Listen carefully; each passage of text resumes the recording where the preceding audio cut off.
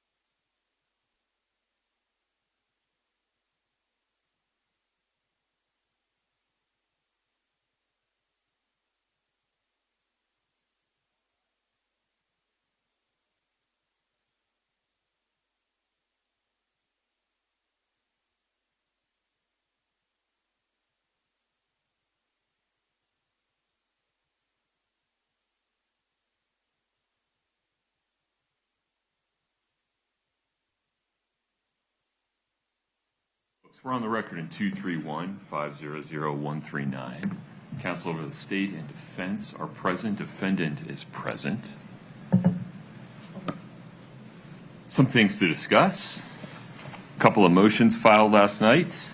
We also need to discuss jail calls and the other information that will be coming in through Detective O'Driscoll. Let's start with schedule. Mr. Bloodworth, who are the state's anticipated witnesses today? Your Honor, Kouri Richins, Matthew Throckmorton, Jamie Woody, Todd Gabler, and then if we get there, Jeff O'Driscoll. There's probably a lengthy discussion regarding the state's motions and defendant's positions regarding the jail calls, the interview transcript, that we need to have prior to Detective O'Driscoll. Is that your sense of it? Yes, Your Honor. So if we're going to have that before he gets on the stand, we're going to have it today, which means he's probably not getting on the stand today. Agree. Okay. Ms. Lewis, you're the one looking at me, so I'll just ask you, does that sound right? Yes. Okay. Okay. So we'll plan to at least begin, if not have that discussion sometime today. Then, let's see. The state filed a motion regarding exhibits 8-57R and 8-63R. I need to make sure I give defendant an opportunity to respond to that. Ms. Lewis, what are your thoughts? No, I believe those are the videos. Is that correct? The videos of the interviews with Carmen? I wasn't sure what they were. It's the it's 857 consistent through portion. 63. My apologies. That's right. And we've submitted the transcript, but of course a video would be redacted once we make a decision based on the transcript. Okay. 'Cause, yeah, I didn't see the specific if those are the redacted. Wasn't able to look at them. I just saw that They're all filed as separate docket entries. There's the 6 Carmen Law interviews involving Summit County Sheriff's Office and 1 involving the United States Attorney's Office. And these are redacted portions of those 6 interviews used to rehabilitate Carmen Law. Okay. I guess I need to look at the redacted version. I didn't realize that. I was looking through what the state files in box to get to us, and it wasn't in there when I was looking at it yesterday evening. So these are the attachments to the motion that was filed over the weekend. And we have the same objection to the motion. I mean, it's the same objection. I will have to look at the redacted version. But I'm not sure what you mean by same objection, but let's not spend time on that now. The state is designating specific portions, a very limited subset of the 900 pages of combined transcript, as consistent statements to rebut a charge of either recent fabrication or pressure to change her testimony. I'm going to have to make a ruling regarding each of them. Okay, I'll read them. The redacted versions. Sorry, okay. I misunderstood what was filed. So that's that. What's a reasonable time to have that conversation, Ms. Lewis? I'm going to try and look at them this morning. I don't know. Let me pull them up, and then maybe Okay. at the break we can talk about that. I'm not sure. Okay. We'll check back in about that. I had them to bring it in. It's this much paper, and so it may be more than you can do between now and the lunch break, but let's be reasonable. Mr. Bloodworth. Right. Your Honor, I think that's a prerequisite to having a full discussion on Jeff O'Driscoll's testimony. Is that true? Why is that true? Why don't those issues stand alone or stand independently? Your Honor, they do stand independently, but Jeff O'Driscoll will likely be the state's last witness. We would then then use those exhibits as part of his direct examination. That makes sense to me. Okay. I understand that. Okay. Let's see. Defendant's motion for mistrial regarding the alleged Giglio violation that was mentioned on the record. I asked defendant to file that in writing. They did. It's docket 1691. Need to give the state an opportunity to respond to that. What's reasonable, Mr. Bloodworth? Your Honor, state can respond right now. I'm going to need some details that I'm not sure you can provide right now. Even if you can, having it in writing would help me keep it all straight, even if it's just the factual position about what was provided when. Your Honor, we can do that. I don't think that the state disagrees on the facts Okay. laid out in the defense's motion, but we can provide something to the court in writing tomorrow morning. That's fine. And if that's the case, it sounds like it won't be burdensome to produce it or to draft it. No, Your Honor, it's not too burdensome. Okay. Sounds good. Your Honor, just maybe a heads up. Can I refer to the court to State v. Bisner? That will feature in the state's response. I look forward to reading it after I get your response. Understood. Okay. Very good. Then, Ms. Lewis, there's also the oral motion for mistrial that you made at sidebar regarding references to quote-unquote charges in State's Exhibit 2-46. That was on March 5. We provided a curative instruction to the jury on that. Is that something your defendant is standing by, or is that motion withdrawn? Can I have a minute?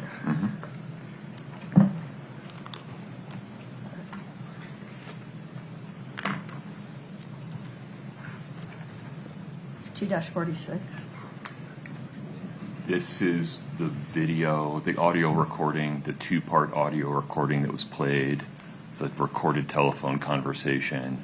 Oh, Your client used the word charges. I instructed the jury that referred to civil that's right. litigation. That motion's withdrawn. Okay. Brittany, can you make a note of that in the minutes? All right. Okay. That's what I had on my initial to-do list. Mr. Bloodworth, anything else from the state? No, Your Honor. Ms. Nestor, Ms. Lewis? No. Okay. I've already forgotten the order of witnesses. Mr. Wright? Yes, sir. And just confirming, you've reminded Mr. Wright of the bounds of the court's prior ruling regarding his testimony? Yes, sir. Okay. Mr. Bloodworth, are we ready for the jury? Yes, sir. No. Oh, well, that simplifies that. We're going to take a 5-minute break and locate the juror who has not yet arrived. All right, very good. We'll be in recess for 5 minutes. Thank you. All rise for the judge.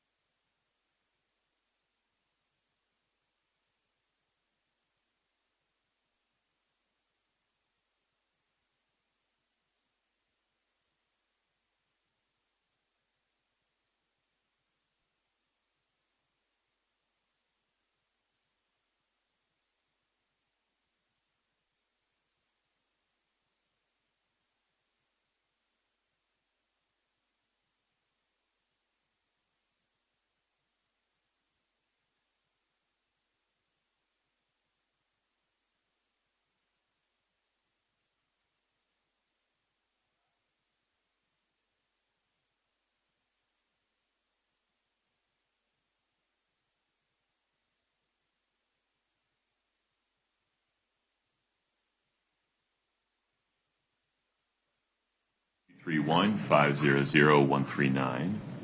We now have all the jurors. Mr. Bloodworth, are we ready for the jury? Yes, Your Honor, but before we call Kouri Wright, the state was going to publish 8-8. That's the exhibit that we had held off on publishing to blur some faces on. Very good. Remind me what's depicted in it. I can't quite remember. Your Honor, it's about a 35-second video from a gathering on March the 5th, 2022, that shows the defendant, Chelsea, Barney, Bryce Knutson, and others. Celebrating. Yes, sir. Okay. Ms. Lewis, They've already admitted it. I think I've already ruled on any objections to that, correct? Correct. Okay. So we'll start in that way. I'll have you introduce it and just offer it again. Okay. Ms. Lewis, Ms. Nestor, anything before we invite the jury in? Okay. Let's do it.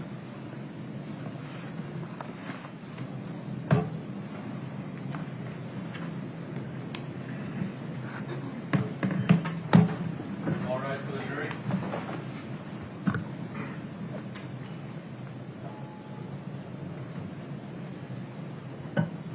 Please have a seat as you come in.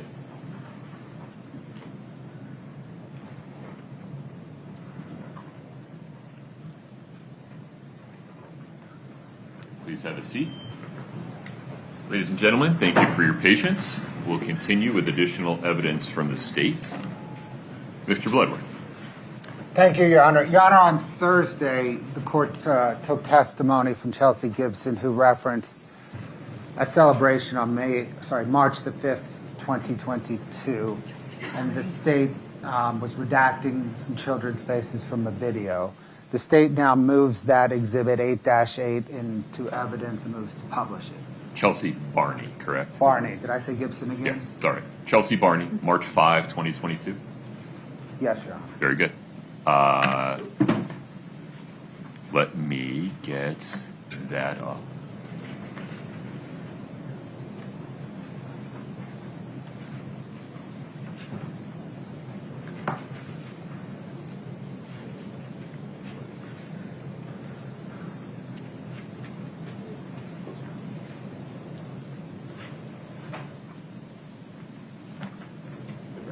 Can you folks see that okay?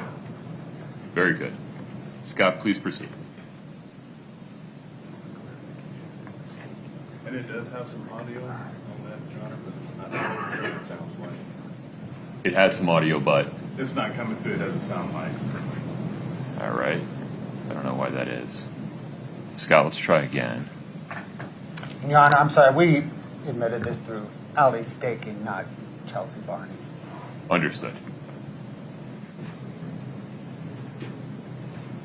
Scott, would you pause?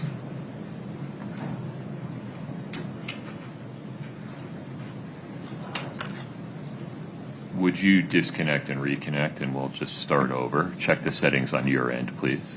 I'll do it again.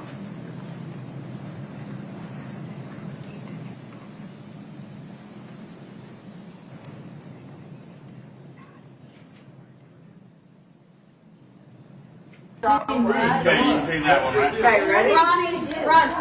Okay, I'm getting all three. Cheers, boys. Yep, come back in the corner with us. There we go. Richard. Richard. Richard, yep.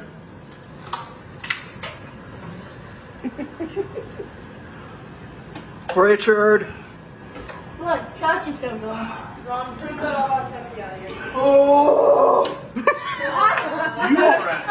you are an Afghanistan warrior. You are an Afghanistan warrior.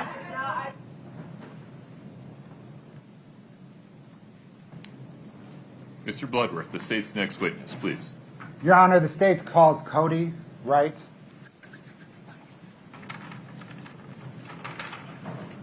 Mr. Wright, good morning. If you'd step in front of Brittany, we'll get you sworn in. Please raise your right hand. Do you solemnly swear the testimony you're about to give in the matter before the court to be the truth, the whole truth, and nothing but the truth, subject to the pains and penalties of perjury? Yes. Thank you. Have a seat.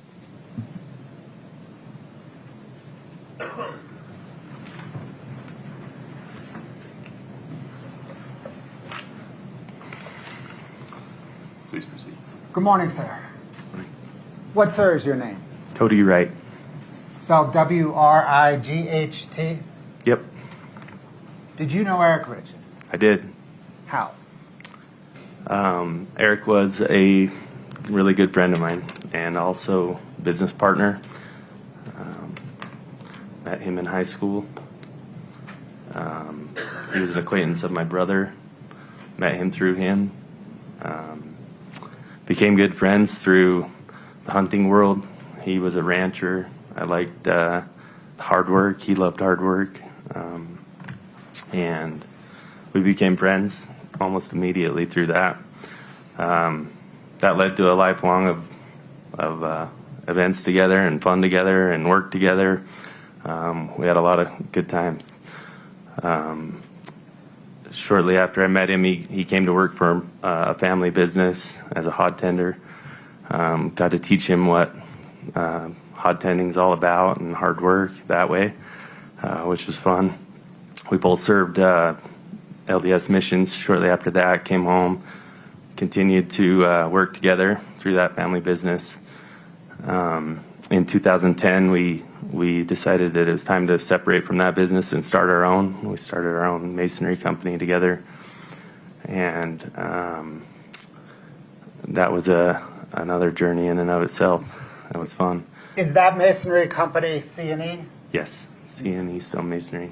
Is that for Cody and Eric? Yes.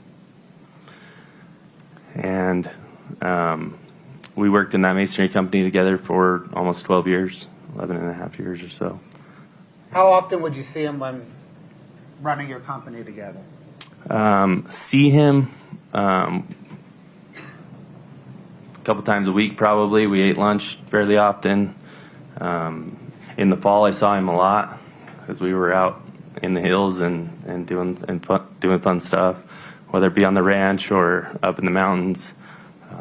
We spent a lot of time together in the fall. We spent a lot of lunches together while we worked and things like that, but talked to him pretty much every day on the phone if I didn't see him.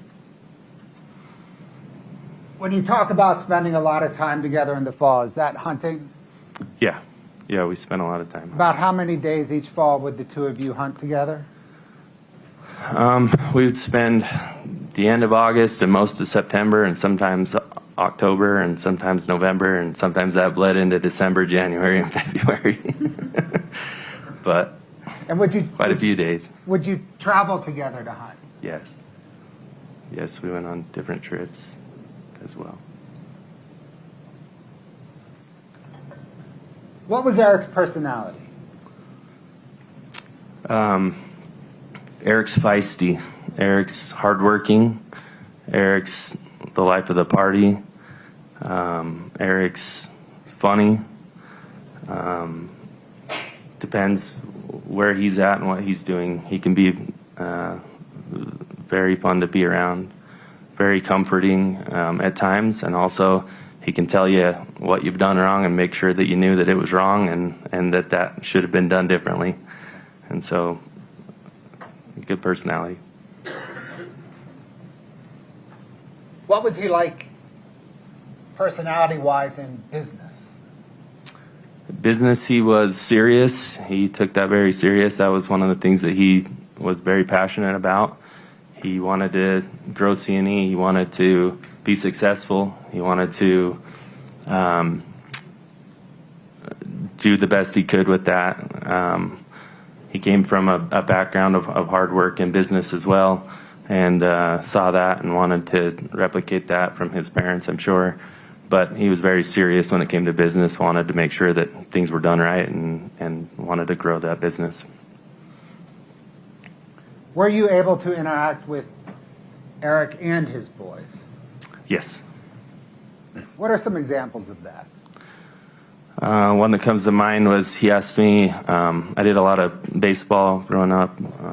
I I pitched in particular, and he asked me to work with Carter with some pitching lessons. We went over and worked with Carter and helped him learn how to pitch. That was one that comes to mind. What was Eric like as a father? Competitive, dedicated. He wanted to know what my kids were up to so he could tell me what his kids were up to and how well they were doing as well. He wanted his kids to be the best on the team. He wanted them to succeed. He wanted to make sure that I knew that how well they'd done over the weekend and how good they were doing in all their sports.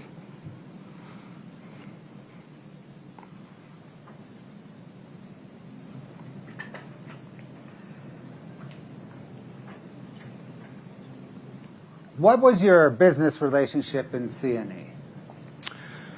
We were 50-50 partners. So we were, I ran half the business, he ran half the business, although that wasn't like a perfectly straight line, right? We did paver, stone, tile work. I took care of tile and paver work. Eric took care of the stonework side. So we did have it split to where he took care of his projects, I took care of mine. We overlapped in the bookwork end of things or in the administration side of things.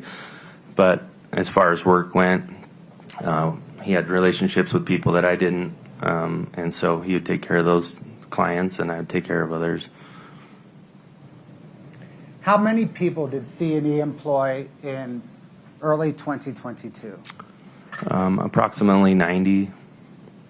And about how many projects at any given time was C&E running? When Eric passed, I obviously stepped into a full-time role in that whole business. I remember counting 47 projects. What was C&E's business outlook in early 2022? Good. It was great. Business was good, and business continued to be good, and was projecting upward. Each year we'd done a little bit more, and it was definitely on its way up. Did you and Eric have any plans for the business before he passed? We had, I'm more conservative than Eric was, and so my plan was always to just be okay with where we were at. Eric's plan was, let's grow this thing and keep going. And I was like, good with where we were at a lot of the time. He definitely was very motivated to continue to do more and more and be better and bigger and better. Did C&E have an office?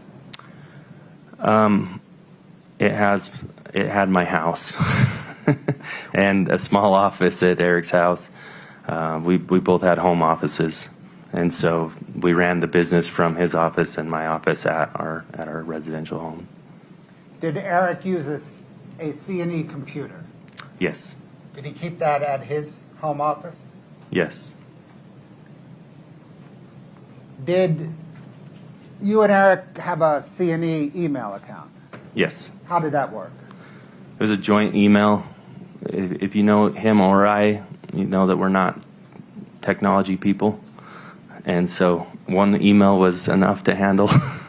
So we had one email that we both would look into, that all of our emails would come through. That way we could make sure that we were taking care of each other as well.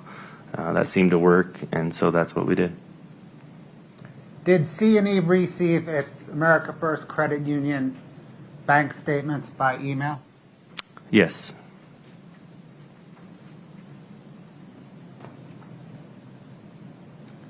Are you generally familiar with Kouri Richins Realty? Generally familiar.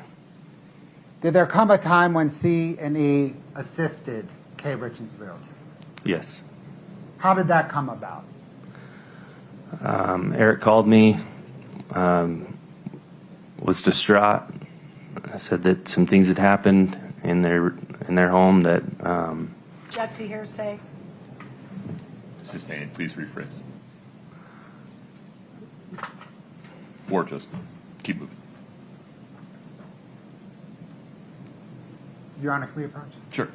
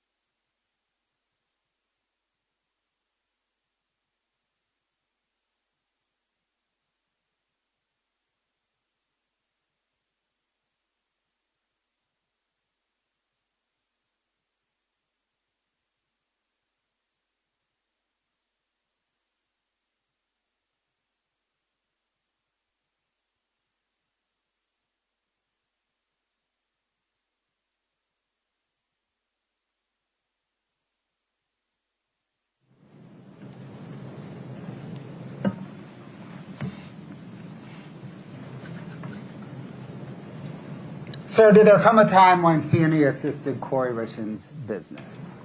Yes. How did C&E, without saying anything that Eric told you, how did C&E assist Kouri Richins' business? There was a loan that was needed to be had for that business that was asked for, where C&E would provide the funds to fund a project, and C&E did provide those funds. Was that a loan rather than an investment? It was a loan. Was it in extraordinary circumstances that caused C&E to loan Kouri Richins money? There was a need for that loan. There was a need for that money to make sure that financial things were going to happen for reimbursement. And was that related to a K. Richins Realty project on Franson Lane? Yes. And was that in October of 2020? Yes. I believe so. And was that approximately $200,000? Approximately.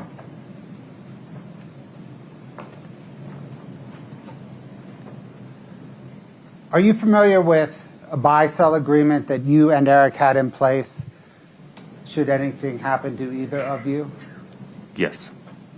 Are you familiar with a New York life insurance policy, a set of New York life insurance policies that were associated with that buy-sell agreement? Yes. Are you familiar with the series of beneficiary changes to the New York life policy on your life in January of 2022? I was told those happened. Did you make those beneficiary changes to your New York life policy in January of 2022? I did not. Did you ever make any beneficiary changes to that New York life policy? No. Did you ever observe Eric Richins make any beneficiary changes to that New York life policy? No.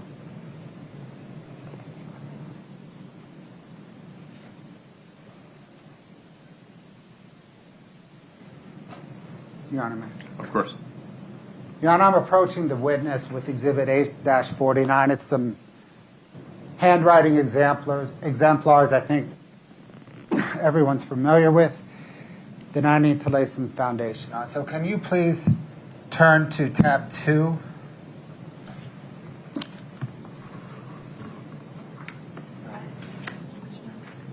It's 849. It's the exemplars.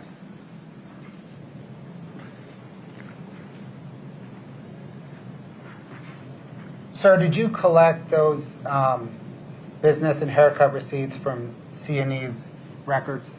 Yes. Can you turn to tab 3?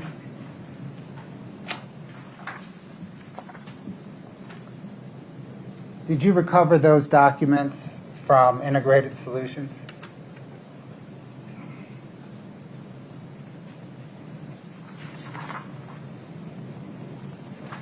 I'm looking at an IRS e-file signature authorization form 8879. Is that?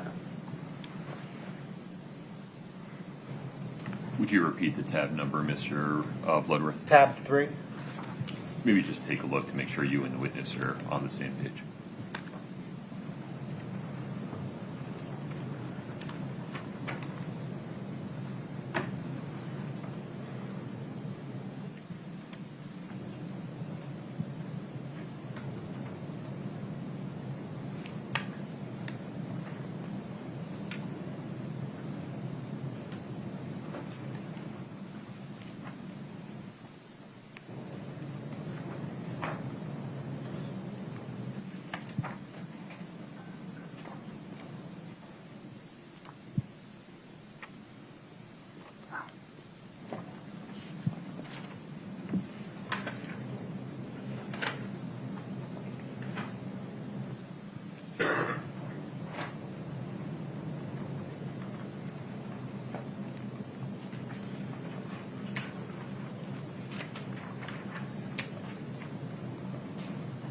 these 4 pages of tab 3.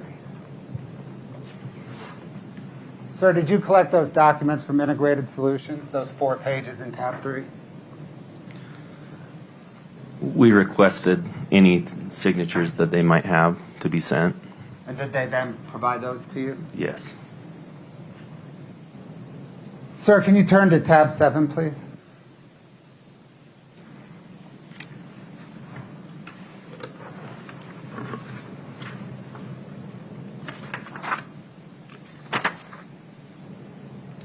Yeah.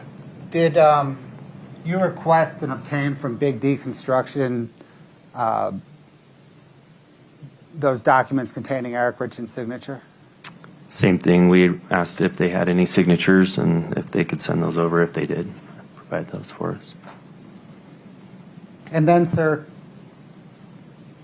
tab 13.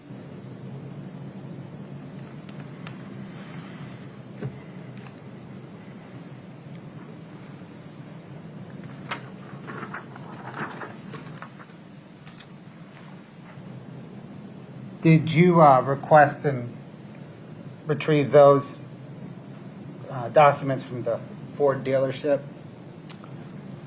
I did not request the ones from Labrum Ford. Okay. The documents at tabs 2, 3, and 7, did you then provide those to Katie Richins? Yes. I'll get that from you. Thank you.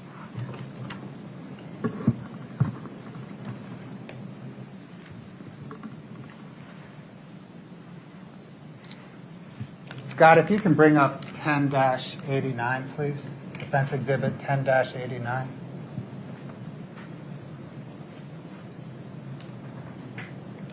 He has it.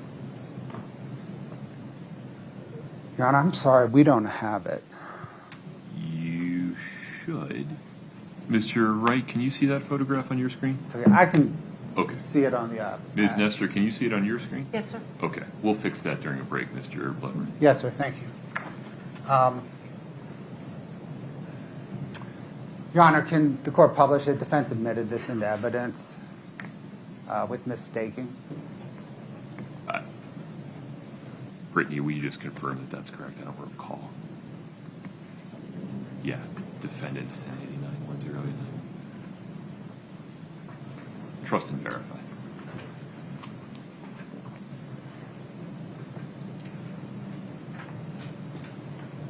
Okay, very good. There you are. Sir, are you married to Allie Wright? Yes. Is Allie Wright in this photograph? No. Thank you.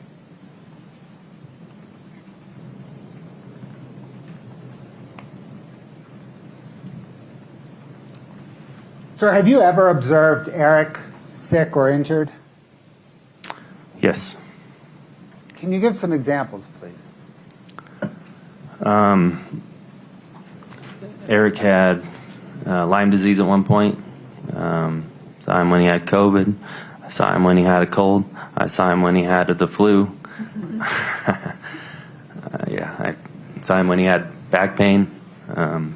Hunched over from lifting a rock and tweaking his back to where he could barely walk. How did Eric react to illness or injury? He's a cowboy. Eric is a go get him. He's not going to sit at home because he's sick. He's not going to stay home because he has COVID. He's not going to not show up because he's feeling under the weather. He's very tough-spirited, rough-hearted as far as not being a wimp goes. Other than allergy medication, have you ever seen Eric use over-the-counter drugs? No. Have you ever seen Eric use prescription drugs? No. Have you ever seen Eric use illicit drugs? I have never seen him use illicit drug. Sir, do you recall receiving a phone call from Eric at approximately 2 p.m. on Valentine's Day, 2022? Yes. Without saying what Eric said to you, why is it you remember that phone call? The fear in his voice, the urgency of the situation, the seriousness of what was going on. Had you ever heard Eric sound like that before? The only other times I heard that urgency and that fear when he called me telling me that his mother had passed away in the hospital. I also heard that urgency or that fear when he had been rear-ended in an accident, and feared that the person that had hit him had passed away as well, or had hit him hard enough that he was scared of what had just happened. Thank you, sir. I don't have any further questions.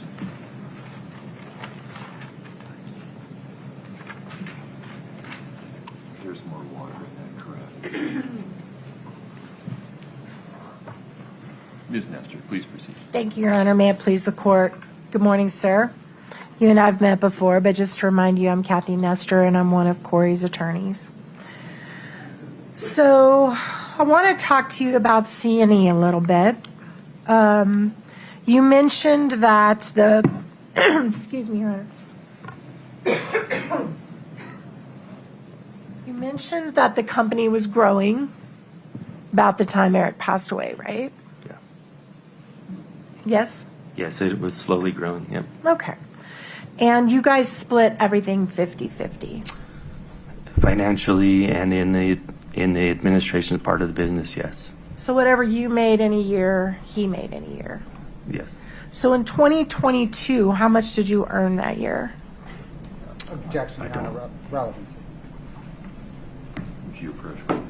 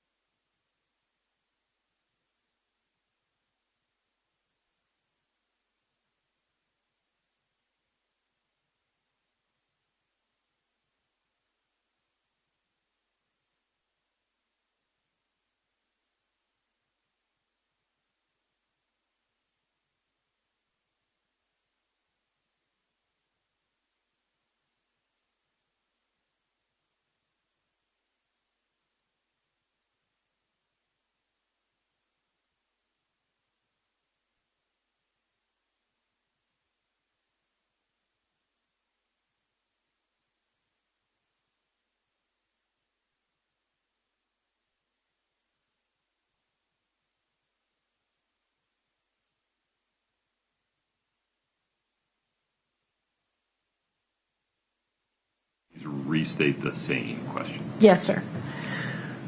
So how much did you earn, let's say 2021, the year before, just a few months before Eric died? How much did you clear that year, income, Are you talking personally or in the business or? personally? Personally.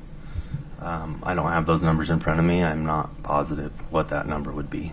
Was it more than $500,000? Personally, no. Okay. Do you know that, do you know what Eric made in 2021? Mr. Bloodworth, go ahead. Objection foundation. It's a yes or no question, so if you would start there, sir. Overruled. Do you know what Eric made in 2021? No, not off the top of my head. All right. So if there's tax returns that have already come in that indicate, that came in through an expert, that indicate he declared around between $700,000 and $900,000, would that be way off base for that year? Could you pause there for a moment, Mr. Bloodworth? Objection foundation. Yeah, would you approach for a minute?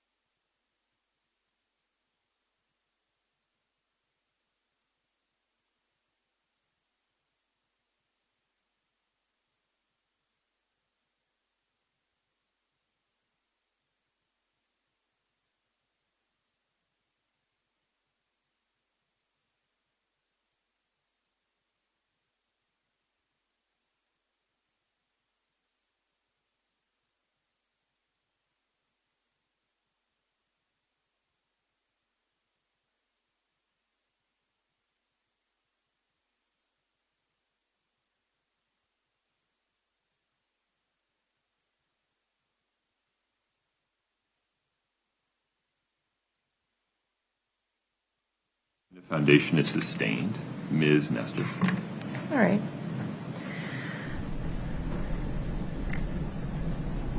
Did you, at the time that Eric died, did you project that your company was going to continue to increase in value and resulting in increased income to both of you over the years? Before he passed, you're Yes. asking? Yes, we would have projected that our company would continue to grow.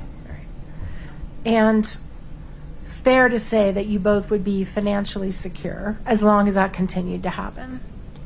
As long as that continued to happen, yes. All right. At one point, before Eric passed, you actually had Kouri Richins on your payroll, is that right? Correct. And she would get monthly income from your company? Correct. And do you remember how much she would get? Ms. Nestor, I apologize for interrupting. Mr. Wright, I need you to answer just a little bit louder. You bet. Brittany's listening on the mic, and we're not picking it up. Go ahead. So you had Kouri on the payroll, right? Yes. How much was she making every month? Do you remember? I don't recall. Right. And then when Eric passed, isn't it true that Kouri asked to be removed from the payroll?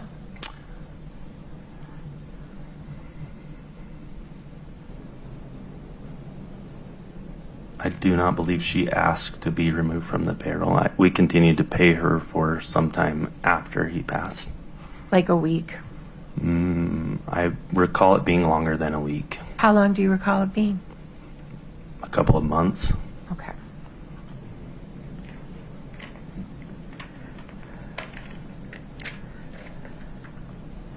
You also had as part of your company a business called Fox Lake Investments, right? Correct. And Fox Lakes was separate from C&E, correct? Objection, Your Honor. Scope. Sustained. Okay. Did you at one point engage in house flipping like Kouri Richins had through your C&E business? Through C&E. Not through C&E, through Fox Lake, through anything? Objection, Your Honor. Scope. Sustained. Okay. All right, let's talk about the Fransom Lane property. The Fransom Lane property, you just testified that you gave a loan or invested, or whatever word you want to call it, about $200,000, right? Approximately. And do you know what that money was used for? The money was used for fixing up that home, Rehab costs, rehab costs. right? And you got all of your money back plus interest, is that correct? I believe we did, yes. And do you know how much interest or profit you made on that? I don't recall. All right.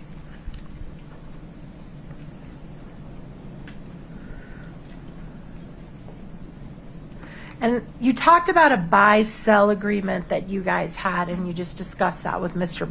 Bloodworth. The buy-sell agreement is basically when partners in a business buy an insurance policy on each other, right?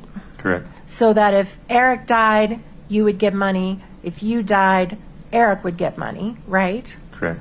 And the idea of that policy is that you pay the family member to divest from your business and say, look, here's the $2 million. Please don't be a partner with me. I don't want to be partners with you. I just want to pay you $2 million and you go away and you're done with this business, right?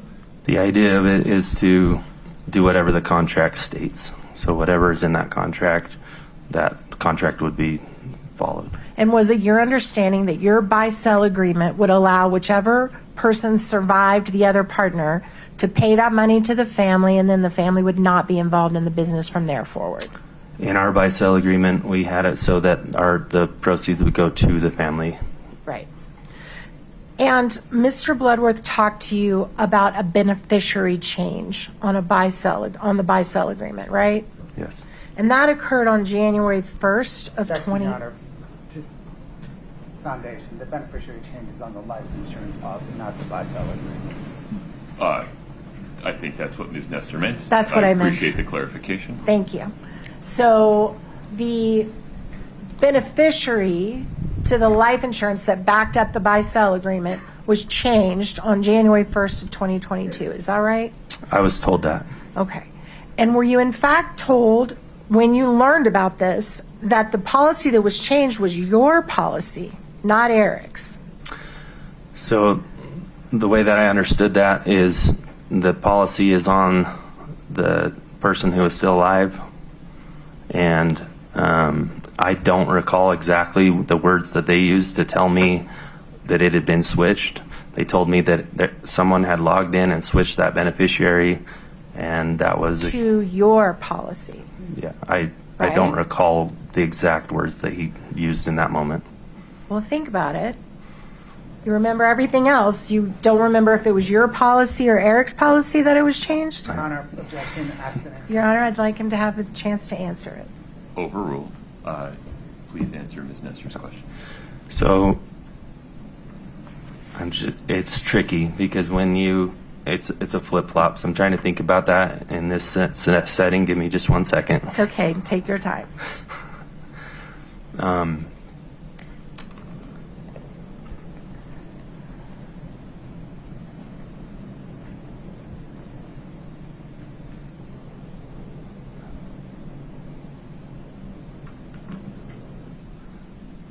So what I was told was that there was a change made to the beneficiary, that somebody had gone in and changed that and then switched it back. I do not recall him telling me whose name was changed or anything like that. So it's possible it was your policy? There's a possibility. Okay. And if it was your policy, that means if you died, the beneficiary would be somebody different, not if Eric died. Right? Correct. Okay. And then it was changed back, right? That's what I was told. So at the time that Eric passed, Kouri Richins was not a beneficiary of your policy, right? Can you say that again? At the time Eric died, Kouri Richins was not a beneficiary of your personal policy, correct? Not of my policy, no. And she was not a beneficiary of Eric's policy, correct? The policy stated that if he were to die, I would pay his family the money. And that's what you did. You paid Katie Benson and the trust I the did not money? pay Katie Benson. I paid the trust. You paid the and trust. I had put it into the court, Okay. which was instructed by attorneys. Okay. So none of that money went to Kouri, right? I have no clue where that money sits today. You didn't give it to Kouri. I gave it to the court You gave it as to I was instructed through For the- my attorney. on the behalf of the trust. I believe so, yes. Okay.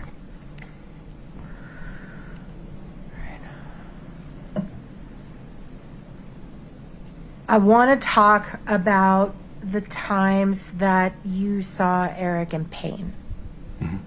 So, fair to say Eric had back pain? He had back problems? He would pinch a nerve once in a while and have back pain, yes. And he'd be unable to work? He would work through that. Sometimes he'd be unable to work? He would still probably drive around in his truck, which is considered work. I mean, Okay. he wasn't out lifting another stone, if that's what work, yeah. So it might have impacted the type of work he could do. Yeah. All right. And he also had knee pain,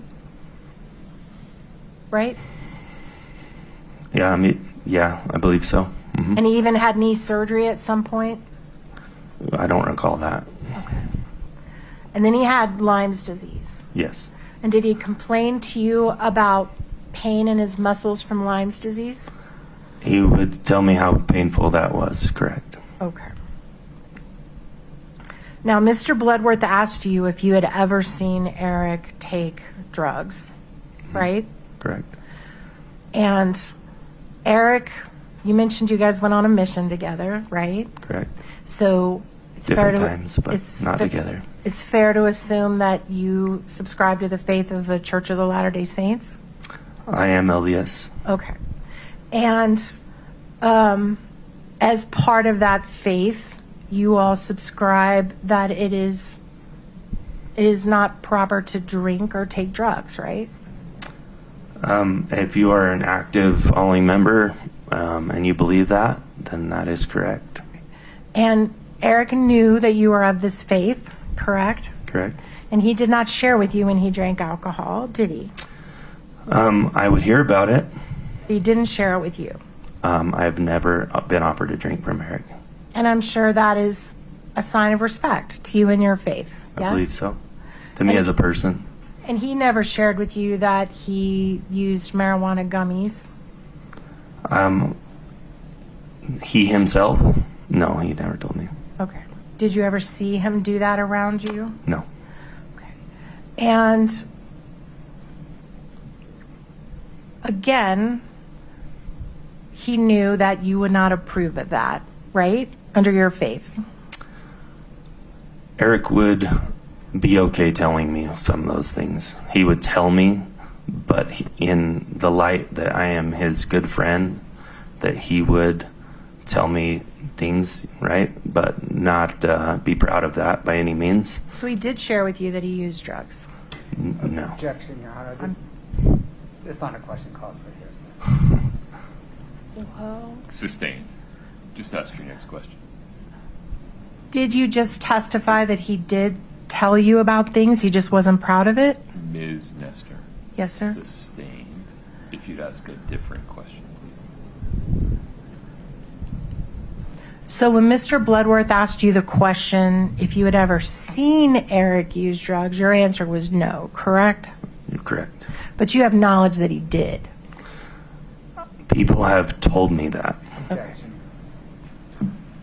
I'll leave it. Hearsay. But it's out. What do you want me to do now, Mr. Bloodworth? Is out. What have people told you? You can follow up.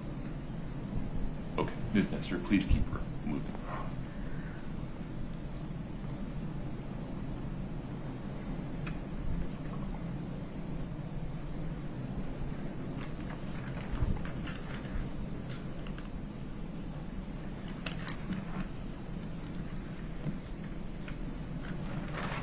You mentioned that you and Eric used to go hunting together.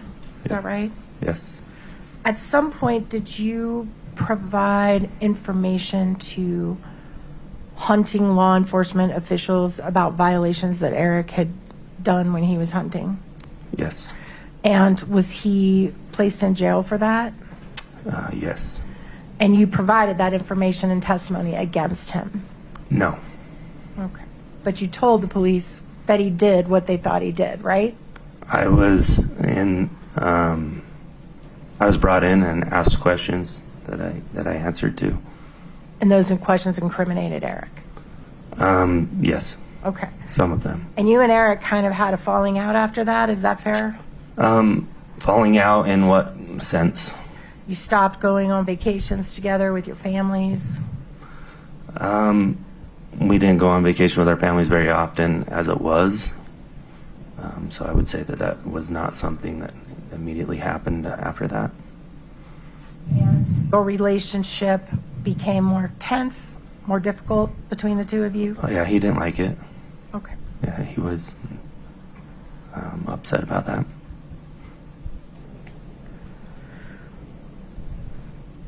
So I want to talk about the Valentine's Day call that you had with Eric.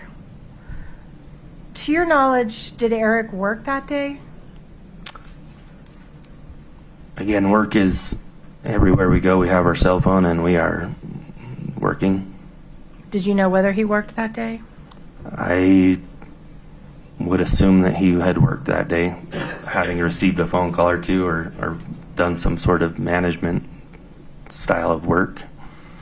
If I were to show you photographs of projects that he visited that morning, would you be able to recognize the project by looking at the house?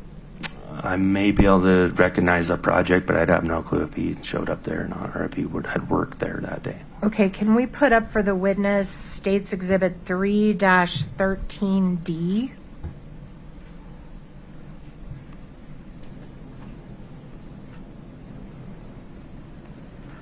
All right. Your Honor, I'm sorry, we still don't have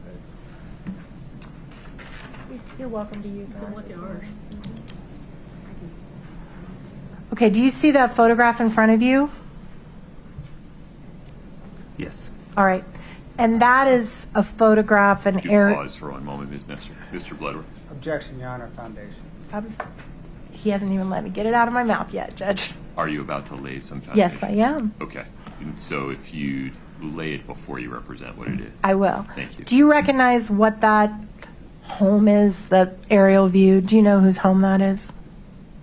Yes. Whose home is that? Eric's. Okay. And can you go to the next photograph, Katie? Do you recognize that overhead view of a home?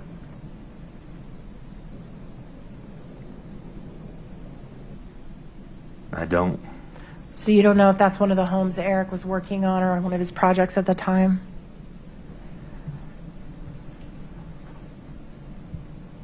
Doesn't look familiar to me. Okay, can you go to the next one, Katie?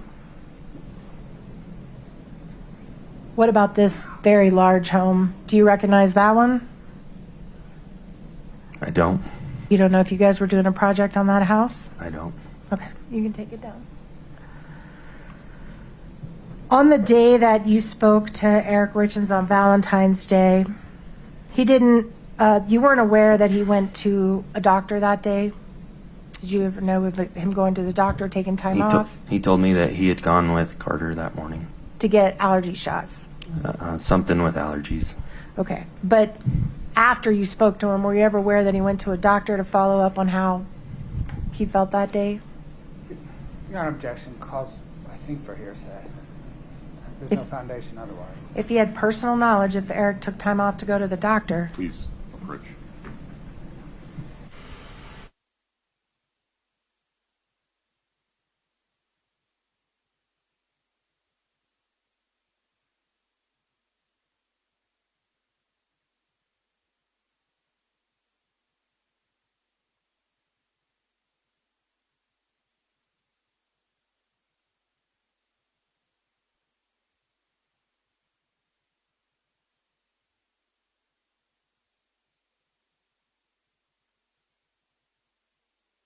did you give Eric a ride to the doctor that day?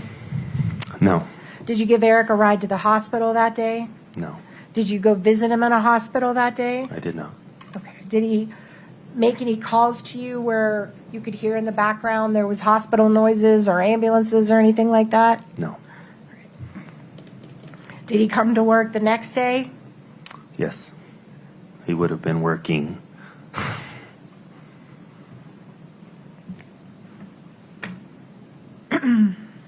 All right, the day that Eric died, on March the day before he died, the 3rd, you guys went to lunch that day, didn't you? Yes. And you went to lunch at the Mirror Lake Cafe? I believe that's where it was, yes. And you kind of spent part of the day with him that day, didn't you? Just that, at that lunch appointment. All right.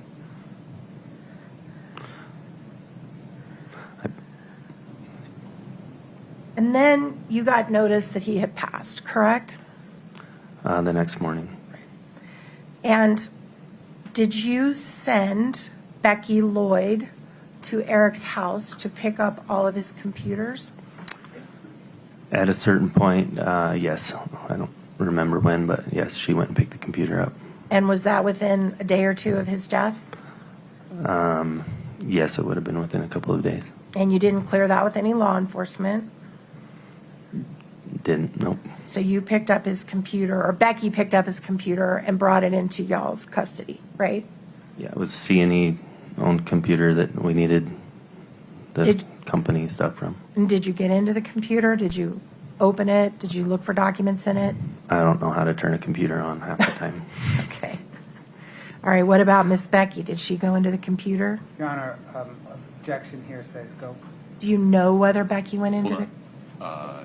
Sustained, if you could ask. I will. a Non-hearsay inducing question. Did you see Becky go into the computer at all? I did not see Becky. Okay.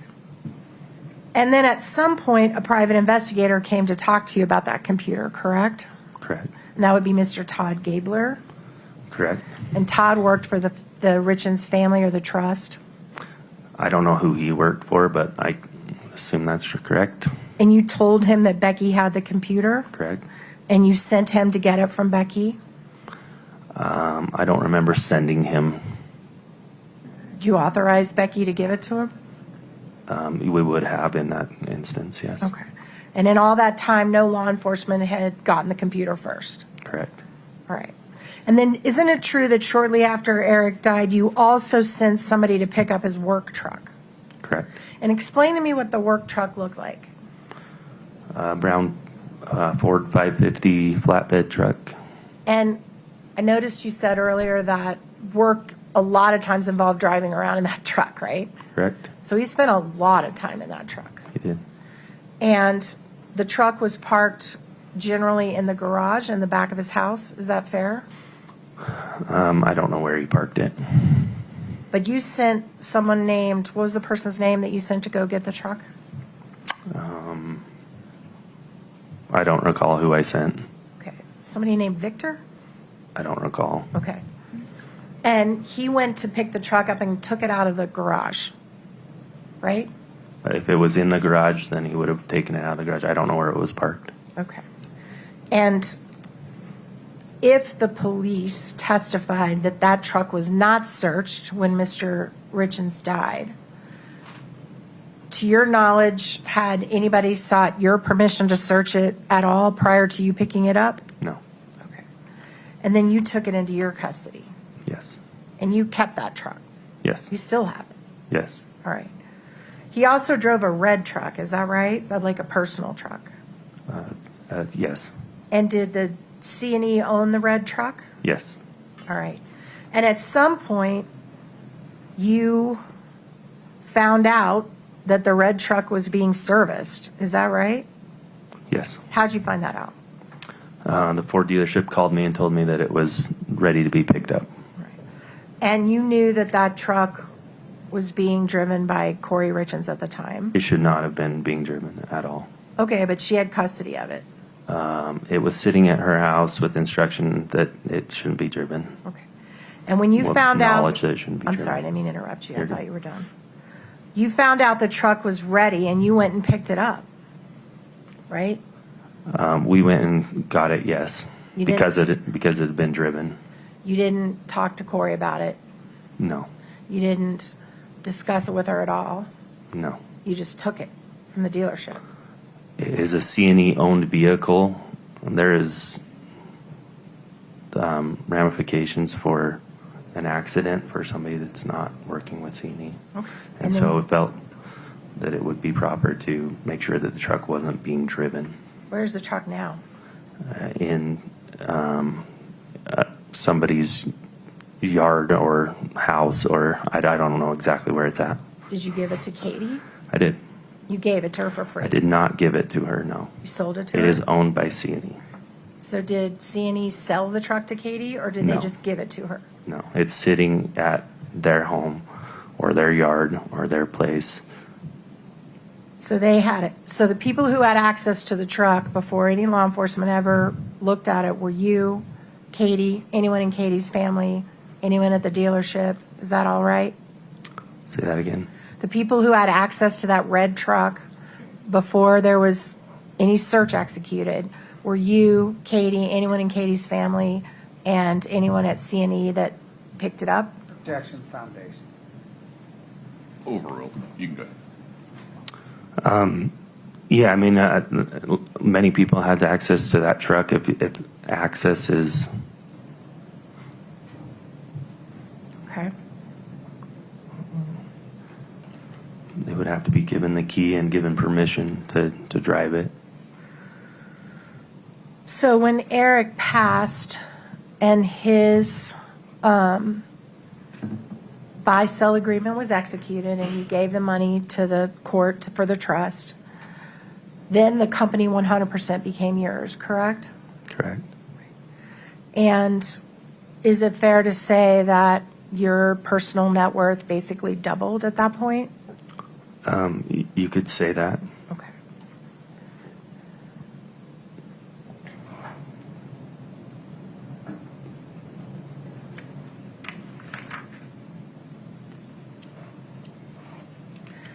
Since Eric's death, you've remained close with his family, is that fair? Yes. And you and your wife have accompanied Eric's family to court and sat with them during court hearings? We have.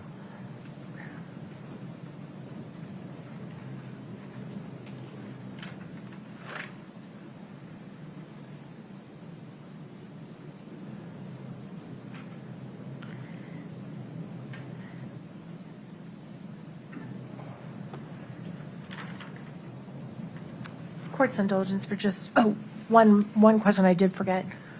The New York Life, that was who had your insurance for your buy-sell, correct? Correct.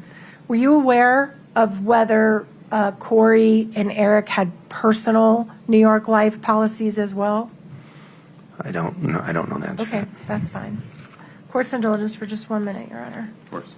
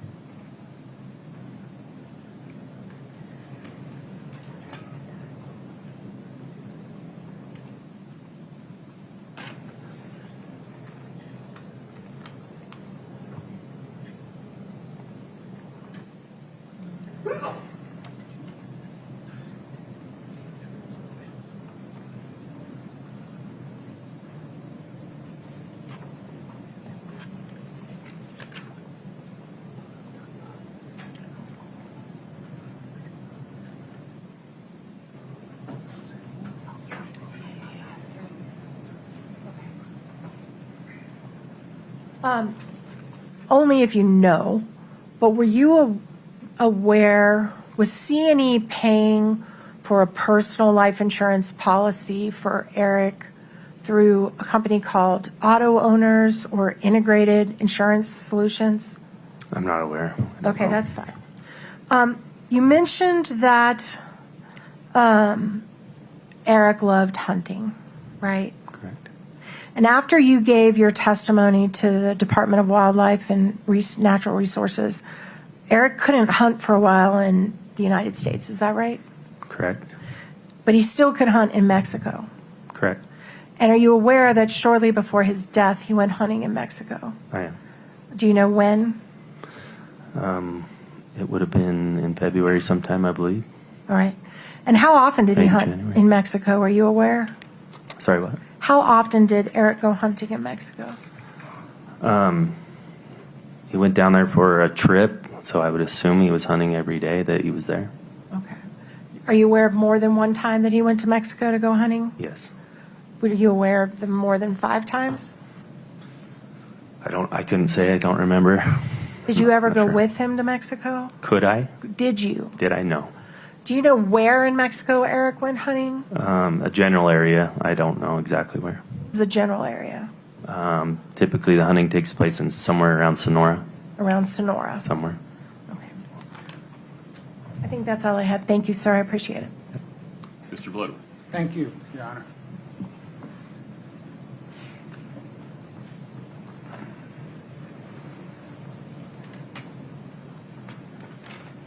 Sir, from your perspective, was the loan to Kouri Richins Realty in connection with the Franson Lane property out of necessity?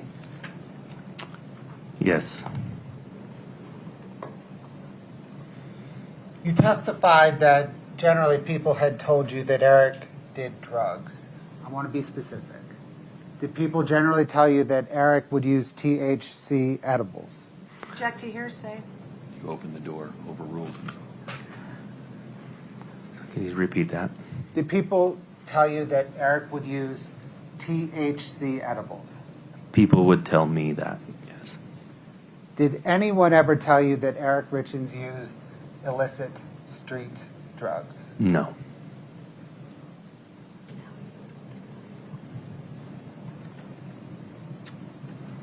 You testified that you provided some inculpatory information to DNR officers in connection with their investigation of Eric. Do you recall that? Yes. Why did you provide them with information? Eric was being investigated for a wildlife incident. Somebody else had turned him in, and they brought me in to answer some questions that they had. And did the incident involve not having a tag and killing an elk? Yes. Why did you provide incriminating evidence as opposed to covering for Eric?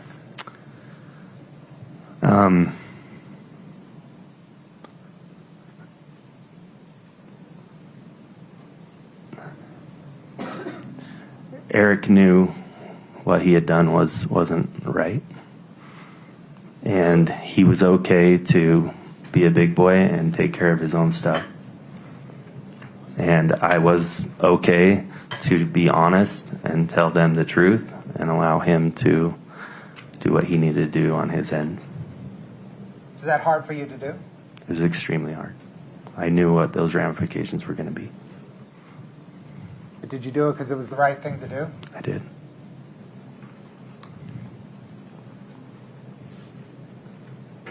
Does March the 7th, 2022 sound like about the right day when you dispatched somebody to pick up the brown truck from Eric's residence?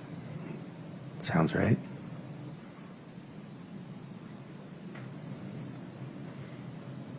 Why have you sat with Eric Richins' family at various court proceedings? Object to relevance, Your Honor. It's within the scope of your cross. Overruled.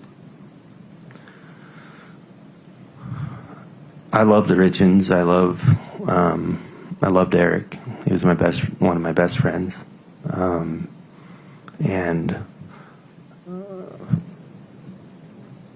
I want to be a support where I can. Thank you. Can we approach, Your Honor? Of course.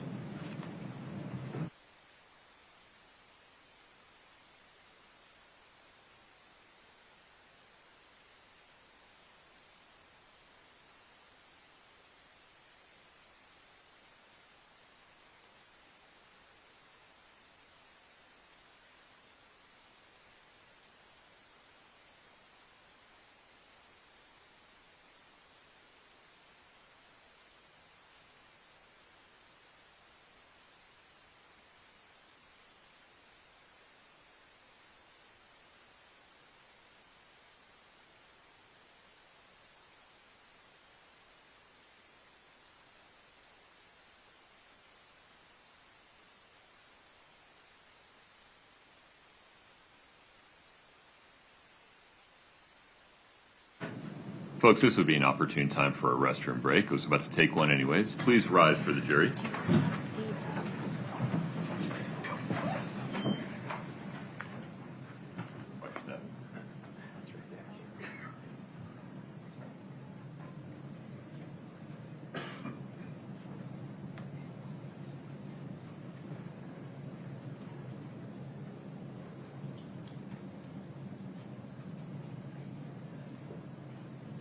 All right, folks, have a seat. Your Honor, we can pull it up on the screen if you give me just 1 second. No problem. Brittany, would you see if we can fix the screen at table 2? Okay. Your Honor, can I step to the prior room for a minute? Of course. Okay, now let me see.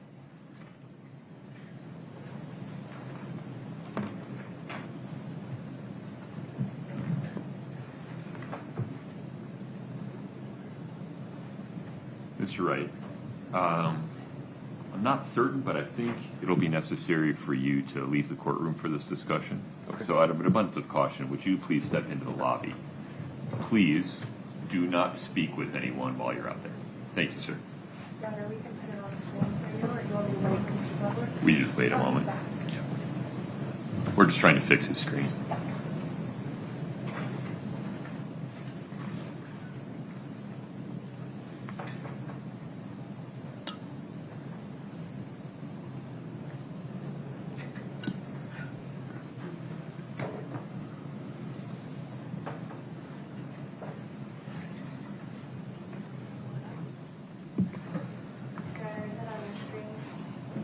Page 60 is. Is there a page and line number you want me to go to? If you start at line 15 and go through the beginning of the next page.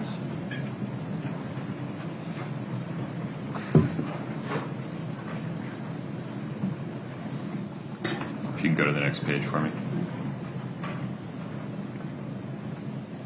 Your Honor, I'd probably need to read it into the record for purposes of the record.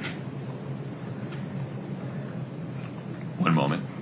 Can we go back to page 60? Do you have it up on your screen, Mr. Bloodworth? I do, Your Honor. Okay. So the part that we're seeking to examine the witness, and we submit that the state has opened the door by asking the question, has anyone ever told you Eric used illicit drugs? And his answer was no. In this testimony at the preliminary, page 60 line, beginning at line 15, and were you aware that in high school Eric had an addiction to pain pills? Answer, I did know that he participated in pain pill taking for sure. Question, you did? Answer, yes. And do you know what his pill of choice was that he was addicted to back then? Answer, I believe in high school we called them Red Devils. Is that where you want to stop? Yes. Okay. Now, I'm not entirely sure that Mr. Wright is referring to illicit street drugs, quote unquote, there, but I also don't know the other way. Mr. Bloodworth, you'd be able to clarify that with him once it came in. I think I already ruled on a motion in limine that this issue would be admissible, correct? No, Your Honor, it was the opposite. Well, that's, yeah. In the motion in limine, Bring it and with me. we're scrambling in the back to get Yeah. this now, the motion in limine briefing to you.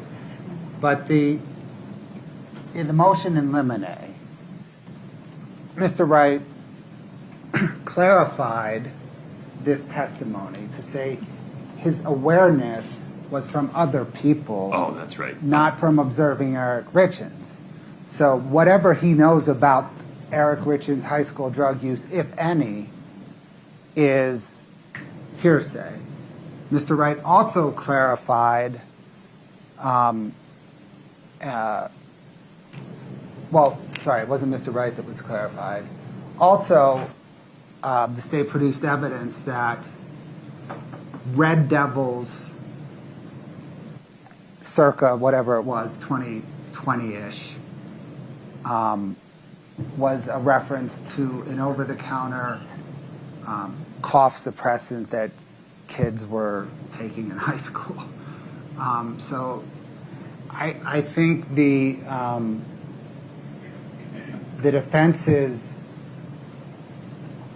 saying that the court I'm sorry, that the state opened the door is unfounded. May I respond, Your Honor? One moment, I've got to read my ruling. Yes, sir.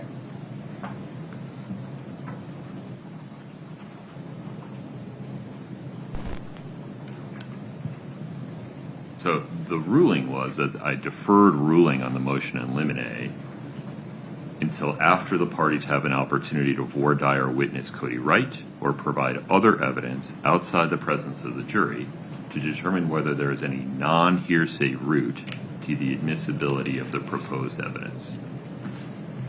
Thank you, Your Honor. So here's what just happened. Mr. Bloodworth asked the question, has anyone ever told you that Eric used illicit drugs? Street drugs. I objected to hearsay.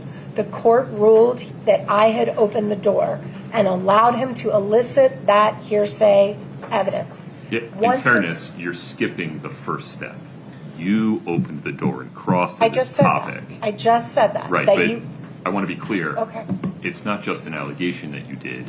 You did. Okay. Then Mr. Bloodworth went into it. Okay, absolutely. I was trying to convey that. I'm sorry if I didn't do it correctly. I was not trying to skip any step. You ruled that I had opened the door. You allowed him to elicit what would typically be hearsay evidence because I had opened the door. Now it's in. Now this witness is sat on the stand. No one's ever told him that Eric used illicit drugs, and that is not true. Illicit street drugs. Please be precise. That's what these are. He's Well, claiming. we don't know one way or the other. Would you like an opportunity to voir dire Kouri Wright about that, consistent with the court's motion in limine ruling from January? I'm happy to voir dire him if it helps the court with your ruling. It is my position that at this point, I'm entitled to impeach him for making a statement in response to the state, elicited by the state, that no one's ever told him Eric used illicit street drugs. Here I have testimony that is contrary to that. I have a right to impeach him on that. I'll voir dire him on whatever you want, but it is my motion now that I be allowed to go into this because the state has put it there. They've put it out there. I have a right to impeach that he just testified falsely and inconsistently with what he said at the prelim. And it's very important, Your Honor. If he, in fact, said something impeachable, you have the right to impeach him. Thank you, Your Honor. I'm not sure that he did yet. Why don't we get to that point? Mr. Bloodworth. Your Honor, certainly we can voir dire him. I think if the court reads further down in the preliminary hearing transcript, counsel asks. You know I don't have that ability, so if you could cite me to it. Oh, do you not have, I'm sorry. No. I don't have control over what they're showing me. I can email it. If there's a docket entry you want me to look at, I know that it's in the docket. Sure, it's page 61 that I thought was on your screen. It's on my screen. So It is now, yeah. at the bottom So of at page the bottom 60. of page 60, I guess we just read from the middle of page 60. 60, line 15 through 25. Correct. If Yeah. the court keeps reading to the top of page 61, Kouri Wright says he has no idea what Red Devils were. He says prior to that he's very aware that Eric took pain pills in high school. He says that clear as day. Why don't we just ask him what he knows? We can, but Oh, you don't want that. You want to just use this. I want to use this, and I want to do it in front of the jury. I But don't you want to want give a to, chance. you don't want to just put it in. You want to ask him questions about it, right? No, I just want to. I want to impeach him with this document only. You That's don't it. have any foundation that Red Devils are illicit street drugs, though. So you need that foundation Pain for pills this. would be. But that's not illicit street drugs, and that wasn't the question. This is an important difference. Nobody's asked this gentleman Your Honor, or shown that If you buy pain pills, please I'm don't sorry. speak I'm over sorry. me I'm so sorry. that you have a clean record. Yes, sir. I'm sorry. If there is an impeachable statement by this witness as to whether he's aware that Eric Richins took pain pills at any point in his life, this would be directly relevant to that. But we need a non-speculative foundation for the idea that Red Devils are illicit street drugs. So the pain pills that they're talking about, if they are Who's they? taken, if that is being referred to in this prior statement, the Red pain Devils. pills that, well, he says pain pills, and then he says Red Devils. Okay. So my understanding, according to this, is that Mr. Wright doesn't know what Red Devils are, but that's what they called them in high school, Seems accurate. which is clearly saying these were not doctor prescribed, these are illicit drugs that he's using in high school. So No, there's some distance between a nickname called Red Devils and illicit street drugs.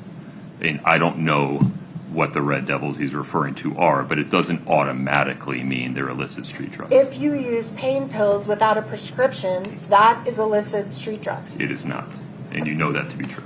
I disagree, Your Honor. It might be diversion of a prescribed substance, but it's not illicit street drugs. They've certainly heard testimony from Mr. Crozier that he's selling oxycodone on the street that came from prescriptions. That's illicit street drugs. I'm not sure you want to take that position going forward, but I don't endorse it in any respect. Certainly, we know that diversion of prescribed legal medication is different than purchasing on the street prescription medication is different than purchasing non-FDA approved substances on the street. There is a range of conduct here, and the question asked by Mr. Bloodworth was specific. Can we read back? Can we get it read back, what he asked? Do we have the transcript of the exact statement that Mr. Bloodworth just asked him? State courts do not create transcripts. I think we have someone doing it live right now. When you say we, who are you referring to? Ms. Payer, She's not a court employee. I don't know what you're referring to. if you can give me 5 minutes, I can email her and get the exact statement. Sure. While that occurs, I'm going to use the restroom. We'll take a recess until 10:35. All rise.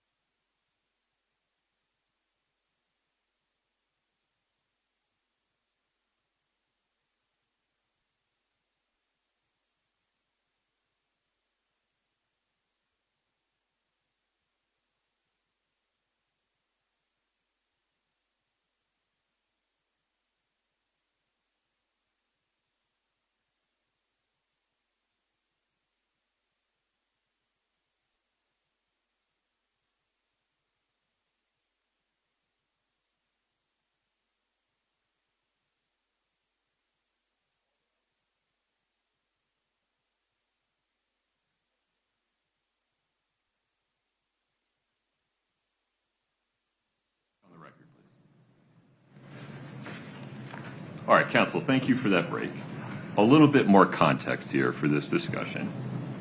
As we discussed on the record during the hearing on the parties' various motions in limine, the topic or the concept of whether Eric Richins used pain pills during his lifetime, prescription or non-prescription, illicit, that is relevant. But at the motion in limine hearing, and as I sit here right now, it's unclear as to whether there's any admissible evidence that he did. So, Ms. Nestor, I think the correct course forward, based upon where we are right now, is to allow you to voir dire Kouri Wright regarding his knowledge of the topic that he discussed at the preliminary hearing. Having heard or known or learned somehow that Eric Richins used pain pills in high school and they were Red Devils. If that reference is to prescription pain medication, it impeaches Mr. Wright's testimony on the stand today that he's never known Eric to use prescription medication. If it's illicit street drugs, it impeaches his testimony that he's never known or heard about Eric using illicit street drugs. If he doesn't know what Red Devils are, we're all just speculating, including the jury, and that's not permissible. Mr. Bloodworth, any comment there?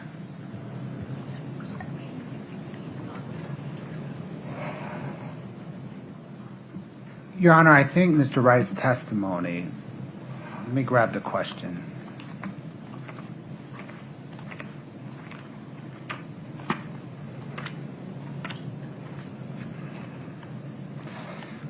Was that he had never seen Eric Richins use prescription drugs or illicit drugs. Okay. So let's see what he says on voir dire to see if it actually impeaches that or not. Correct. Yeah.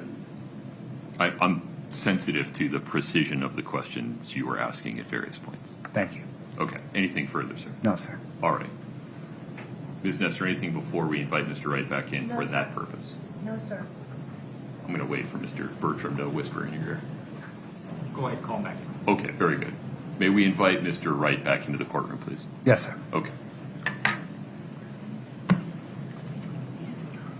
Mr. Wright, thank you for your patience. If you take the stand for me.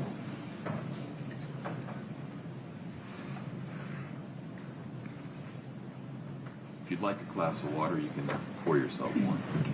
You are still under oath. Ms. Nestor has a few extra questions for you, and then we'll see where we go from there. All right. May it please the court. Please. Thank you, Your Honor. Welcome back.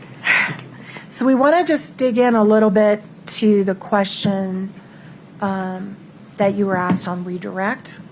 When Mr. Bloodworth asked you if anyone had ever told you that Eric used illicit drugs. And I believe he said illicit street drugs. Does that sound right? Or do you recall? Did he say illicit street drugs? Is that what you're asking? What was your understanding of the question that he asked you at the very end about whether you'd ever heard about Eric using drugs?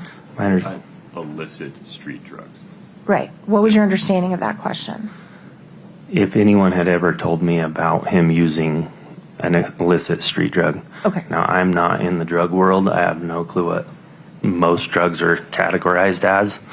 So Did you talk to anyone outside in the hallway while you were waiting? I did not. Okay, just checking.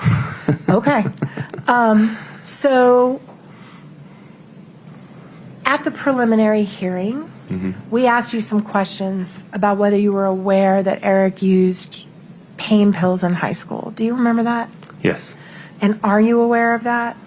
I was told that that had happened. All right. And were you ever told about where he got those pain pills? I have no idea where he got those pain pills from.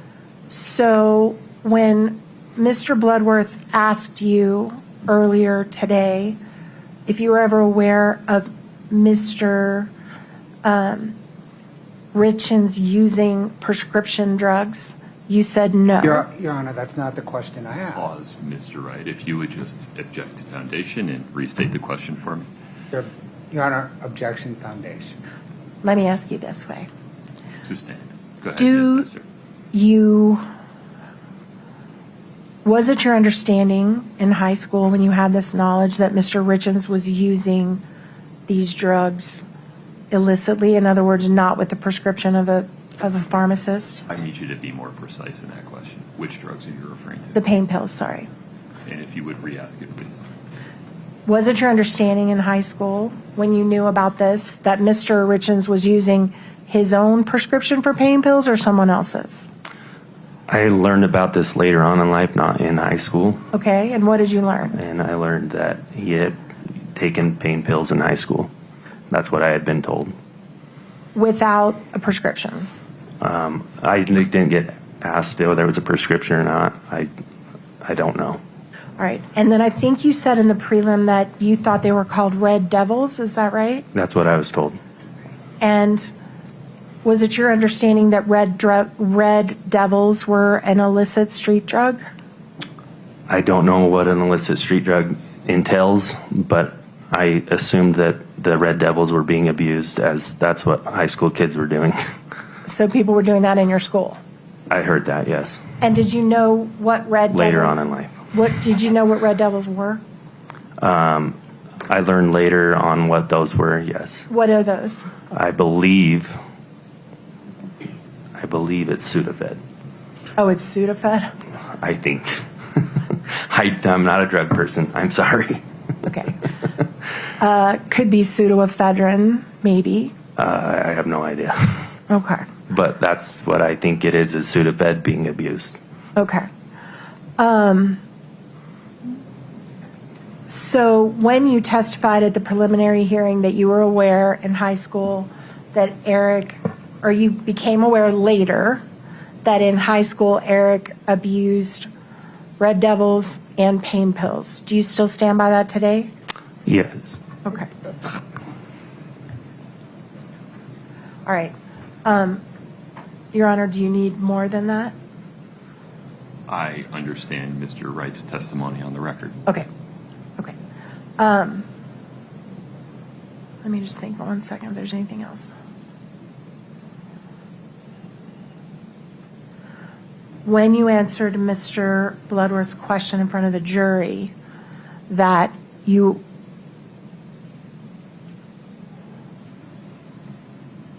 had not heard from anyone that Eric used illicit street drugs, that's except for what you heard about in high school? Objection, Your Honor, the foundation. I can ask him what his intention of his answer was, Your Honor. Did you intend to carve that out? That's a fair question. Can you restate that? I'm Do you sorry. intend to carve out from that answer what you knew about high school? What answer? Sorry. From the answer that Mr. Bloodworth asked you in front of the jury, if anyone had ever told you or if you had ever heard that Eric used illicit street drugs, did you intend to not include what you knew in high school? Are you carving that out? If I said it that I was in high school,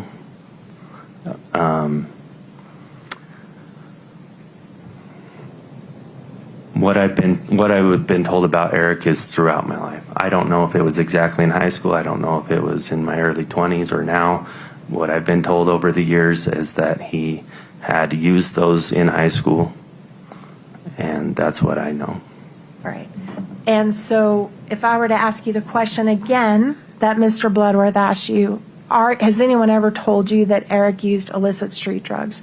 And you included all the knowledge you have all the way back through what he did in high school. What would your answer be now? I don't know what illicit street drugs entail.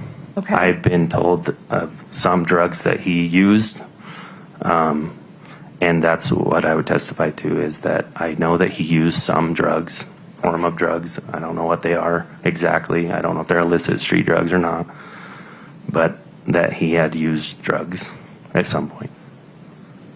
That's it, Your Honor. Okay. Mr. Bloodworth, anything else for Mr. Wright at this point? In terms of word. Sir, is the only drug that you've been told he used in high school the Red Devils? In high school, yes. You haven't heard of him using any other drug in high school other than marijuana? let's just accept marijuana from this whole discussion, okay? Yeah. So in high school, I was told that people were using Red Devils. I had heard that Eric had popped pills. Okay. And is your understanding was the pills that he popped were the Red Devils, or was it Red Devils and something else? Understanding that a Red Devil is a pill, he popped pills, and I don't really know much more than that. Okay. I don't know what pills they were popping or anything to Thank that you. extent. Can I just follow up on that, Your Honor? So you mentioned in high school, like maybe there was after high school as well. Did I misread what you just said?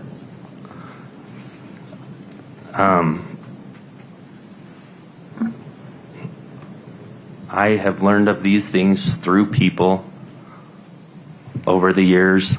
I don't know this exact times and days that people have told me this knowledge.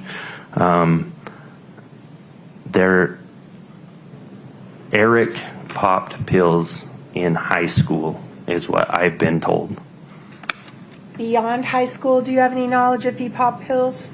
I don't have any sure knowledge that he popped pills after high school. Not sure knowledge, but have people told you that? I have knowledge that he took THC gummies. Okay. Anything else? No. Okay. Thank you. I just want to make sure because I heard that clarification, and I wanted to make sure we followed all the way through with it. Great.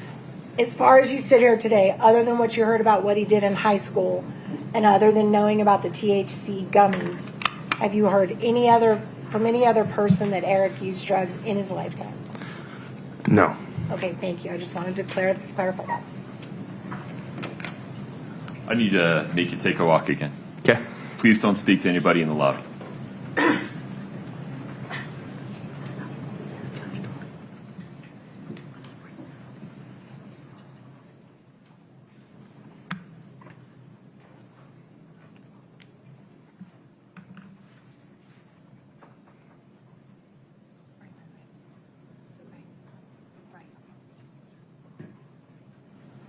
Ms. Nestor, any further argument? Well, Your Honor, I think that this witness has now clarified that if he were to answer the question now, he would include that he was aware Eric popped pills in high school. He also heard that people in his high school were doing Red Devils. He said he assumed that's what Eric was doing, but he doesn't know. But he has knowledge that Eric was popping pills. This whole case is about a pill addiction. This whole case is about whether or not Eric Richins voluntarily ingested that or if he was given it by his wife. This is a critical piece of the defense. He's been allowed to make a statement in front of the jury that we have now found out through voir dire is not 100% accurate on one of the core issues in this case. I am only asking to impeach him. I can limit it to what he said in the prelim. We can go farther if you want us to, or we can limit it to what he said in the prelim. I'll do it either way. But I think to deny Ms. Richins the right to impeach him on something this critical to the defense and the prosecution when the door was absolutely opened by the prosecution would be reversible error, and we're asking that the court allow us to do that now. Mr. Glenn.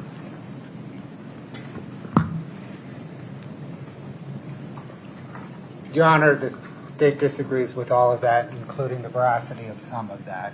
The state reverts back to what we had briefed in motions hearing, by the way, that any relevancy to what happened in high school has decayed to zero 40 or 20 plus years later. The testimony at issue is Mr. Wright's response to the question of, did anyone ever tell you that Eric Richins used illicit street drugs? To which he responded, no. Nothing in his voir dire impeaches that testimony. Therefore, bringing in the preliminary hearing transcript or any further questioning on this, the preliminary hearing transcript or any further questioning on this is inadmissible. All right. case has to be tried based upon admissible evidence. And on both sides of the V, there are pieces of evidence that either the state or the defense has sought to admit that the court has ruled are not admissible. I'm required to apply the rules of evidence. We instruct the jury that the rules of evidence have developed over hundreds of years to make sure that trials are tried in a fair and impartial way. This issue developed in a way where defense counsel asked a question that elicited hearsay testimony regarding what Mr. Wright had heard about Mr. Richins' prior drug use generally. Whether or not that's what the defendant intended, that's what happened. So then, on redirect, the state asked two very specific questions to characterize that volunteering of hearsay by Mr. Wright. Whether they'd heard that Mr. Richins had used THC products, and whether he had ever heard that Mr. Wright used illicit street drugs. Nothing in his prior preliminary hearing testimony or during his voir dire outside the presence of the jury on the stand is admissible evidence contrary to his sworn testimony on the stand in front of the jury. His prior reference to Red Devils, he's now clarified as Sudafed, which is not pain pills to begin with. Moreover, he doesn't have any admissible testimony that Eric Richins used illicit drugs of any kind. This is hearsay. It is speculation. It's not admissible. Your Honor, may I just make a record? Of course. Your Honor, it's our position that, first of all, when I asked the question, it was not objected to by the state. Second of all, I'd like to make the record that this would be for purposes of impeachment. To deny us this opportunity is a violation of Crawford. It is a violation of our Sixth Amendment right to cross-examine. It is a violation of our due process right to a fair trial. We would be able to call, in our case, an expert who would testify that Red Devils were, in fact, PCP. In that period of time, they were not Sudafed. The DEA has a pamphlet on that. We're being denied that option. We're being denied the ability to attack the credibility of someone who has changed. Respectfully, we disagree with Your Honor's position on this. We think he absolutely changed his testimony, and we're being prohibited the right to impeach him on the fact he changed his testimony. And I believe that the question I would ask him, if I were allowed to go forward, would be, did you learn that Eric popped pills in high school? And that would impeach what he said to Mr. Bloodworth, unrebutted and not allowed to be rebutted by me when we know that I can rebut it. And we, on our strongest way possible, we object to this. We would like a continuing objection. We move to strike all of Kouri Wright's testimony. All of the issues that Mr. Whoa. You lost me there. On redirect. The redirect testimony. Which piece? Where he answered the question that I'm not now being allowed to impeach him on. We're asking to strike it at the very minimum. All of the things that Mr. Bloodworth just brought up all go to weight, not admissibility. And what is the non-hearsay route for this witness to testify regarding what he heard, if it's coming in for the truth of the matter asserted? It's not. It's coming in to impeach that once the court allowed him to answer that question with hearsay, to rebut the hearsay that we elicited unintentionally. What's the evidence that he heard prior to today, testifying today, that Eric Richins used illicit street drugs? He just testified to it on the stand. That is not true. Okay, well, we agree to disagree on that, Your Honor. Have you disclosed that expert that would provide a non-speculative basis that Red Devils are an illicit street drug? We have disclosed that expert. His name is Mr. Kearney. He is on our list. He's been available. We did not know the Red Devil stuff was coming in until 10 minutes ago because we were told. It's not coming in. Well, okay. Well, that's obvious then. I mean, we did the best we could. We gave him our drug expert that as soon as the Red Devils comes in, we can let them talk to him about that, because we sure would go into that with our expert, that we're now being denied the ability to do that. There is a key question here, Your Honor. If Eric Richins had a drug problem, and if he did, Ms. Richins is innocent, and we are being prohibited from going into that with the one person who knows. And I just think that the veracity of this witness on this topic cannot be underestimated for purposes of the defense. I know you disagree with us. I believe I've made my record. Yes. He's changed his story. He's now saying he's never heard that Eric used drugs when he knows in the prelim that he did. And I just think this is just a huge, huge impediment to us to put on a fair trial in this case. And I believe I've made my record. I can't think of anything else I need to say on the record. Thank you for letting me make a proffer. Okay. Are you asking me to strike Mr. Wright's answer that he's never heard that Eric used illicit street drugs? Yes. On which basis? On what basis? On the fact I'm not allowed to impeach him on it, and we all know it's not a correct answer. You certainly can impeach him on it if you have any evidence that it's impeachable. No, any other way to show it to the court other than what we've already done. Okay. Can I want to be clear. There's just no evidence that Kouri Wright believes that Red Devils are illicit street drugs. But he separated the Red Devils from the popping pills. He separated that. No, He with did. respect, he didn't. But okay. Well, I think the transcript will reflect it. All right. Let me pause. Anything further?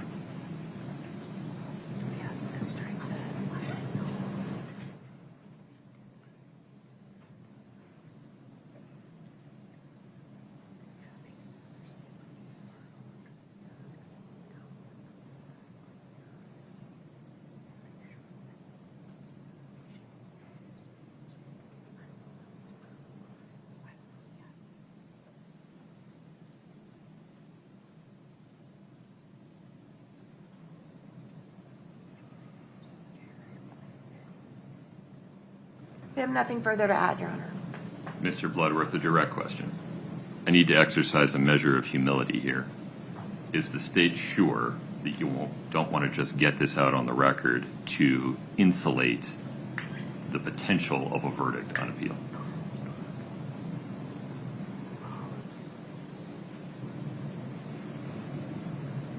You now know what Mr. Wright's going to say.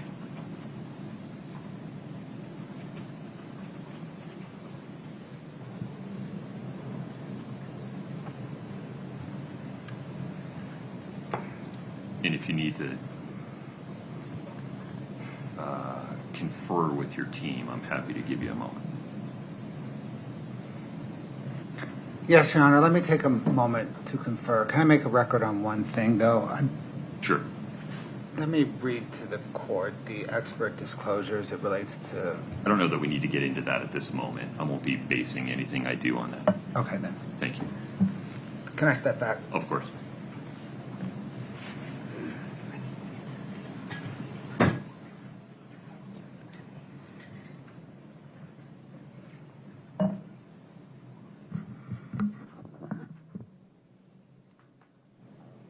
We're still going forward. We're off the record for the moment.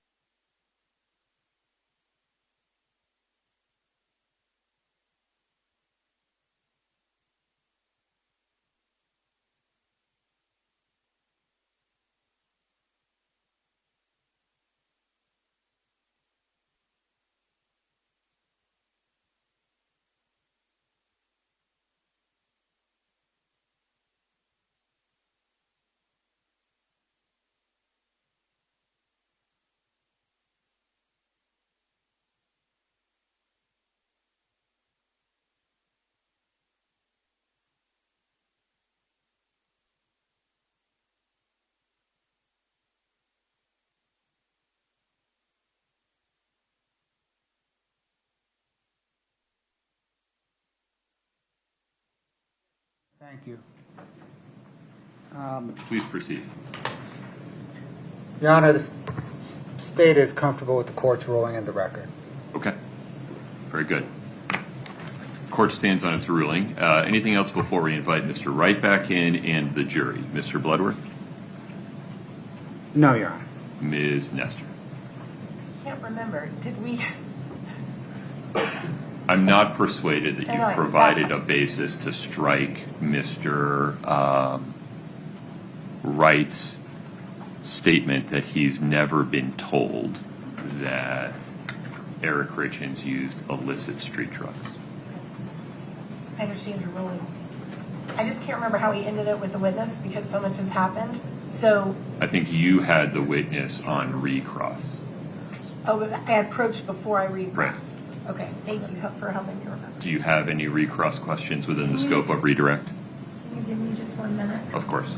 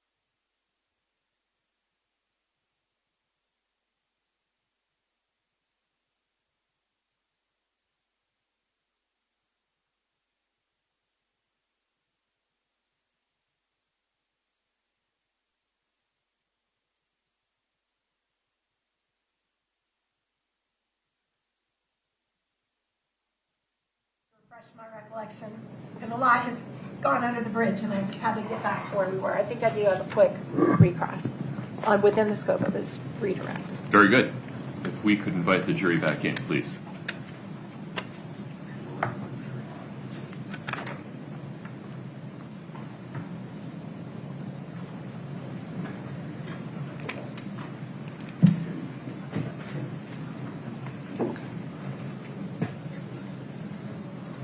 All right.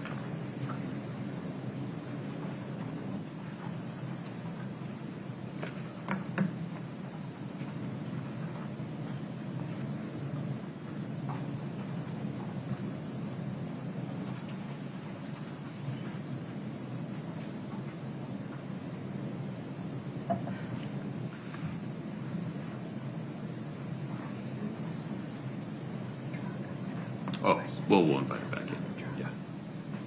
If you can get him. Thanks, Mr. Detective.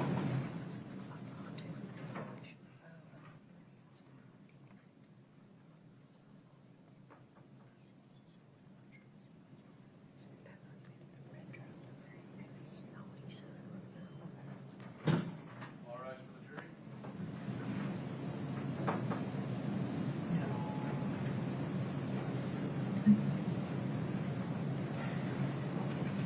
Please have a seat as you come in.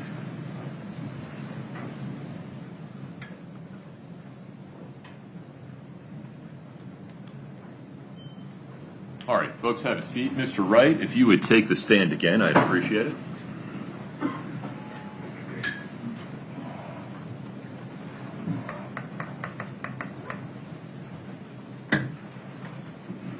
Mr. Wright, you're still under oath. Ms. Nestor, please proceed. Thank you, Your Honor. We're almost done. You mentioned just now to Mr. Bloodworth, or a few minutes ago, it's been a minute now, that you were aware that Eric used THC gummies, right? I heard that he did that, yes. Okay. Do you have any personal knowledge as to how often he would use THC gummies? No idea. Do you know why he used them? I couldn't tell you that. I don't know why he would have used them. And do you have any personal knowledge about where he obtained his gummies from? 0. Okay. So that was just a part of his life he didn't share with you. Correct. And on the truck, when you sent whoever, I know you said you don't remember, Mr. Bloodworth just talked to you about a date. work truck, not the red one, but the work truck, you guys got that just within a day or two after he passed, correct? The work truck was picked up within a few days. Okay. And then the truck that you took from the dealership was about a month later. Or so, yeah, months later. I just wanted to make that clarification. Thank you. That's all I have. We tender the witness, Your Honor. No, Your Honor, thank you. Okay. Are we releasing this witness, counsel?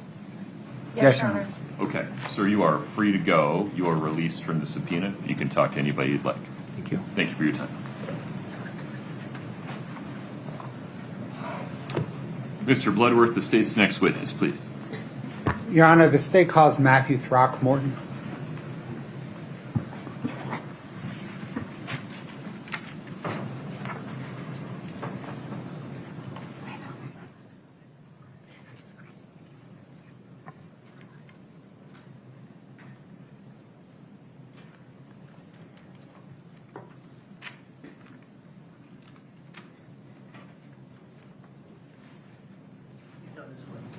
Very good.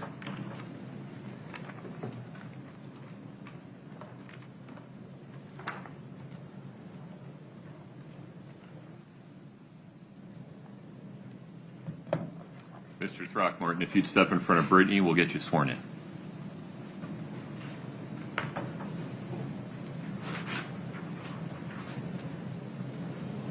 If you'll please raise your right hand. Do you solemnly swear the testimony you're about to give in the matter before the court to be the truth, the whole truth, and nothing but the truth, subject to the pains and penalties of perjury? Yes. Thank you. Have a seat.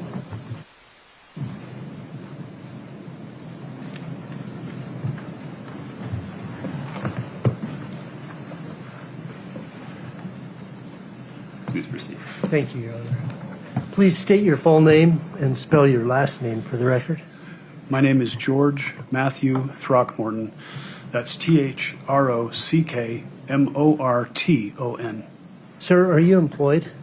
Yes. How? I work full-time for the Salt Lake City Police Department in the crime lab as a crime scene investigator with a specialty in forensic document examination.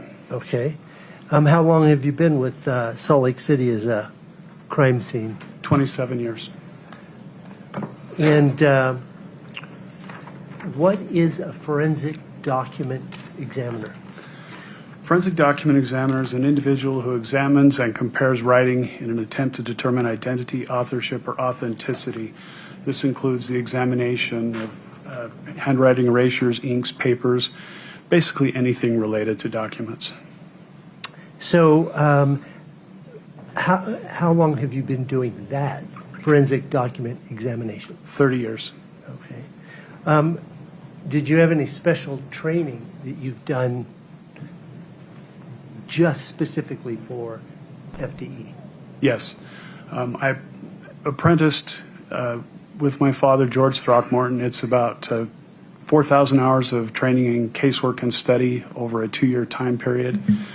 I also trained with other document examiners at the Southwestern Association of Forensic Document Examiners. I completed courses through the Institute of Applied Science in Chicago. I also was trained at the FBI Academy in Quantico, Virginia, and have trained with other document examiners and attended courses and conferences throughout the United States. Have you practiced this FDE or forensic document examination with other labs? No, just pretty much my own. So did you do something with the state lab in Montrose, Colorado? I did train with other document examiners at the state lab in Montrose. Okay. So you didn't practice, you were in training? It was part of my apprenticeship. I see. Okay. Have you had to maintain continuing training Yes. in the intervening years? Yes, I've attended various courses and conferences put on throughout the United States. Have you given presentations yourself at such conferences? Yes, I've actually been a guest instructor at the Salt Lake Community College as well as the University of Utah at the Law Department. I've trained at the Utah Post Academy helping police officers understand what a forensic document examiner is and how they can help them with their cases. I've also trained employees at American Express to detect potential forgeries, and I've also taught classes at the IAI, which is the International Association for Identification. That's the largest and oldest forensic organization in the world.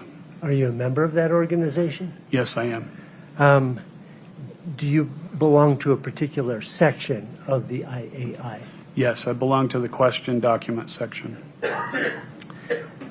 So over the last 30 years, this may seem like kind of a dopey question, but have you ever had the opportunity to examine question documents? Yes, I've worked on over 1,500 individual cases over 30 years. And have you ever testified in court as a forensic document examiner? I've testified 61 times, 48 times as a question document examiner. In the world of forensic document examination, are there some basic underlying principles upon which the science rests? Yes, that no two people write exactly the same way. That's to say that no two individuals share all the same characteristics and habits, given the proper quantity and quality of documents to compare to show that their writing is different. Okay. Before we move on to the second one, I wanted to just very briefly go into this idea of habits. When you're talking about, what do you mean by habits of writing? I guess just have you explain it. Habits are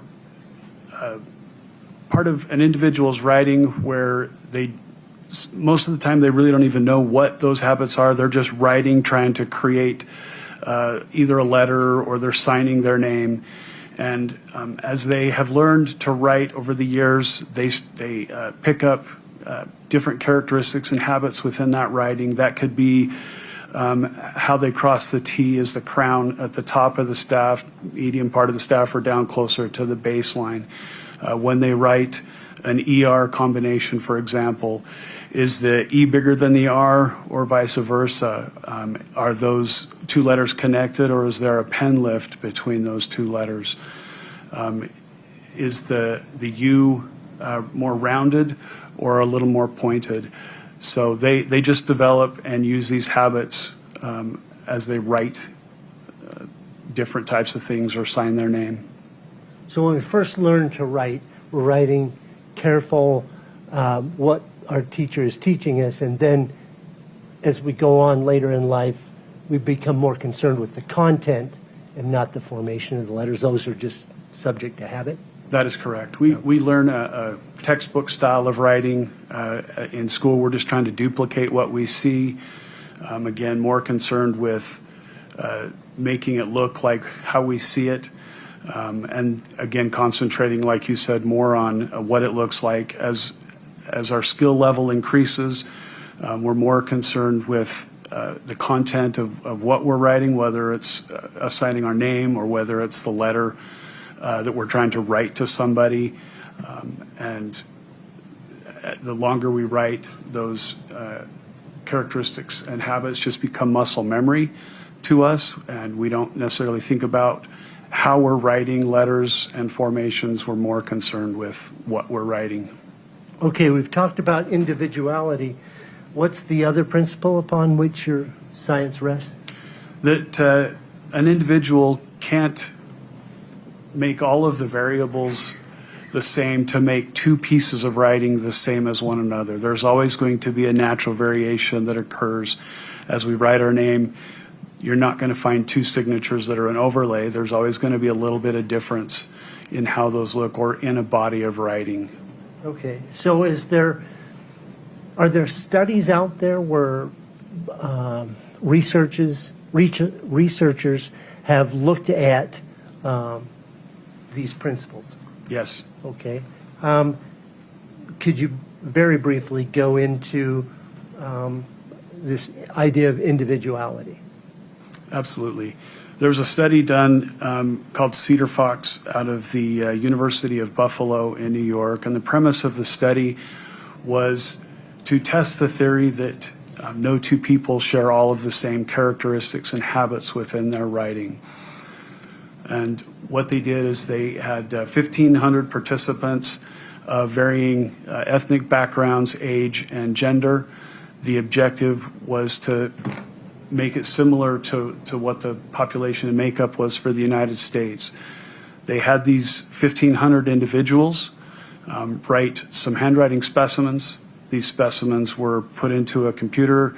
They picked 8 characteristics out of the writing and had the computer analyze those 8 characteristics. It was determined with a 98% confidence level that no 2 individuals wrote those 8 characteristics exactly the same way.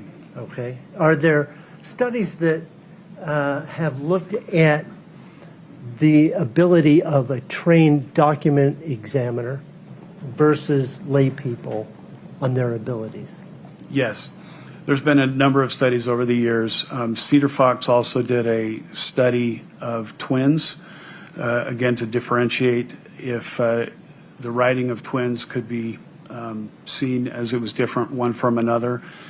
In that particular study, they hired lay people to do the examination. The computer did an examination, and they also had intern document examiners look and do those comparisons. In that particular study, it was determined that the computer had about a 9% error rate in differentiating writing one twin from another. It was determined that the lay people had a larger percentage of an error rate, and that the intern document examiners had about a 5% error rate in differentiating writing one from another. Those are interns, not fully trained. Okay. Correct. Now, were there some studies known as Cam being one of the authors of these studies that also looked into the abilities of a trained examiner versus layperson? Yes, Professor Moshe Kam out of Drexel University did a number of studies, and in his studies he had lay people do examinations as well as document examiners, from intern to those that had completed the 4,000 hours of training. Throughout his studies, he determined that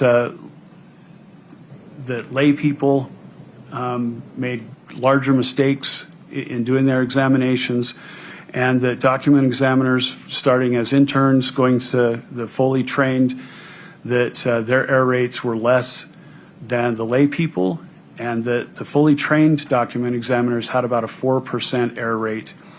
Okay. Now, how could you explain to the jury what you do in this comparison process? Yes.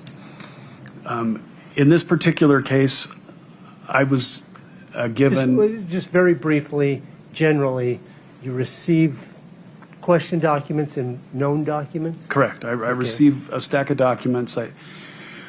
First of all, I separate the question from the known. Mm-hmm. I go over each page individually, looking for comparison between whatever has been questioned versus the undisputed known samples that I receive. I compare my findings one from another. Then I evaluate those findings in order to render an opinion. So this process, does it include digitizing the documents? Say they come on paper, do you reduce them to some digital format? I scan everything first of all, to preserve the evidence. Documents, I'll scan the whole document, and as well as the signatures or the questionnaire individually, and then same with the known samples. I see. And when you're doing that, do you then do a side-by-side comparison, or do you do one a question and then knowns? How does that work? Yes, I do a juxtaposition examination, which is comparing the question versus the known side by side, looking for similarities and differences that may be amongst the writing. Okay. What are you looking for? These habits you mentioned before? Yes. I'm looking for everything in the writing, just looking for, again, similarities and differences, looking for evidence that will basically say, was this authored by the same person or was it authored by two different people? I look for letter formations. I look for proportion between letters. I look for where the writing sits within a margin. Is it closer to the right, left? Is it on, above, or below a baseline? Looking for shading where darker areas of the writing may be. Just basically looking for everything on the documents to compare. Okay, so when you're doing this comparison, do you consider the underlying facts of the case you're working on? No, I just look at the evidence sitting in front of me. Usually I'm asked, does the question in known writing, were they authored by the same person? So I'm looking specifically for evidence one way or another on that. Okay. When IAI, or I think you've mentioned earlier, you talked about the Southwest Association of Forensic Document Examiners, SWIGDoc, or somebody, does somebody give you a set of standards for your conclusions? Yes, there's a set of standardized opinions that initially was put together in 1977 by the ABFDE, the American Board of Forensic Document Examiners. In 2016, SWIGDoc, which is the scientific working group for forensic documents, took that standardized group of opinions and made it their own. Okay. And that's the scale that I use today. Okay. Can we briefly review what that scale is? Sure. The first one is an identification. Identification means that the questioned and known signatures agree in every observable detail and that there's no unexplainable differences or variations present. The opinion below that is highly probable or strong probability. That it was authored by that person? By the same person, correct. Okay. And that means that there was either something that was different between the question on it. Might be a feature was missing, the way a letter was connected. It also might be the difference looking from an original document to a copy of a document. That I didn't have the original, I was only looking at a copy, I didn't have best evidence. So because I can't tell the origin of the document, I'll drop that down from an identification to a highly probable or strong probability. The opinion below that is a probable, and a probable means that a majority of the evidence says that the question and known document was authored by the same person, but the reason that it would be dropped to a probable could be, again, that it's a copy, could be that there were signatures that were out of the timeline than the question document was. So I don't have maybe current documents to look at.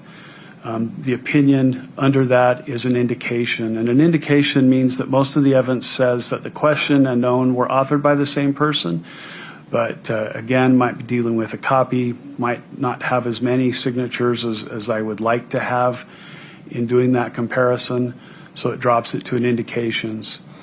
The next opinion is a no conclusion, and this is basically I couldn't tell one way or the other whether it was authored or not authored by who it purports to be. Then it continues towards exclusion in a reverse sequence. So indications it was not authored by, followed by probable not authored by, highly probable not authored by, and then an exclusion? An elimination. Elimination, that's the word, okay. In your process, then do you somehow try to verify what your opinion is? Yes. How do you do that? Usually I'll contact a peer, another forensic document examiner, and have them review a blind examination of the same evidence that I looked at. What is a blind view? That means that they don't know what my opinion is, that they're going to do their own examination and come up with their own conclusion. Okay. Now, are these the principles and methods accepted in your field? Yes. And are those the methods and principles that you applied in this case? Yes. Okay. So did you receive a question writing in this case? I did. Okay. Can we, I think it's been offered and accepted, 7-21. One moment, please.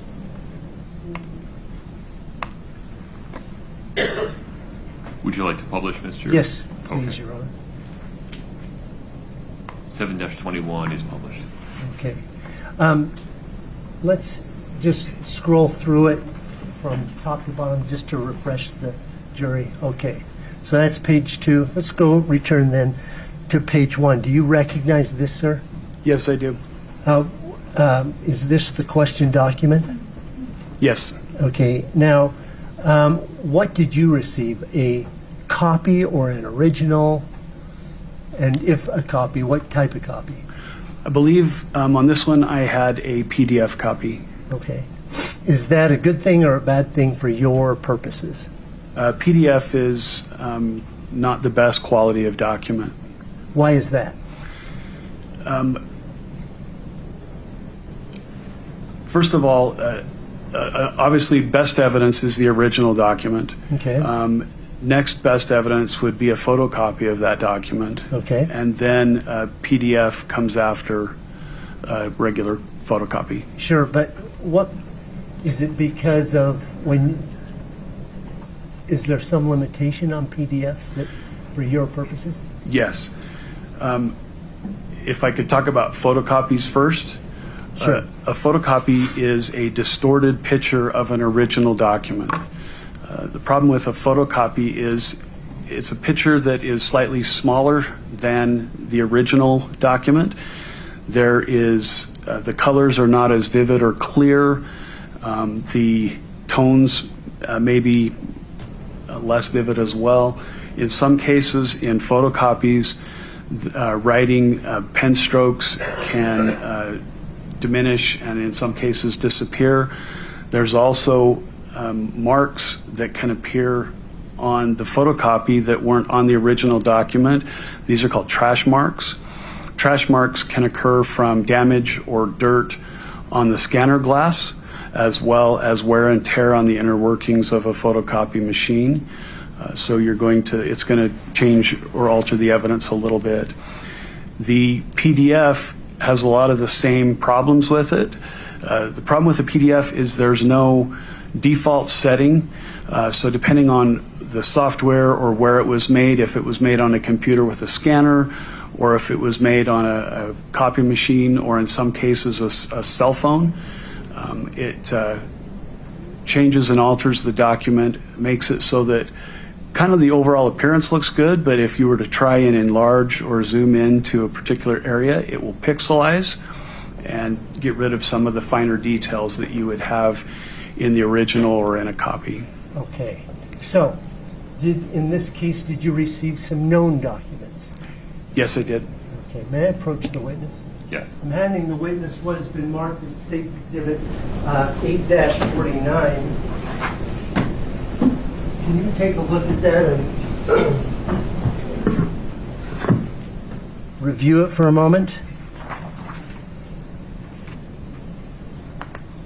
Yes. Counsel, my apologies for interrupting your question. Make a note of this one. We'll come back to it. I need to take a quick break. Yes. Please rise for the jury.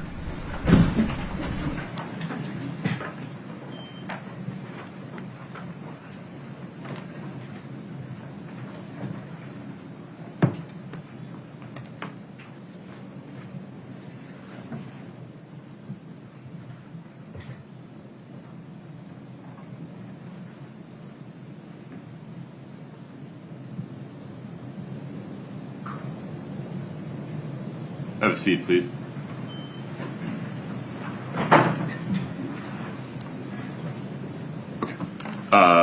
Mr. Throckmorton, I need to take a 5-minute break. We'll just say until 11:40, all right? Please do not speak to anyone during the break. Yes, sir. I know you've done this before. Yes. Very good, sir. Thank you. We'll be in recess until 11:40. Thank you. Court's off the record.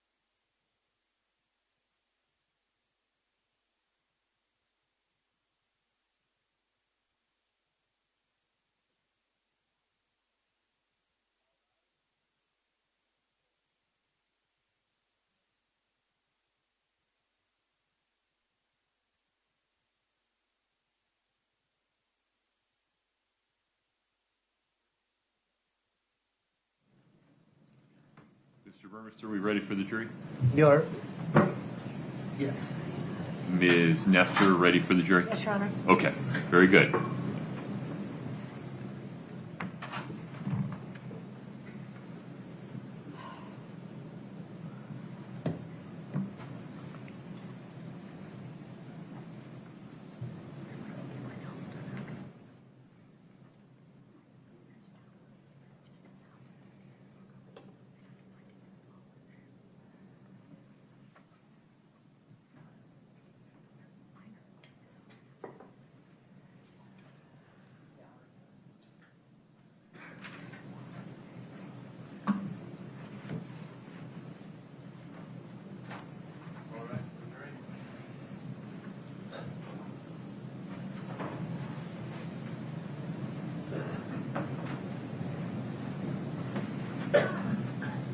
Please have a seat as you come in.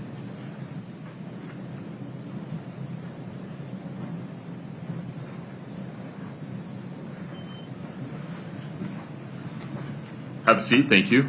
I promise I'm paying attention to the temperature. We're trying to adjust as we go. Mr. Throckmorton, you're still under oath. Mr. Burmester, please proceed. Sir, this State's Exhibit 849, have you had a chance to look through the various documents that are in 849? Not yet.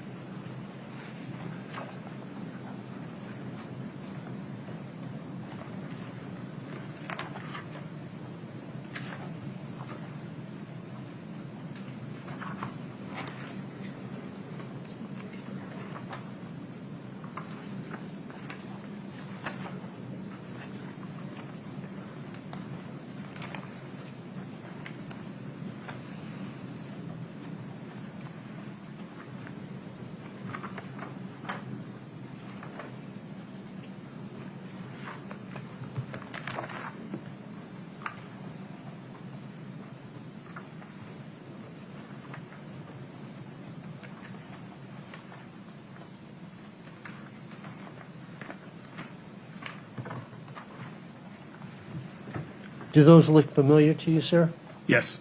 How are they familiar? These were the undisputed known samples that I received in preparation to compare the signature on the true stage to the signatures and initials found in these known documents. And signatures? Correct. Okay. And where did you get them from? A majority of these documents were received from Katie's attorneys, and Is that the law firm Bennett Tuller? yes, And so initially, were you hired by the trust or the Tuller or I was Or hired by Katie? the attorneys at Bennett Tuller, Okay. who were working for Katie, Eric's sister. okay? And how much were you paid by the I received Bennett Tuller? a $900 retainer to help with that. Since that time, have you been hired by Summit County? Yes, I have. Can you briefly describe what is this collection of documents that are contained in 849? There was canceled checks, driver's licenses, just various documents that Eric had authored and signed over the course of his regular daily activities. Was there a trust and a will? There might be amongst the documents. Okay, There's also tax documents I and see. receipts. I see. Okay. Now, there were some other documents like that appear to be like photographs maybe of a journal, a mission journal, Yes, and a photograph of some appear to be written coupons. yes. Those documents, where did you get them? I received them from your office. Chelsea Gibson? to be That's precise? correct. Okay. How did that delivery take place? She met me at the Salt Lake City Police Department in the parking lot and gave me a thumb drive that contained all of those photographs. Okay. The other documents, the ones from Bennett Tueller, were they paper or were they electronic? There were some hard copies, and there were also some digital PDFs that were sent to me. Okay. Did you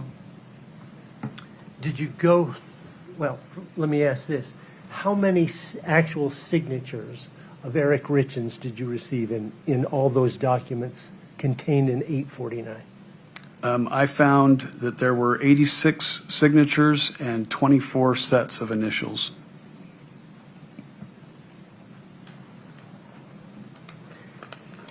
And did you do a comparison like you described earlier with the digitizing and then going through the analyze, compare, evaluate, verification? Yes.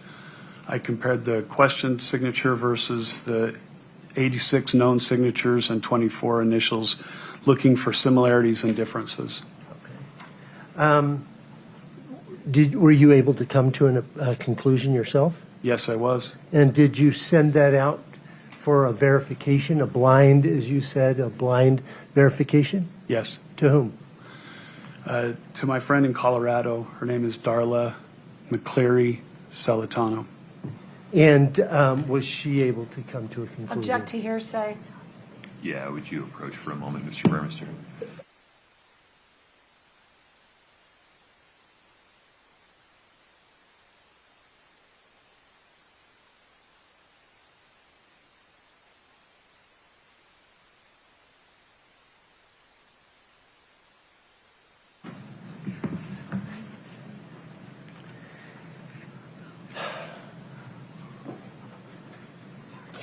Okay. Let's take a look. Did you prepare a slide for the jury to look at in preparation for your trial, or for trial today? Yes. Okay. Can we take a look at, just to the witness and counsel, 8-28, please?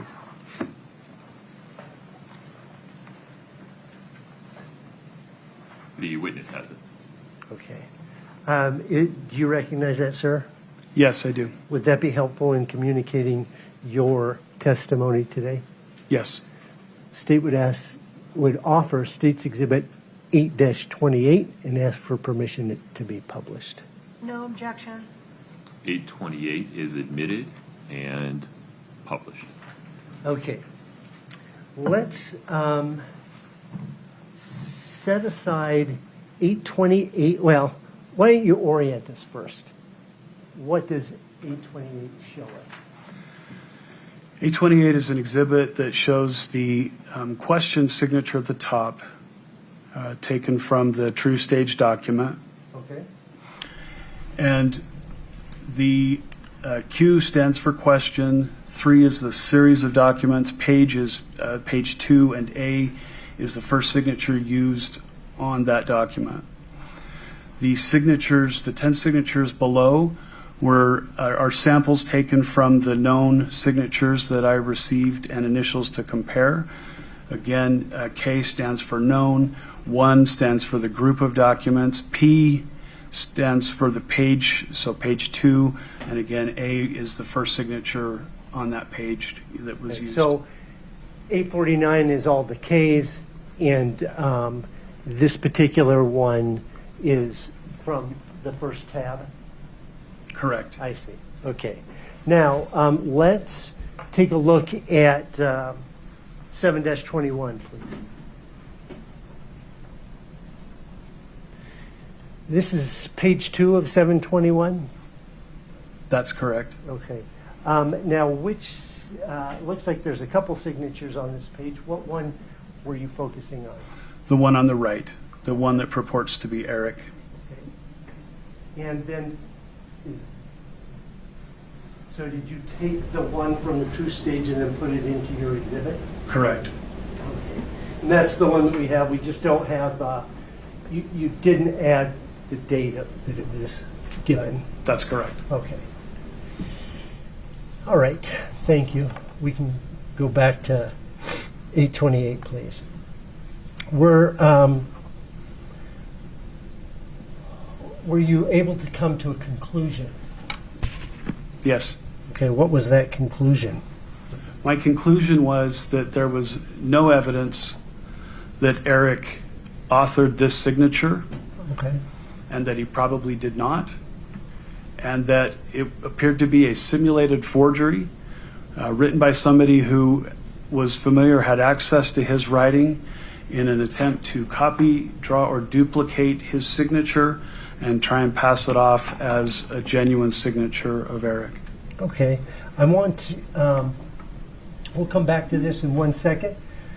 Your Honor, could the witness step down with the microphone? And let's just look at 828 for a moment. While you have, while I'm thinking of it, there appears to be one that's in yellow. It looks like it's been highlighted. Has it been highlighted? No. Can you hear me? Yes, sir. Okay. No, that one came from an NCR copy. It was a yellow piece of paper. All I did was crop the signature off that paper to Okay. put it on this document. All right, could you explain to the jury how your analysis went? Sure. First thing, in looking at the question signature on this, it's basically EER.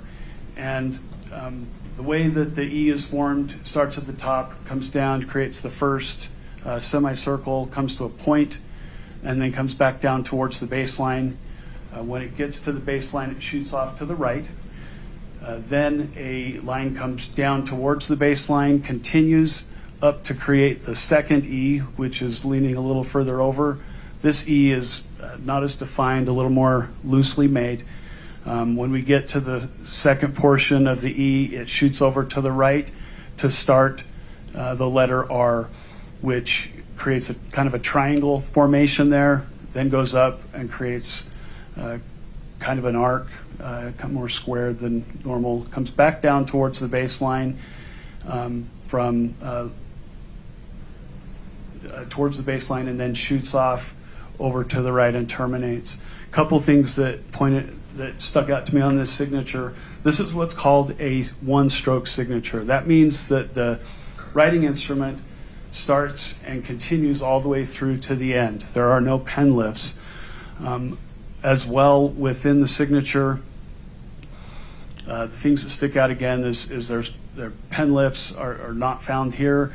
If you look at the known samples from Eric, you'll notice that there's a pen lift between each of the letters, a pen lift between the E and the E, a pen lift between the E and the R, and that's a consistent characteristic and habit that Eric has. The other thing, too, is the second E actually starts at the baseline. You'll notice that on the known E's, the E's start up top in a normal fashion. That they always start at the top. They don't start at the baseline like this one does. The other thing, too, to note is this R, again, where it's connected, it actually starts down closer to the baseline and then comes up. You'll notice in these E's, or in the R's, that they start at the top, like we traditionally learn how to do in school. You've got a line that comes down, pen comes off the paper, and then the second part of the R is made. You can see the staff of the R here, staff here. So a couple of things that stuck out to me that were not common among his writing, again, is we've got a single one-stroke signature instead of pen lifts. The E, second E starts at the bottom at the baseline, and the R starts at the bottom at the baseline. It was by looking at these characteristics in comparison that I was able to render an opinion that the question and known signatures were not authored by the same person. Okay. You can take a seat, please.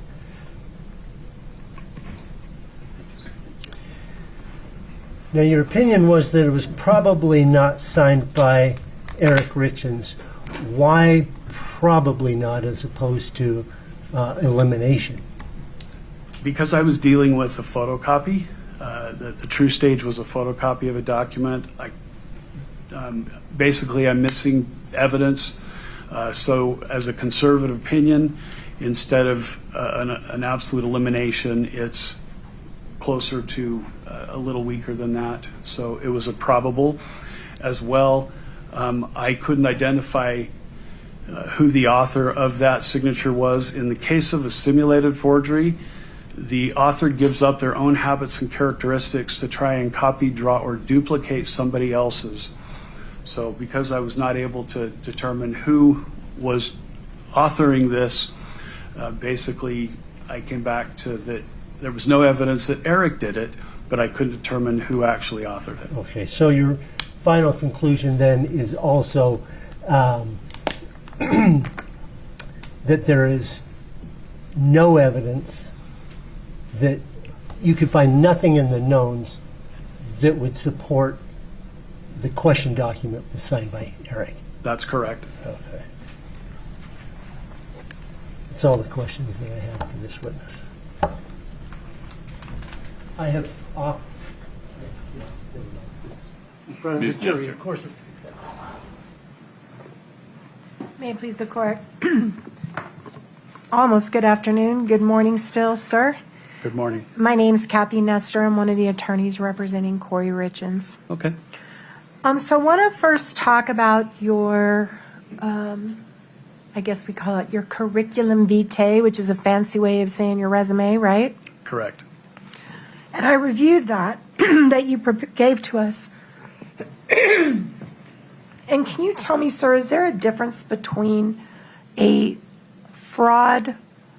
document fraud examiner and a certified forensic document examiner? I said it wrong the first time. I'm going to get it right.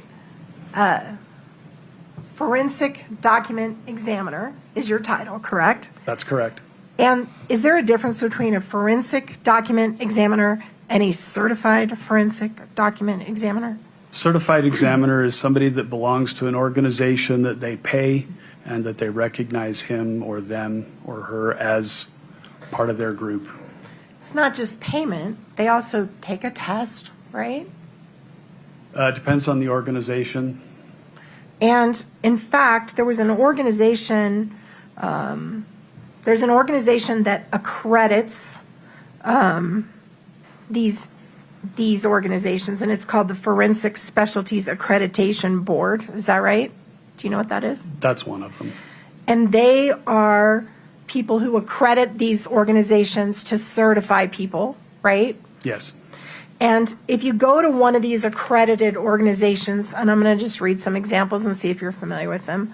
The Board of Forensic Document Examiners, is that one of them? There's an American Board of Forensic Document Examiners. Okay. And are you also aware there's just a Board of Forensic Document Examiners? I haven't looked into that one. And Scientific Association of Forensic Examiners, SAFE? I've heard of them. Okay. And the International Association of Document Examiners, IADE? I've heard of them. And the National Association of Document Examiners, have you heard of them? Yes. And the Association of Certified Fraud Examiners, ACFE? Not familiar with them. Okay. And all these are groups that provide ways for forensic document examiners to become certified. And they're accredited by this Specialties Accreditation Board, right? Yes.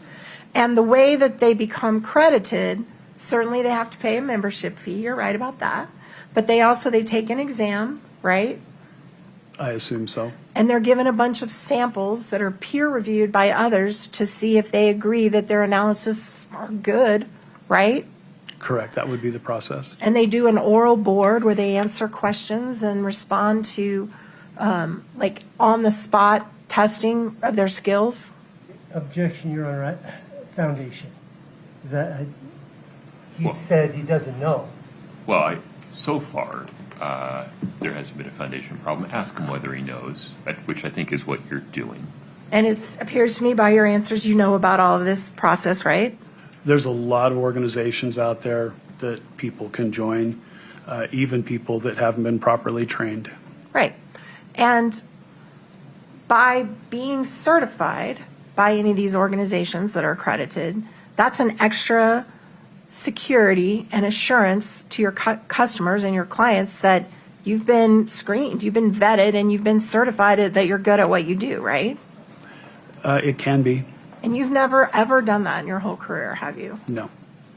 You've chosen not to ever seek certification. Correct. Never gone for it. And you do agree that the forensic science that you're involved in of handwriting analysis involves a lot of using your own best judgment, right? Judgment based on experience and training, absolutely. But your judgment, your analysis. Yes, and I've been properly trained in order to know how to use that judgment. Okay. And certainly you agree that not every single forensic evaluator is going to come to the exact same conclusion by looking at the exact same writing. Is that fair? I don't know that I agree with that. It would, again, depend on how much training they've had. It depends on who they were trained by. It is possible that individuals aren't going to have the exact same opinion as me. Sure. And it also depends on the quality of the sample you're given, right? Correct. And original is best, right? Yes.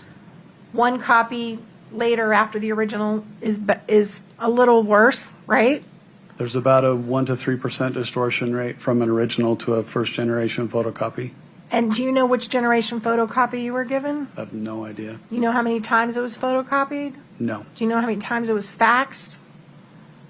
It didn't appear to be faxed, but no. Okay. Do you know, and you never got a paper, you got a PDF sent to Objection, you. Foundation. Well, these are yes or no questions, overruled. Go ahead. Thank you, Your Honor. You got a PDF sent to you on email, right? You didn't even get a document. For this document, that's correct. Right. And if we could please bring back up 8-4 and go to the page ending in 781. I believe this has been admitted, Your Honor. One moment, please. Can you make sure? Not yet. 8-4? His report, did you put it in? No. Oh, sorry, Not- just for Seriously, his for me. review only, Your Honor. The witness has 8-4. 781, I think it's like maybe the fourth or fifth page. Let's just kind of scroll. That one right there. So this page that you're looking at, is this a page that you included in your report that you submitted to the prosecution in this case? Yes. All right. And can we blow it up just to the extent you can a little bit, please, so he can see the body of it? Okay. And these are the levels of certainty that you talked about with Mr. Burmister, right? From the strongest opinion to the weakest opinion. Yeah, it's not a scale based on pass or fail, but it helps the examiner to express his opinion as a whole. So it's the standards that you typically use in your reports. Yes. And the best report you can give somebody is elimination. I can say 100% this person did not write this, right? Or identification, depending on. Which one you're doing. Correct. In or out, 100%, it's definitely not them. I don't use percentages. Okay, but that's your strongest. Correct. Elimination or identification are your two strongest opinions you can give, right? That's correct. Okay, and then you can also give an opinion of strong probability did not, right? Correct. And that's not quite as good as I'm sure, but a little less than I'm sure, right? It means all of the evidence says, in the one you're using, that the question unknown were not authored by the same person, and that there's some feature that's missing. In this case, it's that it's a copy and not an original. But you didn't use that. You didn't reach that conclusion in this case, right? Correct. So let's go to the next one. The next level of certainty is probably did not. Correct. Probably did not. And that is what you decided in this case, right? That That's correct. Eric probably did not sign that true stage, right? Correct. And can you read to me, or it's not in, but Is it fair to say that probably did not means it's not quite up to virtually certain, right? Isn't that fair? Correct. Okay. And that is what you have reported with your training and your opinions, your expert opinions, that Eric probably did not sign that true stage document. There was no evidence he signed it. And you cannot say that Kouri did sign it, right? That's correct. Okay. Now, by saying that, you have no personal knowledge whether Kouri Richins was given permission by Eric to sign his name. Objection. Do you? May we approach? Sure.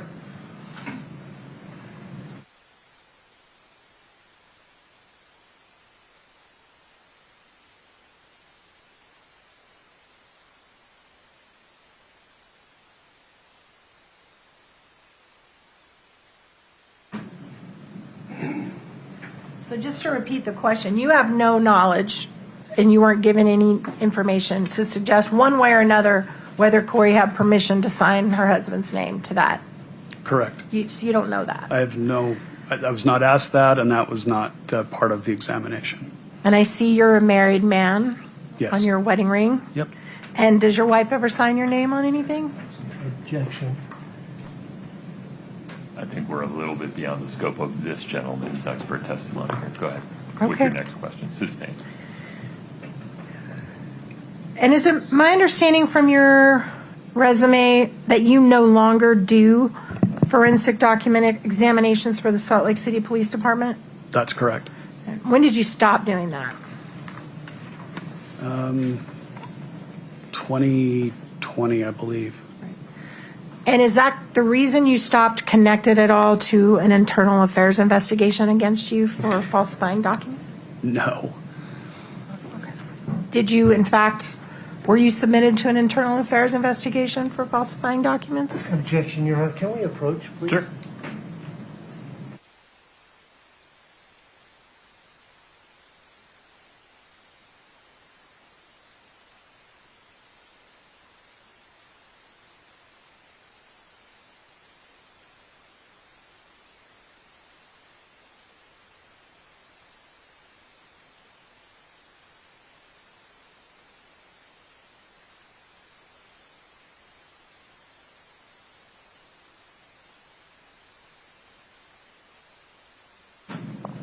I need you to restate the question. Yes, sir, Your Honor.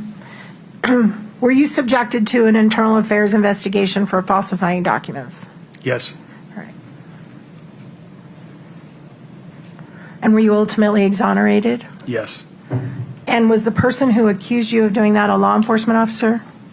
He was a retired sergeant who'd been hired back as a supervisor, who was then terminated for a number of issues. So you were falsely accused by a law enforcement officer?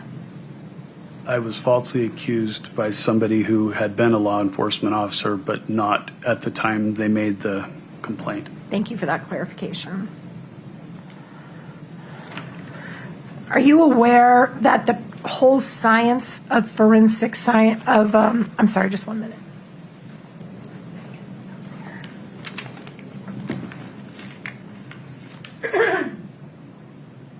Are you aware that the whole science of forensic document examination has come under fire in the last few years for accuracy and reliability? Objection, it misstates the source. I noticed you grabbed her memo. That is Foundation, not what Mr. you Burris. said. Are you objecting on the basis of foundation? Yes. Would you lay some foundation, Ms. Nestor? Certainly, Sustained. certainly, Your Honor. Are you familiar with the national, I'm sorry, I need to make a little bit of water. Sorry. Are you familiar with the National Resource Council report titled Strengthening Forensic Science in the United States, A Path Forward? I've read it at some point. And are you aware in that report that they concluded the scientific basis for handwriting comparison needs to be strengthened? Yes. Are you aware that they found there's only been limited research to quantify the reliability and replicability of the practices used by trained document examiners? I read that in there. Are you also aware of something called the President's Council of Advisors on Science and Technology report, the PCAST report? I'm familiar with it. I probably read it a long time ago. Do you remember that they expressed concerns regarding the validity and reliability of conclusions made by forensic examiners and called for more empirical testing in the area? Vaguely.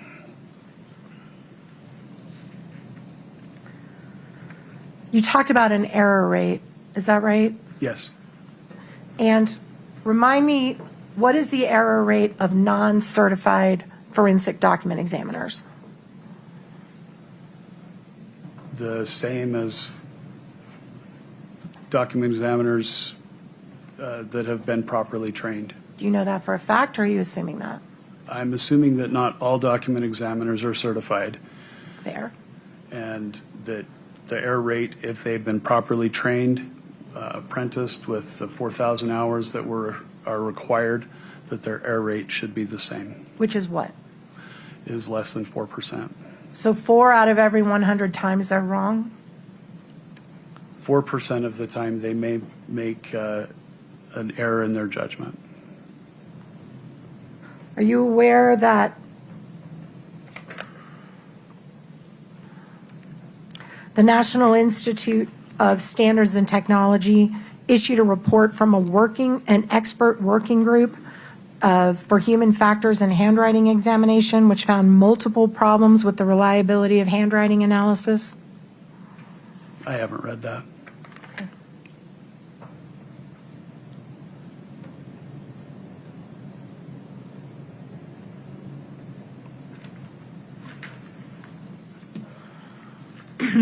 All right, you've referred to the big binder in front of you, which were all of the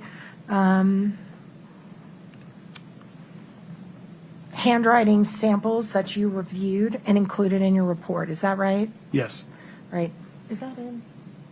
No. Nope. Okay.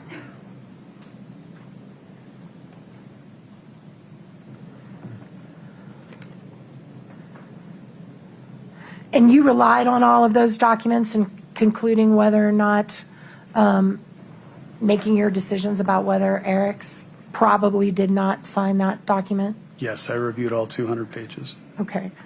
Can you turn to, let me see. Court's indulgence, can I talk to Mr. Burmester for just a minute? Of course.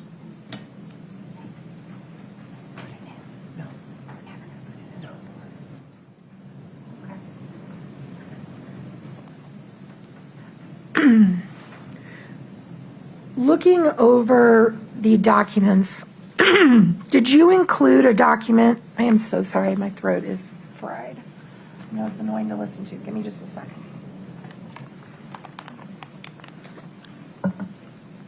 Sorry.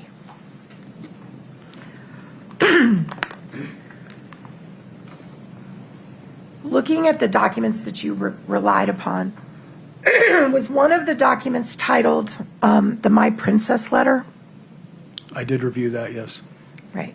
And what was that? It was a few pages of writing purportedly written by Kouri.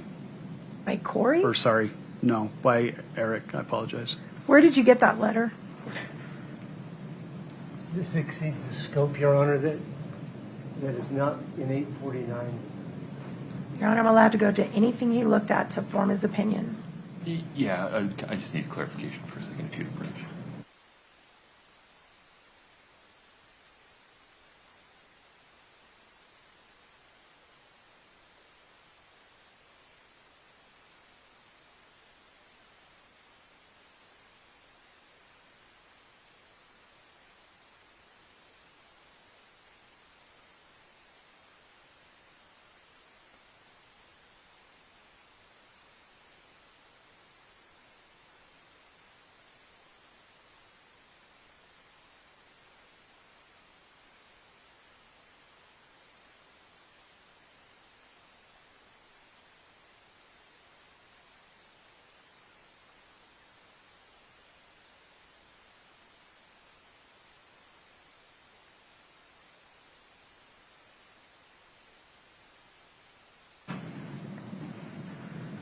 Okay.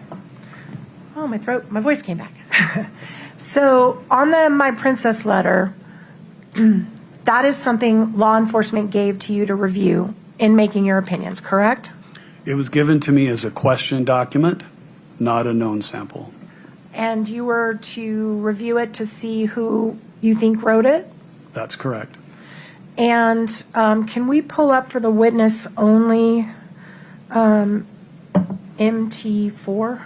Your Honor, this is now outside the scope, clearly, because the foundation is, Yeah, is not part of I it. misunderstood your position, Ms. Nestor. Would you approach for a minute? My apologies.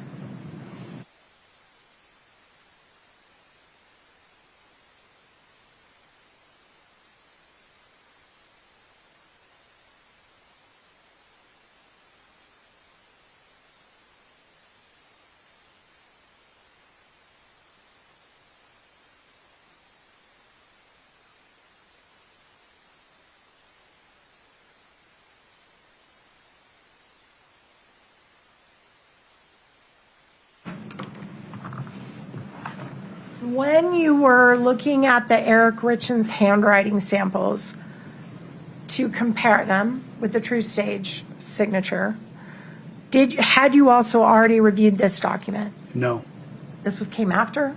correct. Oh, okay. Okay.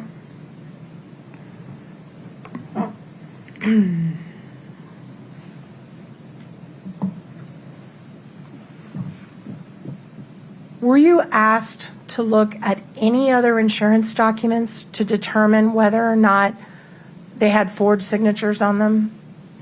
I looked at a number of different documents that were in question.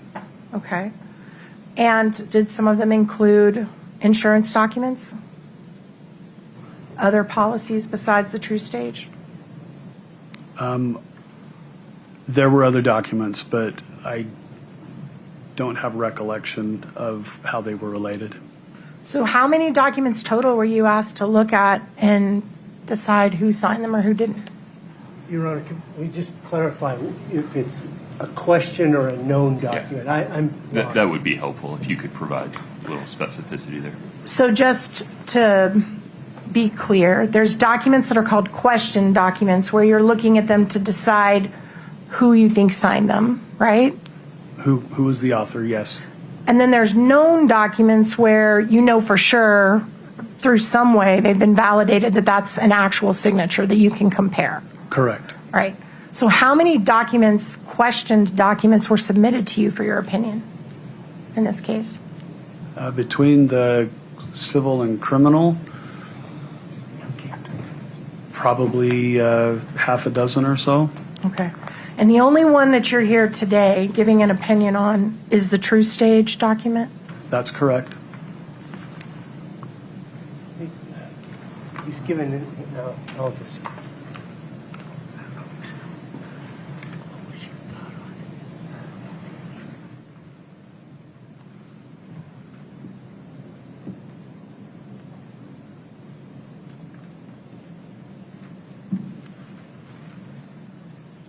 Court's indulgence for just a moment, Your Honor. I think Of I'm course. almost done. Just one moment, sir.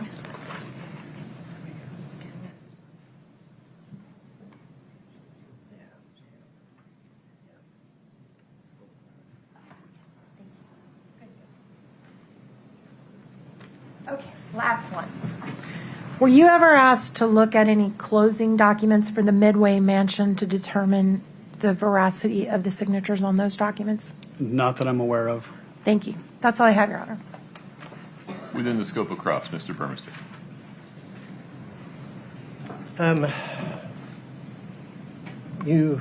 Defense counsel asked if you're certified. Have you testified in a court of law regarding your forensic document examination? Yes. How many 48 times? 48 times. And if you, hypothetically, well, let me back up. Hypothetically, if you send your known and questioned documents out for verification, is your action different if you receive back information that their opinion differs from yours? Or do you We- just submit it? Objection. Sustained.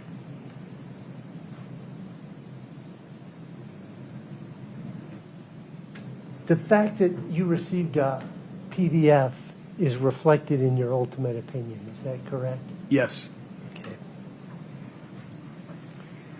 Now, Ms. Nestor talked to you about that initial report, the status of forensic sciences. Yes. That report, do you know when it came out? Off the top of my head, no. 2008-ish or so? Approximately. Okay. And it addressed not just handwriting, but DNA, all the sciences, pattern matching sciences, It reflected a majority of the different forensic sciences. and gave opinions about steps each of those forensic sciences need to do better at. Yes, the individuals involved in those were to study various aspects of the different forensic sciences and then come up with possible issues and then how to address those issues to make all of those forensic sciences more sound. And PCAST came out in 2016. Sound about right? Sounds about right. Okay. And it did not mention at all forensic document examination, did it? I don't recall, but that sounds right. Identifying an author is difficult if it's a simulated forgery. Is that That's- what you said? That's correct. And why is that? Because in a simulated forgery, the individual gives up their own habits and characteristics in order to try and copy, draw, or duplicate somebody else's. And so the writing itself is, you can't identify who the author was, just eliminate who it purports to be.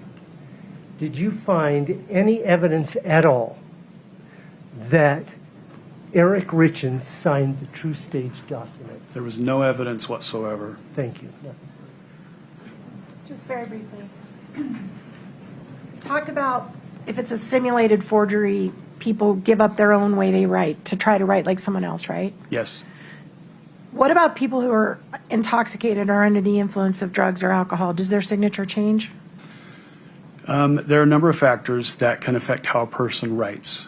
Drugs and alcohol can change it. In some cases, I've seen where alcohol makes somebody more exaggerated.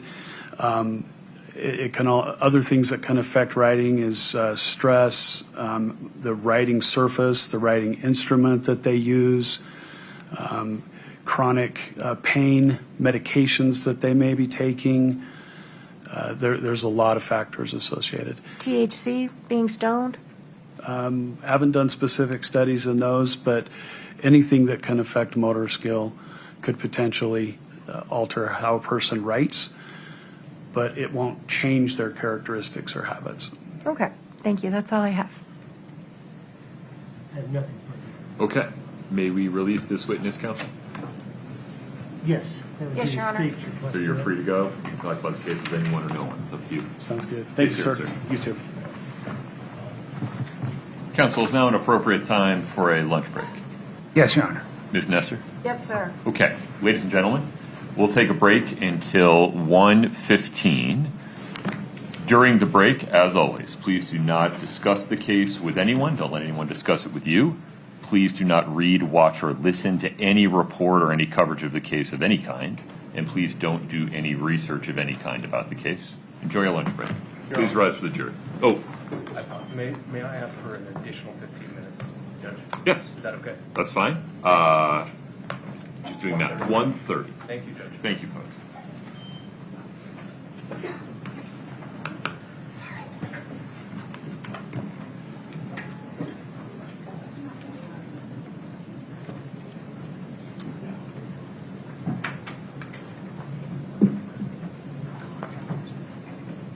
All right, please have a seat.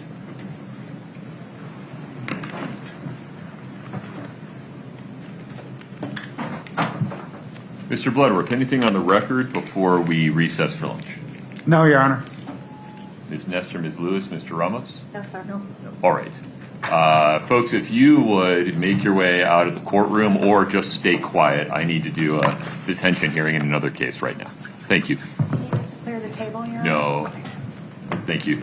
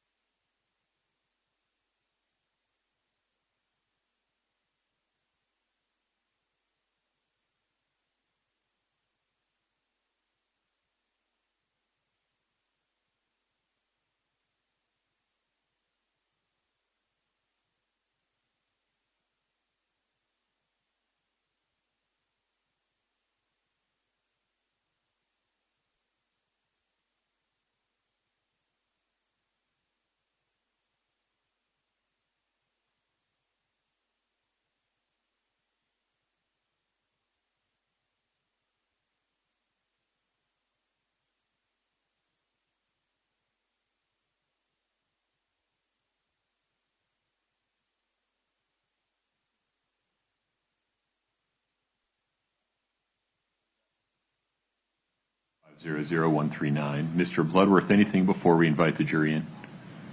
Your Honor, just to let the court to know that we will move to admit and publish the 911 call before calling the next witness. No objection. Okay. Ms. Nestor, anything before we invite the jury in? No, sir. If you would invite the jury in, please. Let's see, Scott.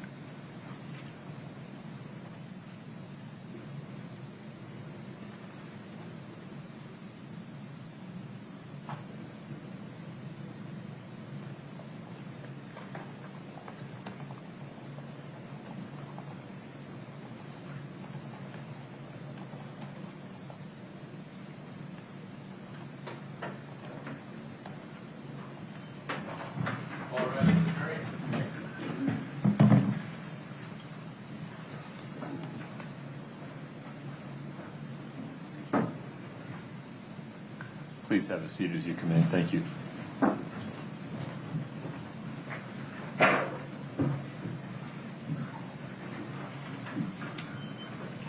All right, please have a seat. Mr. Bloodworth.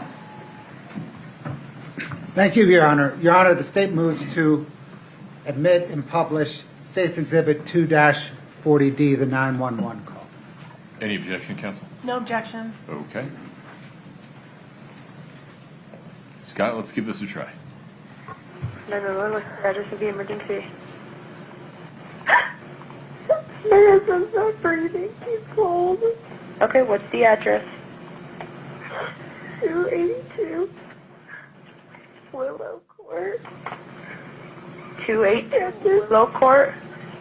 Uh-huh. Okay, what's a good phone number in case we get disconnected? 435 671 4987. Okay, it's going to be in Francis. Okay, tell me exactly what happened. I don't know. I just came in. I was sleeping with my kids. Okay, I can't understand you. I need you to take a deep breath. What's going on? I don't know. I was sleeping in with my kids. I just came in the bed, in our bed, and I turned over, and he's just cold. He's just cold. Who's cold? My husband. I turned the light on. And he's not breathing? No. He's not breathing? No. I need you to confirm it for me. Is he not breathing? No. Okay, can you do CPR? No, I don't know how. You don't know? I'm going to tell you how to. Are you willing to do CPR? Yeah. Okay. If there's a defibrillator available, send someone to get it now and tell me when you have it. No, there's not. Available? Okay. I'm sending the paramedics to help you now. Stay on the line and I'll tell you exactly what to do next, okay? Okay, are you right by your husband right now? Yes, he's so pale. His mouth is open. Okay, listen carefully. Are you able to lay him on the floor or the ground on the ground? I'm just shaking. I can't touch him. I can't. You can do it. You can do it. You need to calm down, okay? He's just yellow. We need to help them. I can guide you through CPR. Take a deep breath for me. I'm here with you.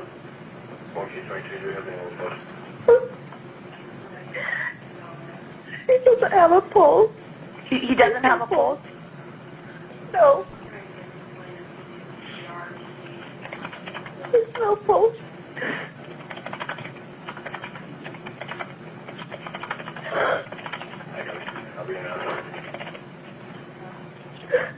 Okay. I'm here with you. I'm here with you. We need to get him help. If you need to put me on speaker, put me on speaker. I'm gonna guide you through CPR, okay? Okay.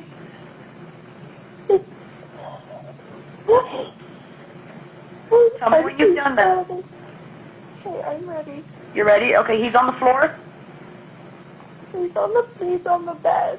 Okay, are you able by any chance to move him on the floor? Let me try.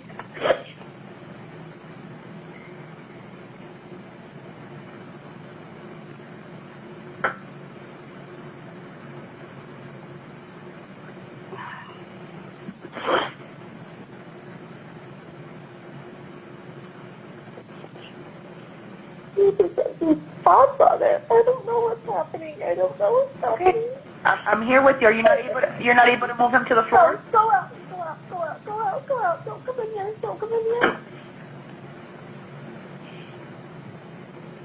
Oh my God, my sister. You're not able to move him to the floor? Just listen carefully. We just need to get him on the floor. Don't worry about hurting them. No, he's just too heavy. Is he still on the bed? Yes. Okay, if there's a sheet or a blanket under them, can you loosen it from the mattress? Yes. Okay, stand at the side of the bed closest to them and remove anything under their head. Okay. Okay? I need you to pull the sheets towards you and slide them off the bed. Don't worry about him falling. We just need to help him now. Okay. Tell me when he's on the floor.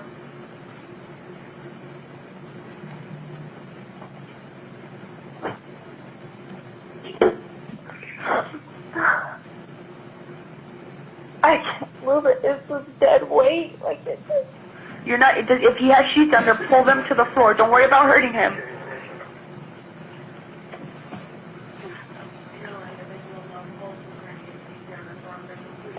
Yeah, can you please send somebody? Okay, I have the ambulance that's on the way. Okay, there's another way to do this, okay? Grab their feet. Grab his feet. Slide them towards you until they're just off the bed.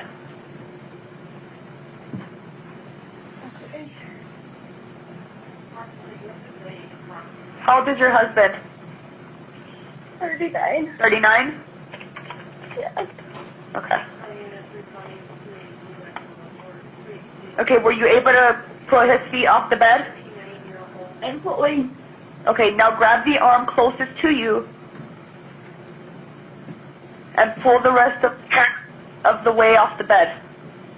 Again, don't worry about the fall. We just need to help them now.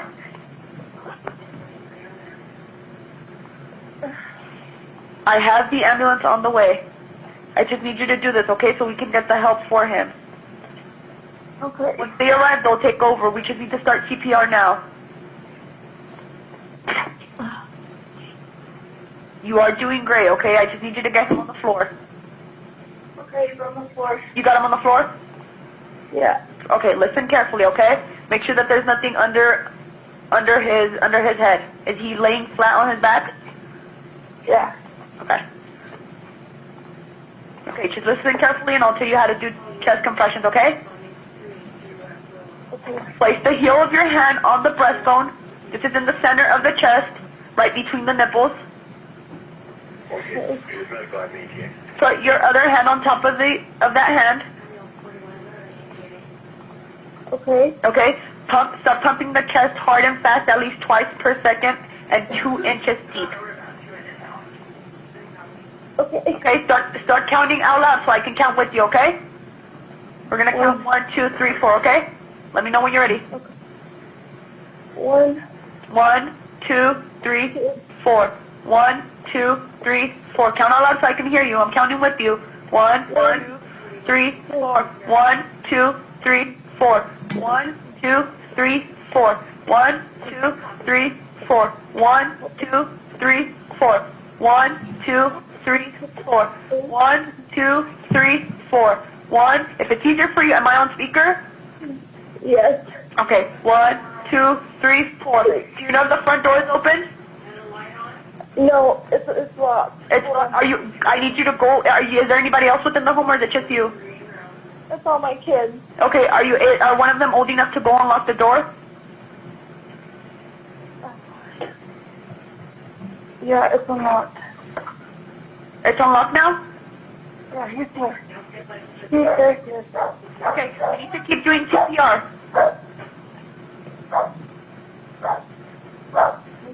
He's in here. Okay. Do I keep you on the phone? Yes, keep me on the phone. Go unlock the door and come back to doing CPR. No, he's here. He's here. Okay, he's in my Firefighter Monaco is on scene. I'm beginning CPR, chest compression. Okay, is the ambulance there with you? Yes. Not yet. Ambulance is en route. Oh. Okay, are we doing CPR still? Yes, he's doing CPR. He's doing CPR right now. Okay. Oh my god. Oh my god. Oh my god.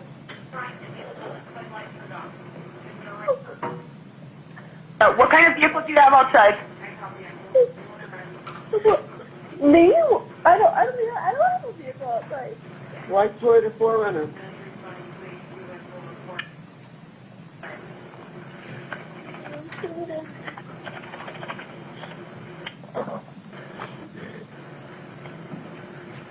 Okay, did a paramedic take over?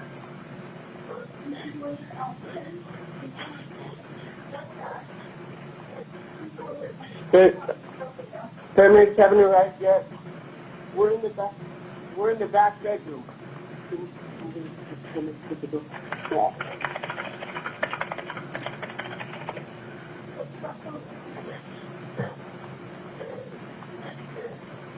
Ma'am, who's there with you? Can you hear me?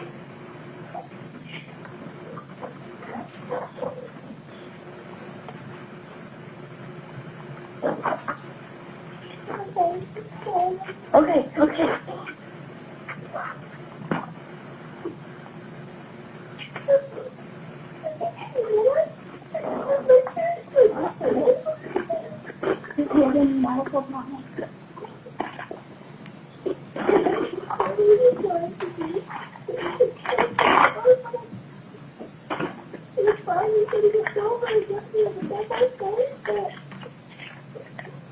When did you last see him talking to your phone?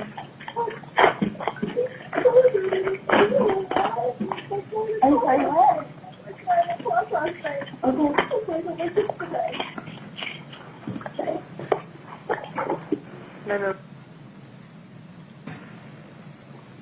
Mr. Bloodworth.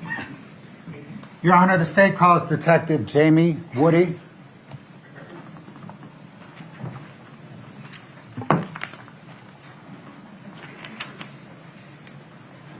Detective, if you'd step in front of Brittany, we'll get you sworn in.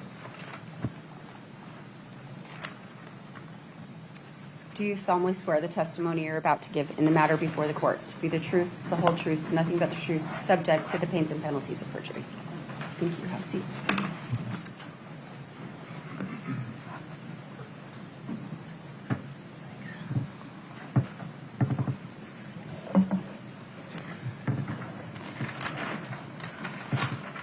Ma'am, what is your name? Jamie Woody? You spell the last name Woody? Yes.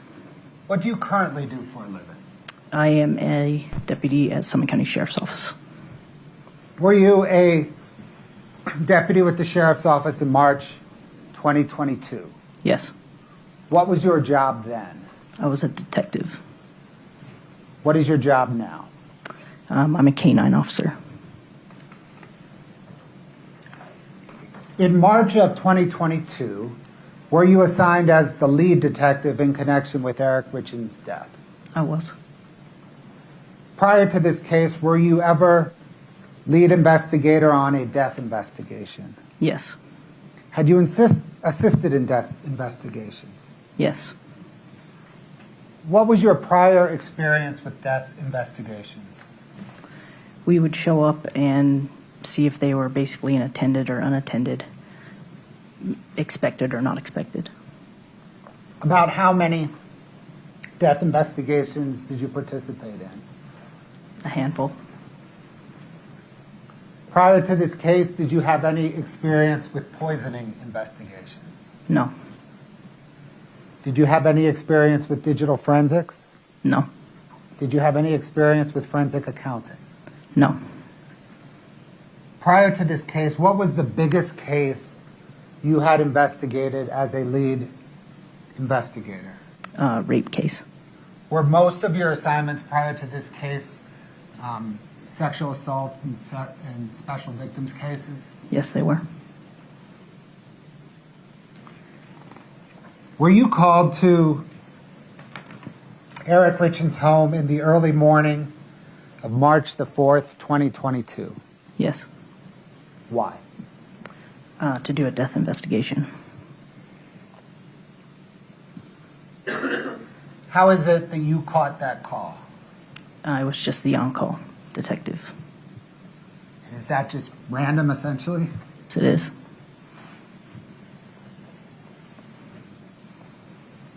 When you arrive at a death scene, I think you just mentioned this, are you first trying to determine whether the death was medical or potentially suspicious? Yes. In this case, was the death scene the bedroom where Eric Richins' body was? Yes. When you arrived at the Richins' home, what did you first encounter? I ran into his sister at the bottom of the driveway. I spoke to her briefly. I went in and spoke to the initial officer that was on scene, and I did interview some of the witnesses there. When you met with his sister in the driveway, do you remember which sister? Amy. Did what she told you inform you how you approached what you did once you entered the house? Yes. What did she inform you? Your Honor, can we approach? Of course.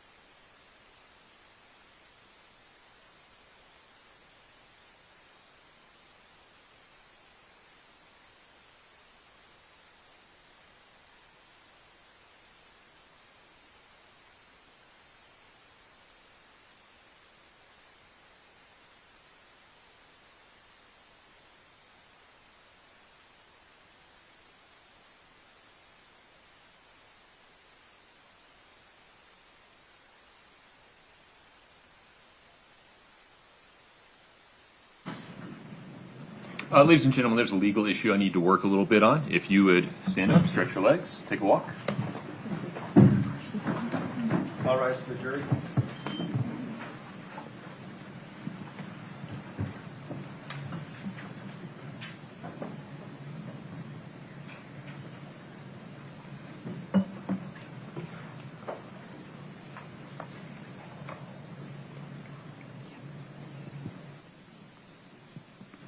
Please have a seat.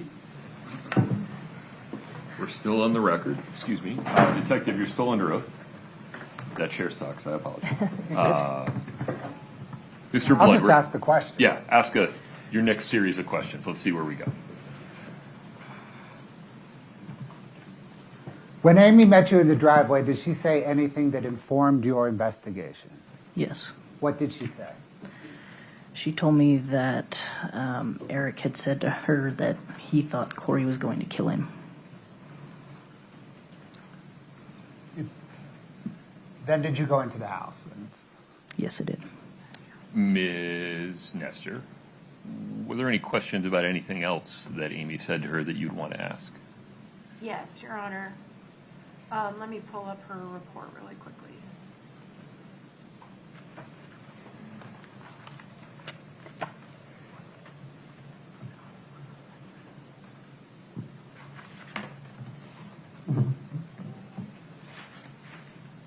Sorry, Your Honor, just one moment. No problem. I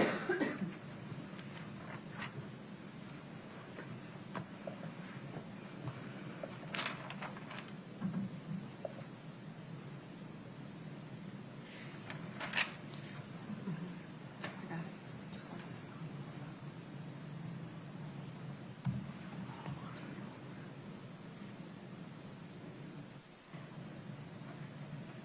Okay.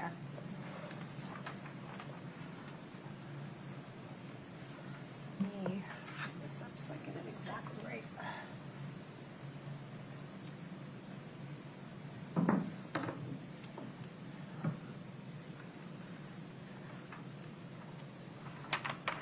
All right, so I want to make sure, because it appears from your report there were 2 conversations with Amy, so I would like to make sure we're talking about the same one. Okay. When you first arrived and you saw Amy in the driveway, you're saying that is when she told you that Eric said that Kouri was going to kill him? Yes, they said, she said it during both conversations. Okay. So in your report, when you reported what happened, you said Amy said she thought I should know that Eric and his wife Kouri were having problems and that Kouri had threatened him. Yes. Threatened to kill him. Yes. Okay, that's different than what you just said. So that's what you were referring to? Yes. All right. Then you walked in the home and then you came back out and had another conversation with Amy and her other sister, right? Yes. All right. And can you explain, just because we're going to get into this in a minute, what they told you on that second conversation? I'm trying to remember. They said they had been fighting a lot and that Kouri was erratic when she was drinking and that Eric had told them that she had threatened to kill him. And did Amy tell you that Kouri found out recently she wasn't the beneficiary anymore and that because of that she threatened to kill Eric? She told me that at some point, but I can't remember when. Okay. So she told you that Kouri had found out he had basically made her not a beneficiary? At some point, yeah. Before he died? She said that at some point, but I don't remember when she told me that. Okay. Do you remember when you had that first conversation with Amy, any specifics about when that statement was made to his family, under what circumstances, or any details about the statement? No. And that's before you even walked in the house, right? Yes. Did you ever do any investigation to verify that? Yes, afterwards. I'm sorry, verify what? I don't know what that is. My apologies. Sorry, that statement had been made by Eric? We did an investigation, but that specific statement I could only ask her what he'd said. So it was just her word? You didn't corroborate with anybody else? Not that I can recall. Okay.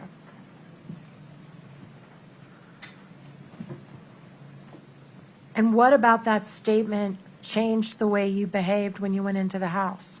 Because I think that's the question he was asking you. It just made us look at it with a more critical eye.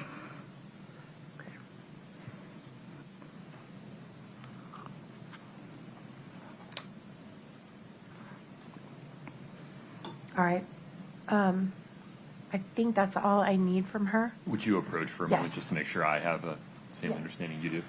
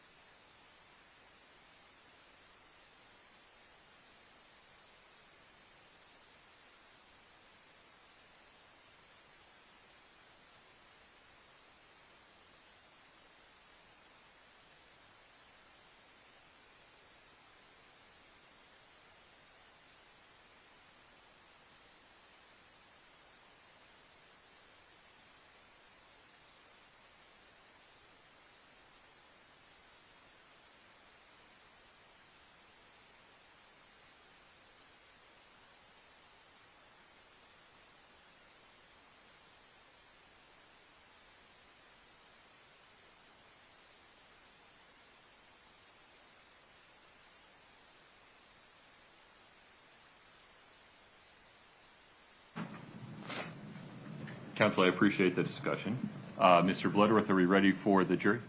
Yes, Your Honor. Ms. Nestor? Yes, sir. Okay. Well, let me grab my, sorry, I'm in his bag. Detective, make sure you listen to the question, okay? Okay.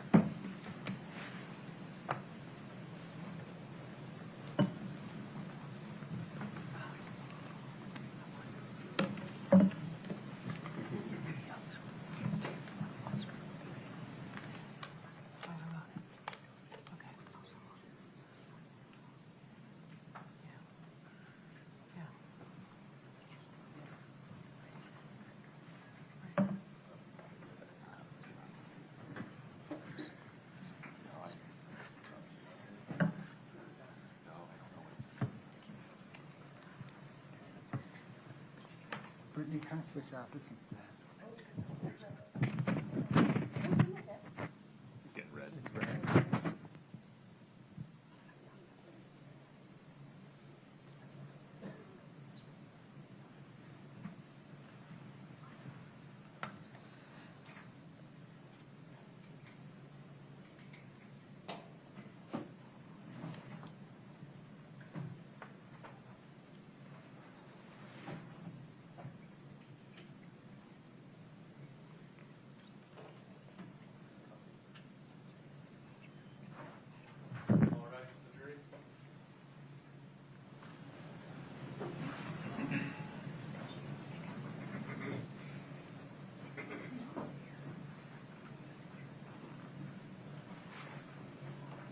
Have a seat, thank you.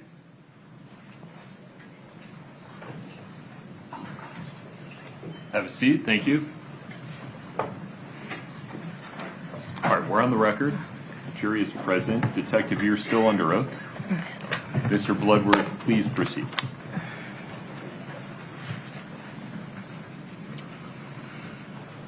So, ma'am, when you arrived at the house, Amy Richins met you in the driveway. Yes. Did what she told you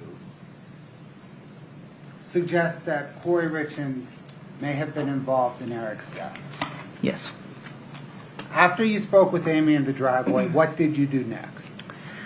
I went into the home and I spoke with the initial investigator and kind of took a look at the scene, and then I interviewed people present. And was that person that you referred to as the initial investigator, was that Vinny Wynn? Yes. He was the patrol officer that was filling out the death checklist form? Yes. Did he update you on what information he had down on his form? Yes. Did you also speak with Officer or Deputy David Pimentel? I don't remember.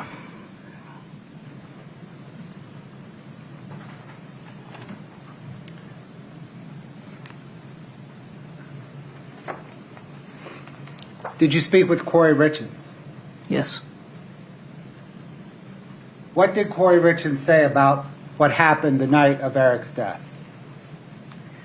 She said that they were celebrating something and that they had a shot of alcohol, and around 9 o'clock they went to bed. At around 9:30, one of her kids woke her up with a nightmare, so she went down to their bedroom and stayed there for a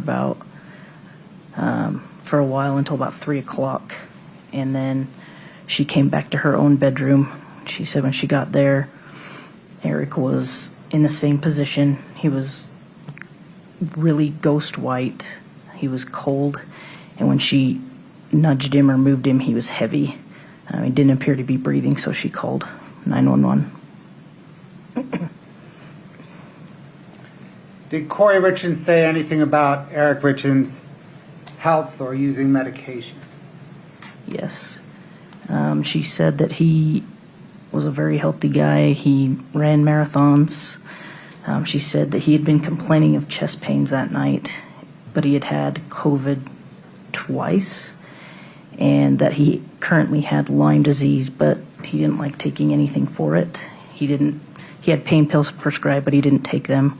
He took vitamins instead.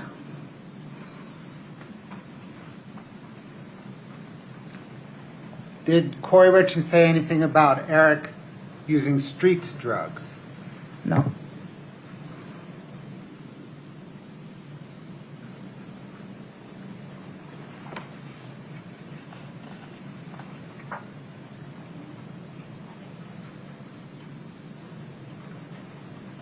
Did anyone at the scene inform you whether they thought Eric Richins may have died of an aneurysm? Yes. Do you recall who? One of the medical paramedics or one of those guys.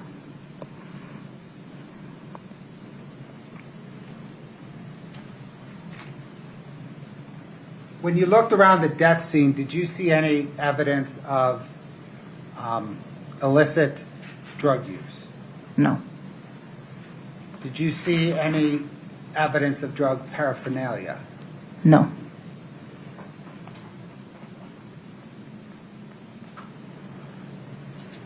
Did you look at the trash cans at the death scene in the bedroom and surrounding the bedroom? Yes, I did.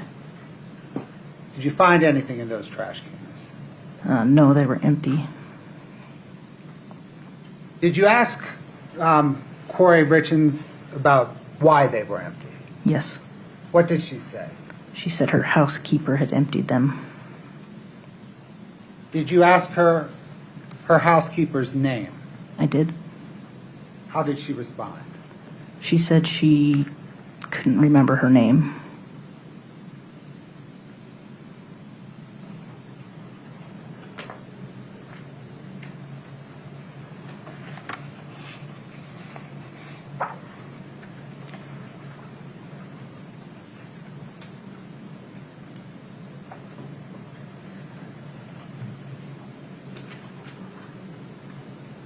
What, as you understand it, are the laws for searching a home when investigating a death scene? You can search the immediate area and look for anything that might explain what had happened. Anything more than that, you need either a warrant or some probable cause. And here, that immediate death scene was the bedroom. Yes. With the information you had at the time, what Kouri Richins had told you, no drug paraphernalia, no signs of illicit drugs, possible aneurysm, did you believe you had probable cause to apply for a warrant to search the entire home? Your Honor, objection calls for a legal conclusion. Overruled. No, I did not.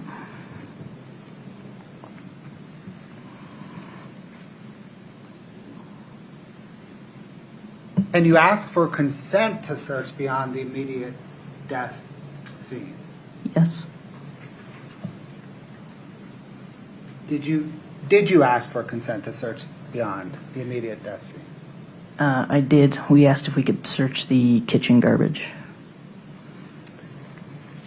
And why did you ask to search the kitchen garbage? That's where he had been for the last part of the night, and garbages are usually a good place to see if there's any evidence of any kind of illicit drugs or anything like that. Did someone else search that garbage? Yes. Did they find any evidence of illicit drugs? No.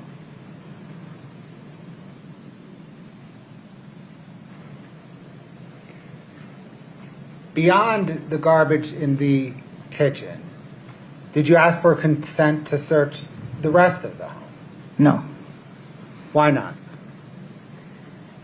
At that point, there wasn't anything that said it was a crime.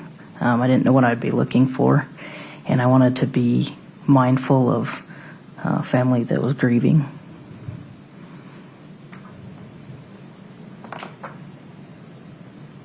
Let me, in a hypothetical, contrast the death scene that night with a fictional one. If you arrive at a death scene at a home and the cause of death is obviously a gunshot wound, but there is no gun near the body, would you apply for a warrant to search that home? Yes, I would.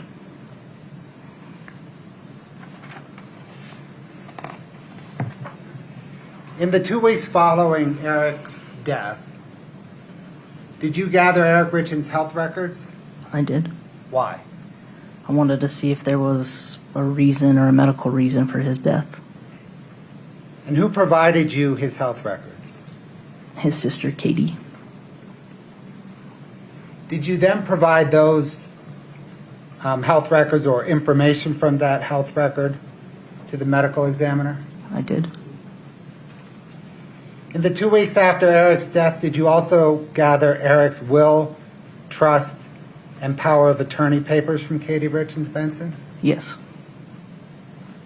Did you also speak with Crystal Bowman Carter, Eric's attorney, who prepared those documents? I did. In those 2 weeks, did you speak with Christina Miller, Eric Richins' divorce attorney? Yes. Is the next big event in your investigation when you received preliminary toxicology results? Yes. Was that on April the 8th, 2022? Yes, it was. What information did those results provide? That he had died from a massive fentanyl overdose. Did that preliminary toxicology result alter the trajectory of your investigation? Yes. Based on that toxicology result, did you then get warrants to search the Richins' home, vehicle, and Kouri Richins' person for illicit drugs, digital devices? Yes, I did. Did you execute that warrant on April the 13th, 2023? Yes. When you executed that warrant, did you inform, April 13th, 2022? Yes. Okay. When you executed that warrant, did you inform Kouri Richins that the preliminary toxicology results showed that Eric Richins died of fentanyl intoxication? Yes. Did detectives search the house that day? They did. Did the detectives search Kouri Richins' automobiles that day? Yes. Did detectives find any evidence of fentanyl in the home or the automobiles? No.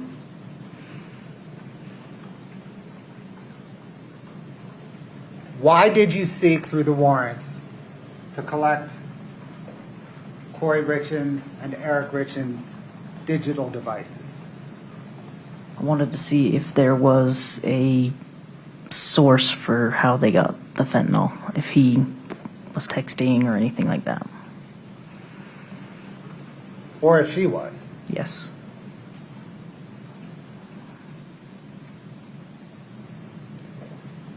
Did you seize Kouri Richins' white iPhone on that date? Yes. Did you also seize Eric Richins' iPhone? I did. On that date, was there a red truck at the home? Yes. Was there a brown truck at the home? No. Did you seize any THC products? Yes.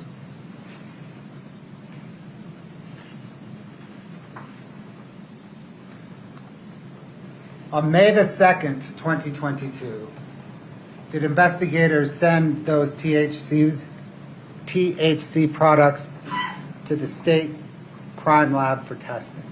Yes. On March the 4th, 2023, did Brian Holden from the state crime lab send investigators the test results? Yes. And did those test results confirm that there was no fentanyl in those THC products? Objection, can we approach?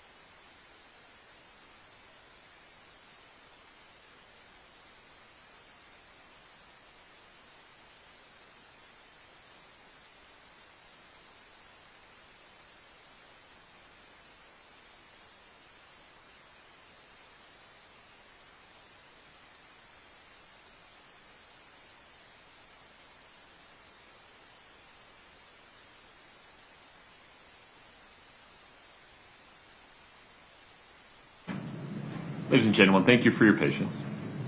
Pause there for a minute. Mr. Bloodworth, I understand you would like to withdraw the state's last question? Correct, Your Honor. Okay. All I ask, folks, is that to the extent you wrote down the last question and the answer to it, just cross that out of your notepads. Okay. Mr. Bloodworth, take it from there, please. Your Honor, on March the 4th, 2022, did investigators send the seized phones to the Regional Computer Forensics Lab for downloading? Yes.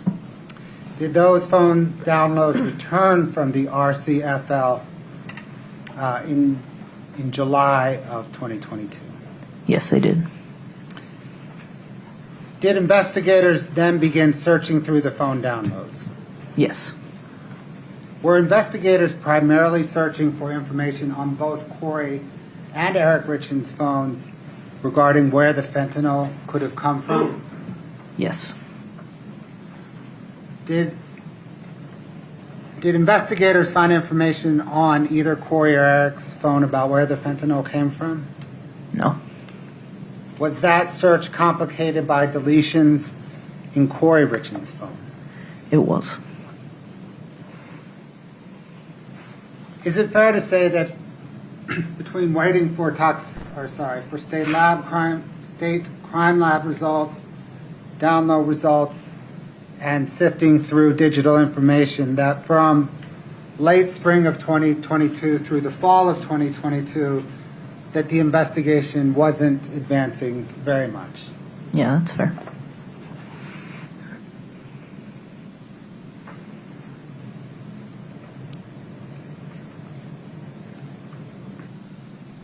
During that time, did the family's investigator, Todd Gabler, begin providing detectives with information that he was discovering through the course of his investigation? He did. Did he provide detectives with information to include some phone billing records from both Kouri and Eric Richins' phone? Yes. Did he also provide detectives with recorded interviews and interview written reports from his interviews of Kouri Richins' friends and Eric Richins' friends and other associates of the two of them? Yes. Was that information helpful in advancing your investigation? It was. Towards late 2022, did the information that Mr. Gabler was providing detectives start to accelerate your investigation? Yes. In March of 2023, did you transfer from serving as a detective to serving as the K-9 deputy? Yes, I did. How did that come about? I'd been working to get a dog for years, and when the opportunity came and I was able to get that dog, that was something I really wanted to do. Did Detective Jeff O'Driscoll then take over as the lead detective on this case? Yes, he did. Thank you. I don't have any further questions. Ms. Nestor? Yes, sir, thank you. Yeah, yes.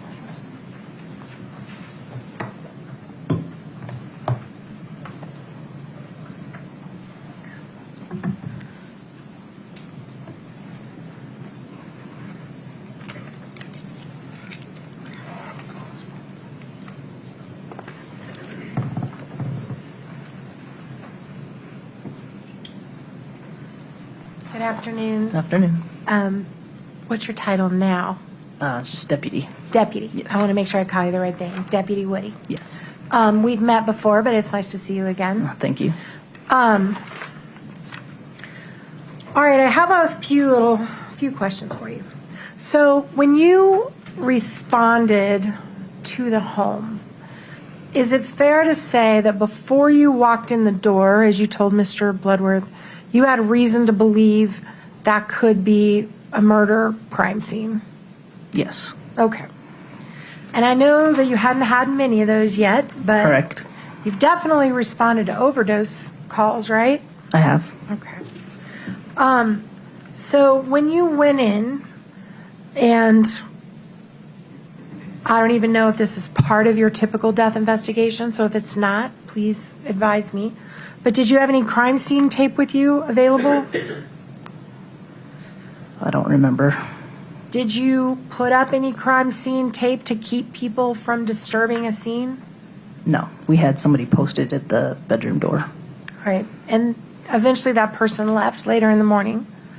Yes, he was switched out. So there was no preservation of the scene as far as allowing CSI people to come in and do their thing, right? Yes, they could come in and work that scene. But they didn't. The crime scene techs? Yeah. Yeah, they came in. Okay. So who is it that you're referring to were the crime scene guys? That would be Chelsea Gibson.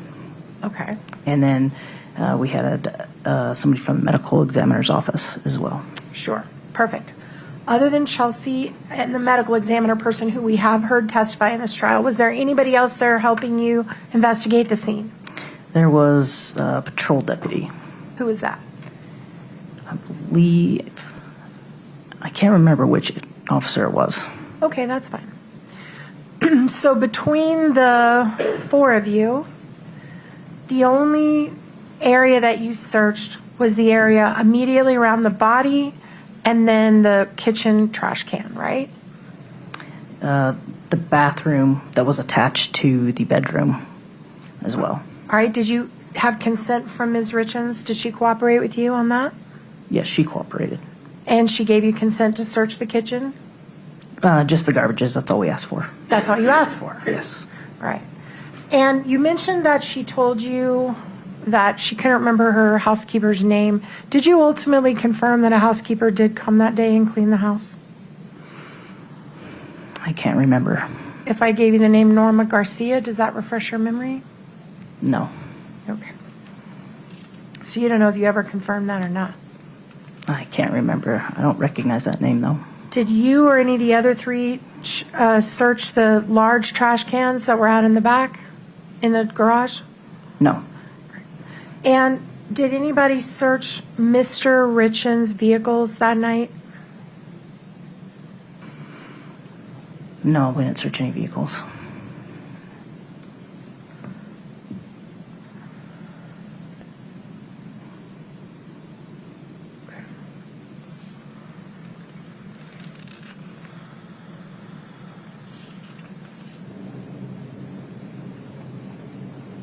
You did mention that when Mr. Bloodworth was talking to you that you did not see any evidence of drug use or paraphernalia. Is that right? Correct. But in fact, wasn't there an empty hydrocodone bottle seized from right next to Mr. Richins' bed? There was.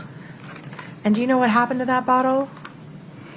We took some pictures, but I'm not sure if we took it or not. You didn't put it in an evidence bag? No. You didn't swab it for the inside of it? No, it was empty. Do you know where it is to this day? No.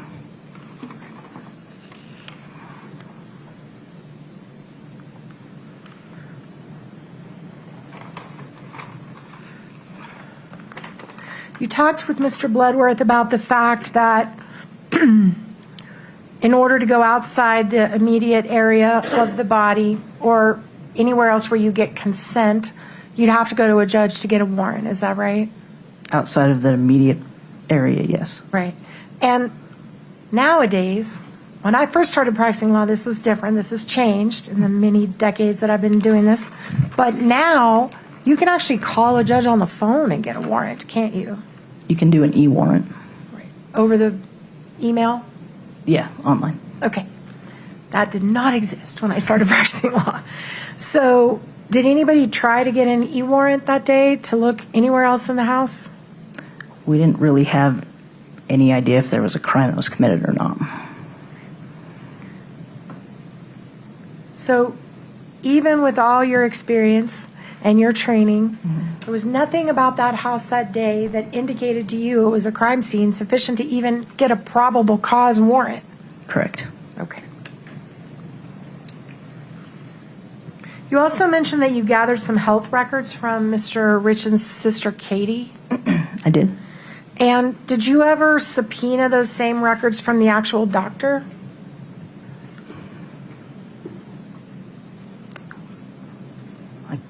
Can't remember. So before you gave these records to the medical examiner, you can't say for sure if Katie removed any part of it or changed any part of it, or if they were actually accurate, valid records, can you? I just read them to her over the phone, but yes, I gave her that information. Okay.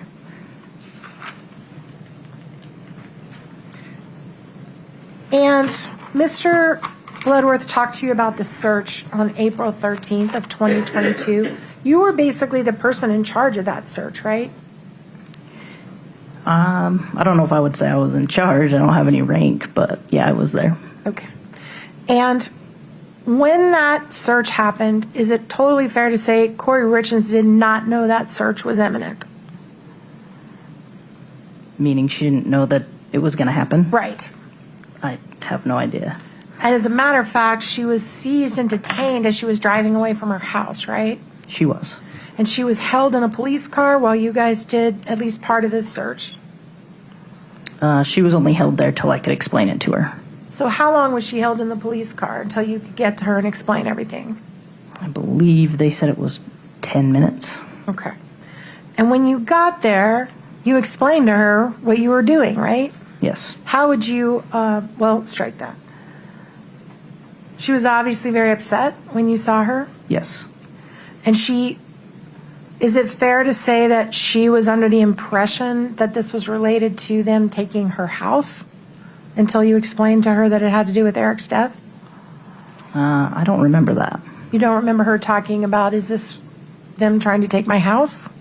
I don't remember her saying that. Okay. But either way, you told her that day, hey, Eric died of fentanyl. And that was in April. Yes. So just over a month after his death, she knew that you all believed he died of a fentanyl overdose, correct? Yes. All right.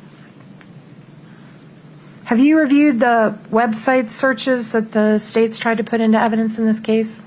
No. Okay, no worries.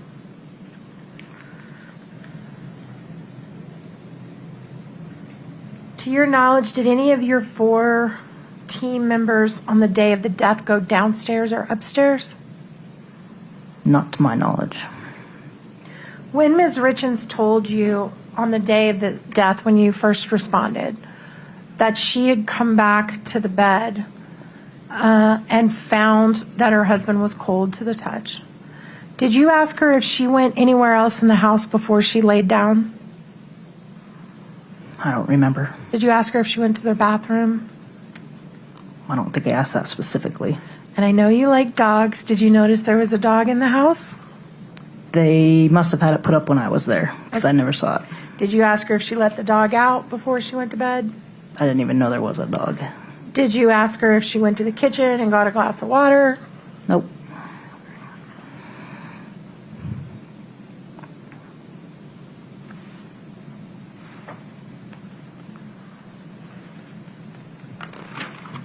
To this day, did anyone, to your knowledge, when you told, well, strike all that. I think you've already testified to that.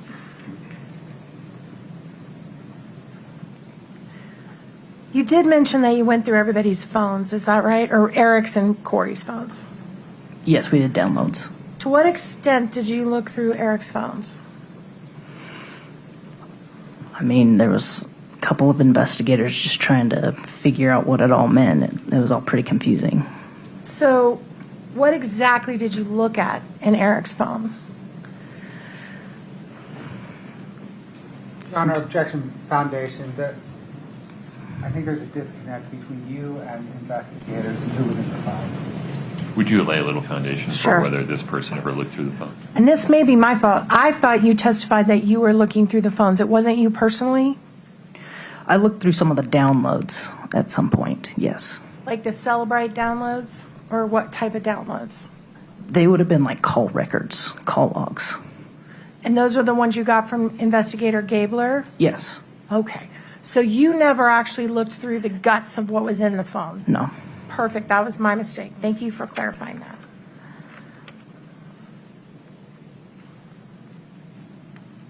How often were you talking to Investigator Gabler during the time you were on the case? He would send emails sporadically throughout the case while I was there. And how often were you talking to members of the Eric Richins family? They emailed me pretty frequently, but I can't give you a number. Do you recall about a week or so after Eric's death, Katie Benson sending you a multi-page timeline of everything suspicious she believed Kouri had ever done in their lifetime?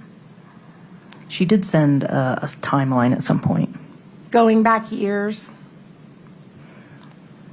I'd have to look at it again. I can't remember. Okay.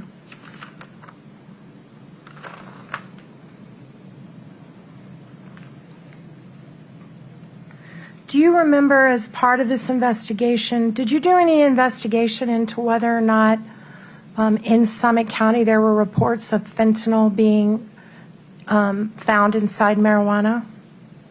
No. Are you aware that a few months after Eric's death, an individual was arrested and charged with selling marijuana laced with fentanyl? Objection, Your Honor, foundation. I'm asking if she's aware. Yeah, the hypothetical needs some foundation. Do you recall a case that, actually, Katie, can you bring up, just a minute, Your Honor, let me get the number.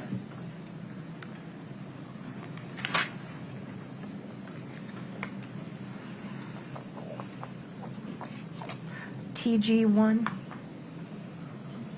Yeah, TG1. Just for the witness only, Your Honor. Yeah.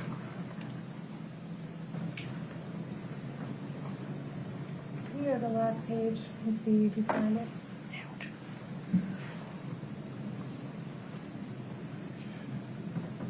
Go back.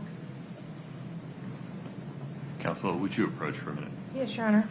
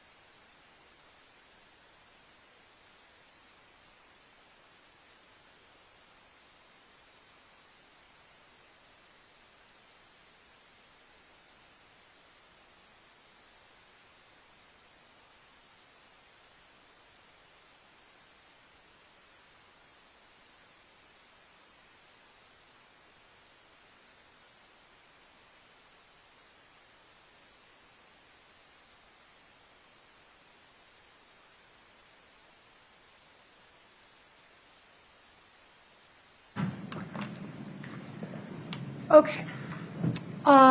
We may need to go back to page 1. We will. Okay.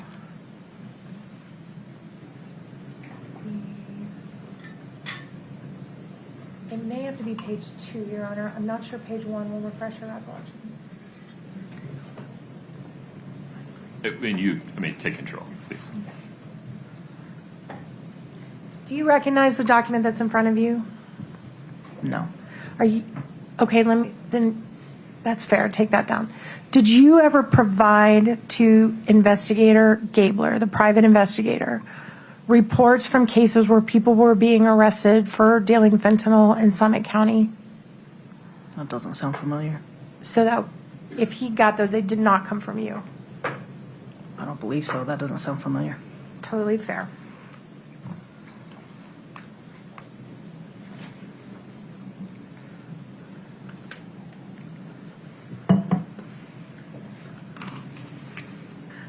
Did you know that Kouri Richins was represented by an attorney shortly around the time that you did the search on April 13th? Objection, Your Honor.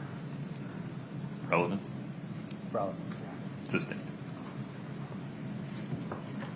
When you had the conversation with Kouri on the day of the search on April 13th and you told her that Eric had, in your opinion, died of a fentanyl overdose, had she been trying to set up with you that week a meeting with her and her attorney? Objection, Your Honor. Can we approach? Yeah.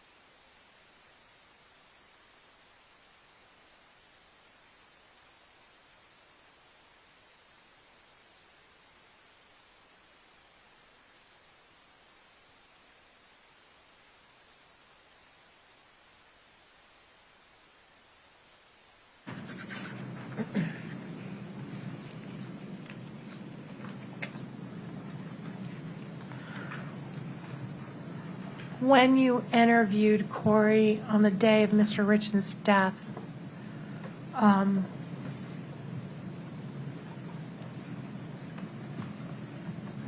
you mentioned that she told you she came back into the bed around 3 a.m. Is that right? Yes. Did you ever ask her how long she was in the bed with Eric before she realized he was cold to the touch? From my understanding, it was almost immediately. Okay. All right.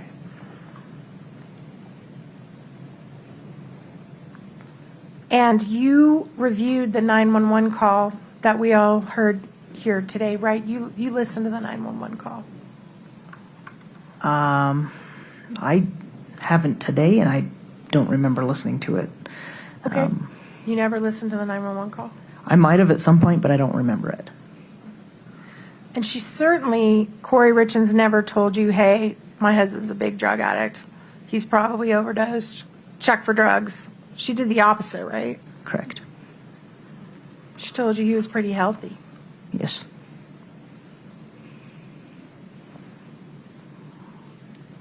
I think that's all I have. Anything else? That's all. Thank you, ma'am. I appreciate it. Enjoy the dog. Thank you. No, Your Honor. May we release this witness? Yes, sir. Yes, Your Honor. Thank you, Judge. Deputy, you're free to go. Watch the case. Don't watch the case. It's entirely up to you. Okay, thank you. Very good. Mr. Bloodworth, I've lost track of the witness list for today. Another witness from the state for today? Your Honor, the state would next call Todd Gabler. Okay, let's do it. You folks okay to keep going? Very good.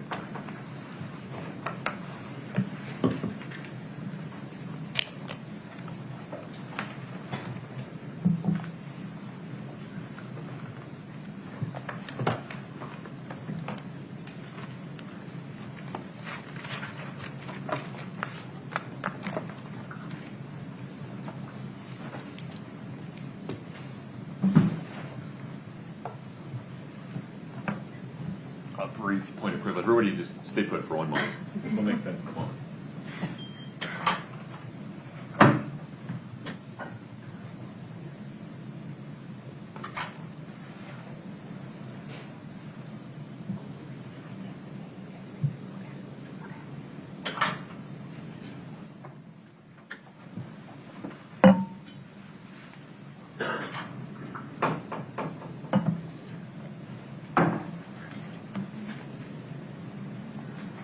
Mr. Gabler, good afternoon. Good afternoon, Judge. Would you mind standing in front of Brittany? If you'll please raise your right hand. Do you solemnly swear the testimony you're about to give in the matter before the court to be the truth, the whole truth, and nothing but the truth, subject to the pains and penalties of perjury? I do. Thank you. Please have a seat. Sir, take your time and please watch your step.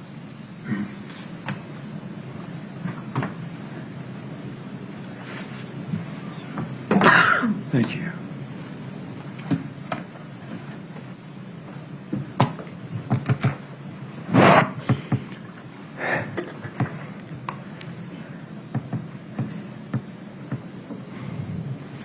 All right, how's this?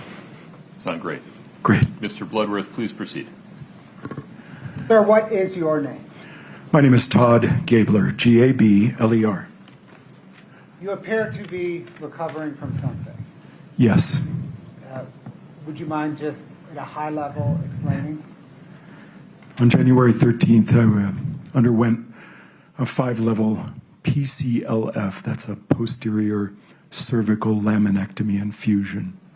My neck has been fused together with titanium rods. Sir, are you taking any medication today that would affect your testimony? I purposely did not take any pain medication today for the purpose of the clarity of my mind in my testimony to you today. I took Tylenol this morning. What, sir, is your occupation? I'm a licensed private investigator in the state of Utah. How long have you been a private investigator? 34 years. What, sir, is your investigative experience that is relevant to this case? Well, over the course of 34 years, I have worked on approximately 100 homicide cases. I have been active in the trials of perhaps a dozen or maybe more homicide cases over the course of my career. I have extensive experience in a specialty in digital forensics, which allows me to examine digital devices, phones, computers, other things of a digital nature to uncover information that may have been deleted, destroyed, or altered. I can't really think of anything else that is sort of a 30,000-foot view of what would be important to the jurors in this case regarding my experience. Well, sir, of those 100 or so homicide cases, how many have you worked for the defense? All of them. I have always sat on that side of the room, standing in between the state and a defendant. And you mentioned, sir, that you testified about 12 times. Have you ever testified for the state? Never.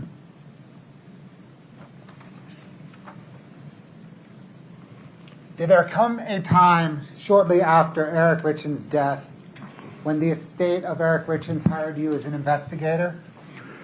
Yes. Do you recall about when? I was first contacted by Crystal Bowman Carter, an attorney.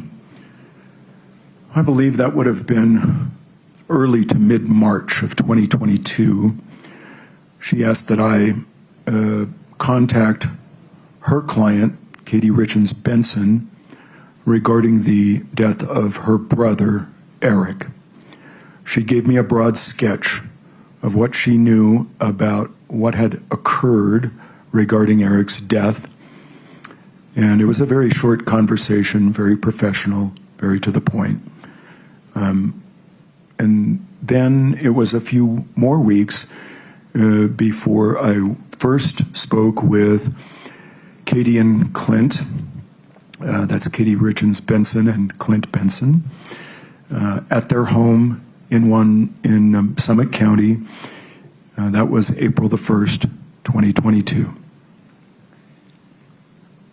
And was that engagement to investigate the death of Eric Richins? Well, that was part of the investigation. I was under the impression that I had been hired at the instance of the filing of a lawsuit by the defendant, in this case, against Katie for the trust money and the control over the trust that Eric Richins had created. And to be clear, the lawsuit involved Kouri Richins as trustee. Correct. And when you're interacting with Kouri Richins, it is in her capacity as trustee. Correct. Or personal representative of Eric Richins' estate. Correct. What, if anything, sir, did you inform at that meeting with Clint and Katie?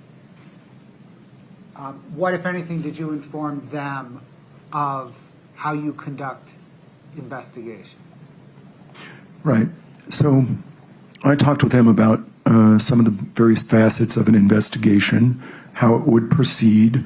I've already talked to you about the qualifications that I have in digital forensics, and so I talked a little bit about that, about the need to get a hold of phones and computers and other things that would have evidence of either a wrongful death or some mismanagement of finances that was being alleged in the case. So for all my clients, it's basically the same speech. You're hiring me to find the truth. The truth is sometimes very difficult for us to accept. I've often said that the truth is half what you most fear that it is, and half what you most desire it to be. And you cannot separate those two from the truth. I told them that they would have to accept the truth about what happened to their brother, no matter what that truth was. If he took his own life, they would have to accept that. If someone was responsible for his death, they would also have to respect my investigation and accept that truth. They agreed. Sir, from that point forward, did you conduct an independent investigation? I did. Sir, who paid for that investigation? I was paid by Clint Benson, but my understanding is that the legal sort of line of authority for which I was engaged was for the estate and Kouri Richins Benson as the personal representative. Did you bill them at your customary rate? I did. I continued to bill them at the rate that was established at the time of my engagement, even though my hourly rate increased during the course of my investigation. They enjoyed a lower rate essentially because of the time that they engaged me. Did anyone else pay you for your investigation? No. Did anyone from the Summit County Sheriff's Office direct your investigation in any fashion? No. Did you conduct your investigation entirely independent of the Sheriff's Office? Yes. Did you provide information from your investigation to the Sheriff's Office? Yes, on many occasions. And before providing it, did you receive approval from your client? Yes, that is part of the standard operating procedure.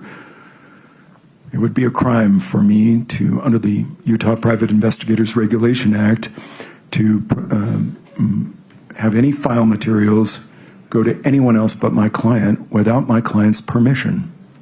So the standard course would be that I would discuss my findings with my client, and we would discuss handing that over to the sheriff's office. In every case, information that we thought important to the investigation was handed over, and there was no event, no occasion upon which we decided not to turn over something to the sheriff's office. Full disclosure. That was the rule. Sir, was that flow of information one way from you to the sheriff's office? Oh, yes, very much so. I initially tried to get the 911 audio call that the defendant in this case had made, and the sheriff's office denied my request under the Grandma law. I appealed to the county administrator for Summit County. She also denied my request. It's common for police agencies to be one-way streets. So it was not uncommon for your request for information to be denied? Correct. My investigation proceeded regardless of whether they were providing me any information or not.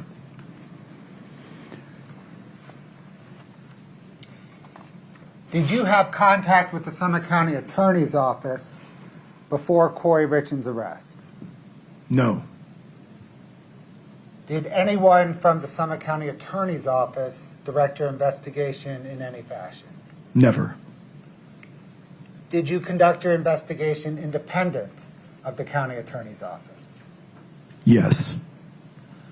On June the 15th, 2023, after Kouri Richins' arrest, did you receive a subpoena from the County Attorney's Office for your investigative file and any forensic data that you had collected? I did. Did you provide that material to the county attorney's office in response to that subpoena? I did. I produced 2 hard drives. One contained what I call the logical and physical investigation file. That would be interviews, audio recordings, photographs, videos. That was a fairly large file.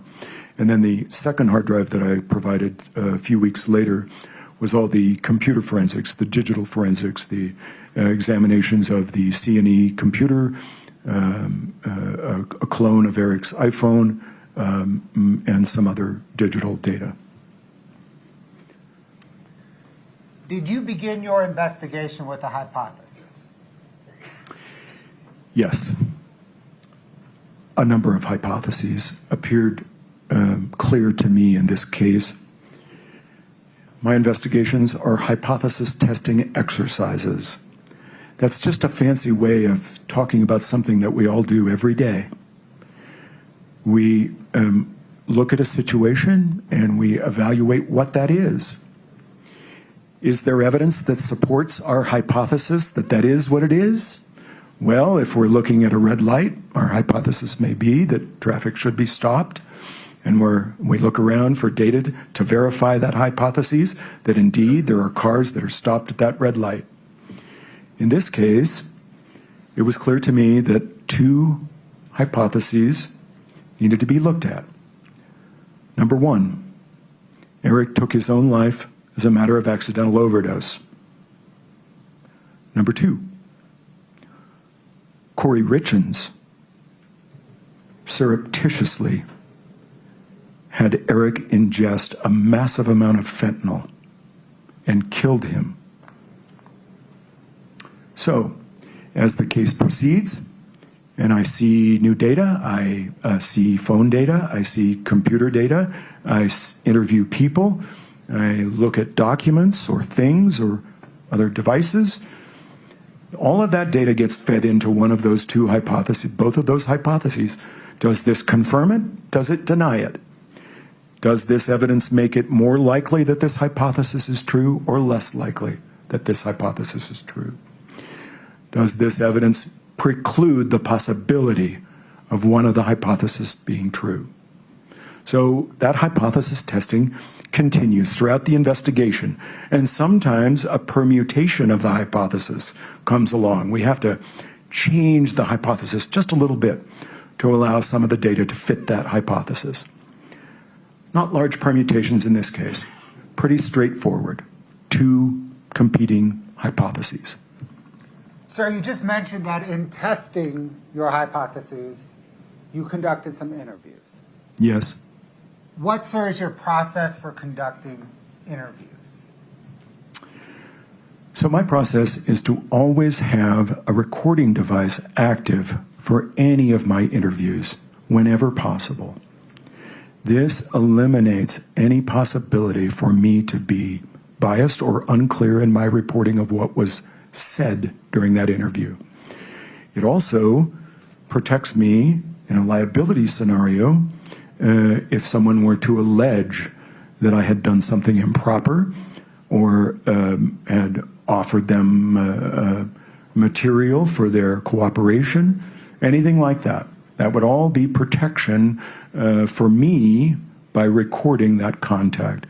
So that is the primary objective of documenting an interview. Later on, when I report it, when I summarize that interview and in writing, because it's hard to get a lawyer to listen to an entire interview. There's some difficulty that they have with that. So they need a summary sheet about what the interview was about. And I type those up based upon the recording that I made, and I typed up those later, or I may have an agent type those for me from the recording, and then I'll review the report and sign off on it, and then it'll go into the file.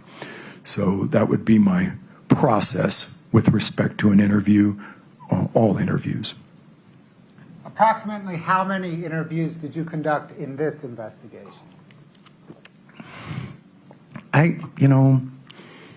It depends upon your definition of an interview, I guess, but 45, probably, somewhere in that department. 40, I guess I could say 40 to 50 to be safe. And in those interviews, did you identify yourself? Oh, yes, always. There was no occasion in this case where I did not identify, give people my true identity and who I represented. And did you record those interviews? Yes. I think there were a couple of occasions where I could not get a recorder fast enough, but other than those couple of occasions, they were all recorded.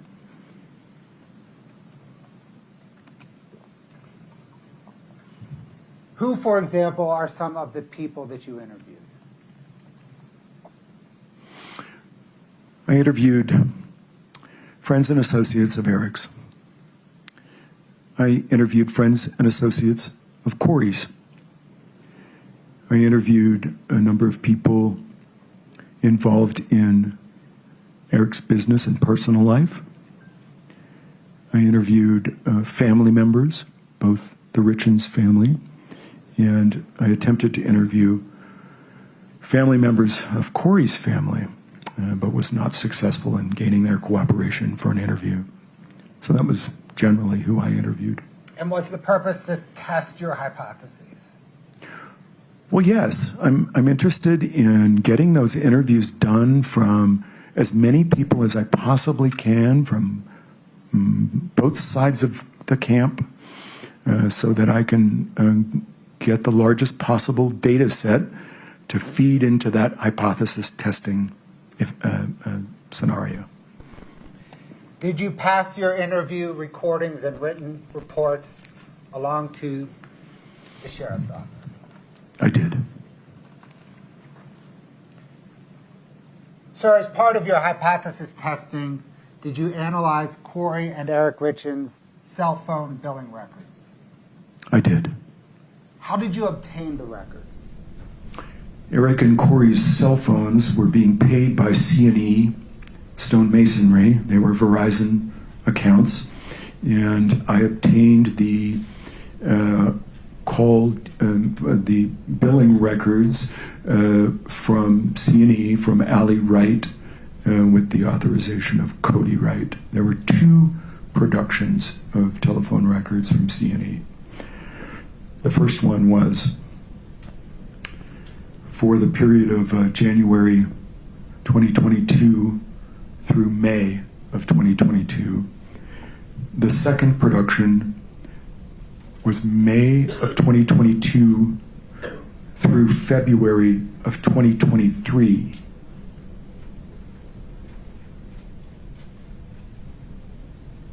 In that January of 2022 onward time period, what types of information were you looking for in the billing records?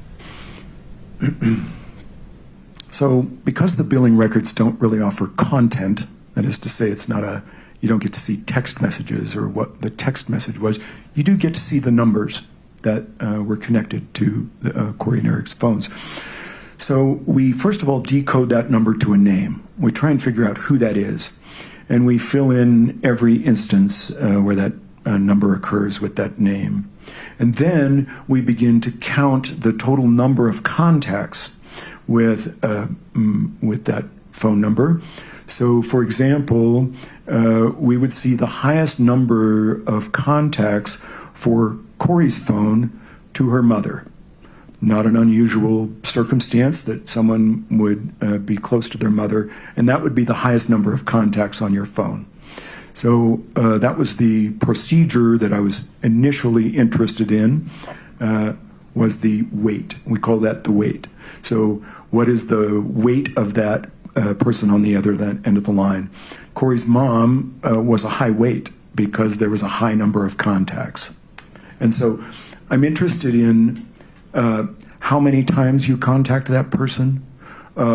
Occasionally, I'm interested in what time of day you typically contact that person, and the type of contact, whether that contact is by text message only or by voice and text. That changes the character of the person on the other end of the line. Sir, did you pass your analysis of contact weight along to the sheriff's office? I did. Was there any particular contact weight that caught your attention? Yes. What contact did that involve? It involved the contact with Carmen Lauber.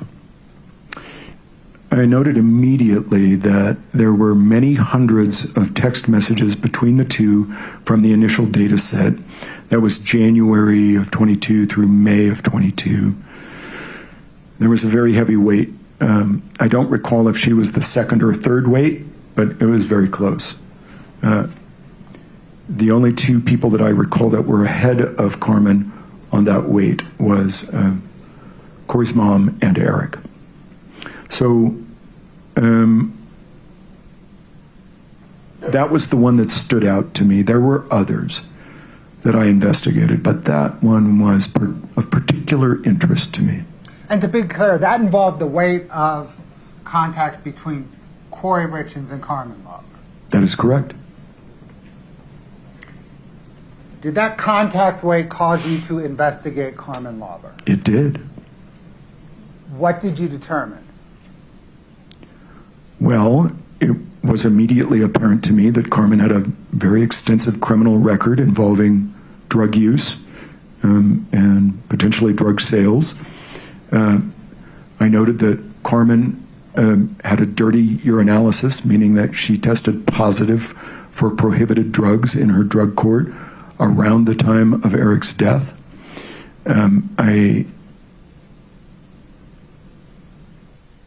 was very concerned about the high number of contacts and the criminal history for Carmen, and I alerted the sheriff's office about that.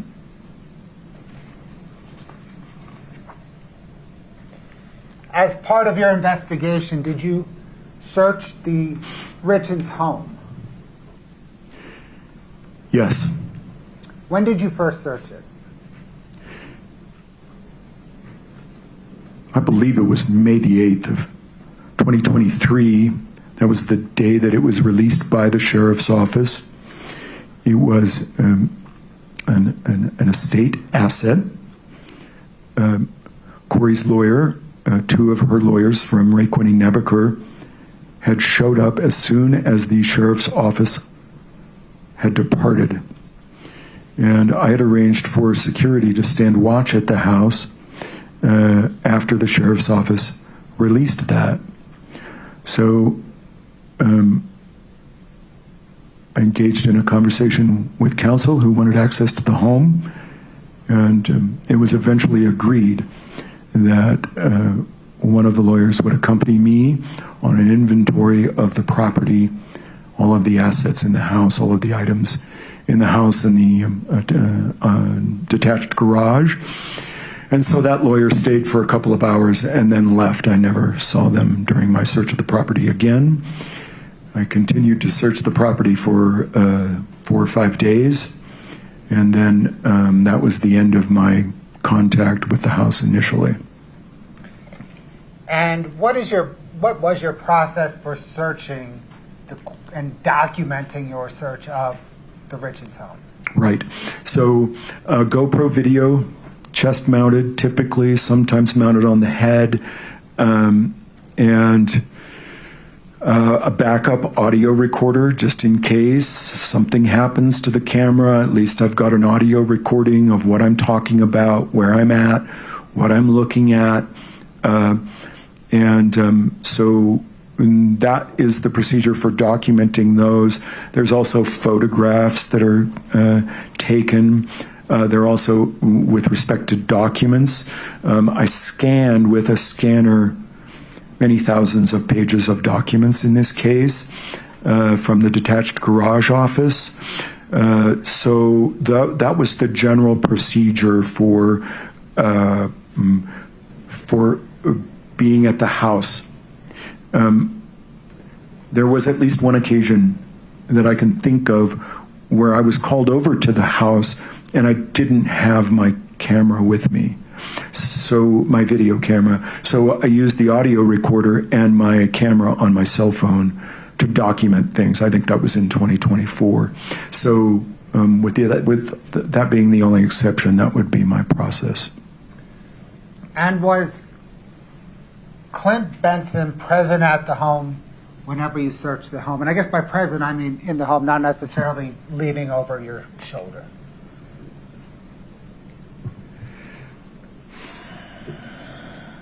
That is not an easy question to answer because my focus was not on Clint Benson. My focus is on the things in front of me.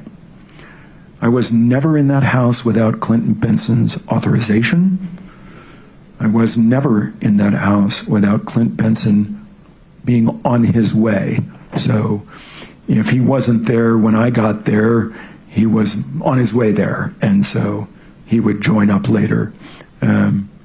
It's possible during the May searches that Clint had left the house while I was documenting things in the house. I think that was particularly true of the detached garage office, where I was spending maybe 8 hours in a day just scanning documents, just feeding documents into a scanning device. So I think Clint was likely not there during that. He was generally there? He was generally there, I would say so, yes. And you were recording with your GoPro the whole time? Yes, with the exception I noted, yes. Did you ever remove, well, other than your recording equipment, cameras, audio, GoPro, all of that? Yeah. Did you ever bring anything into the home? No, I did not. Did you ever remove anything from the home? Yes, I did. What did you remove from the home?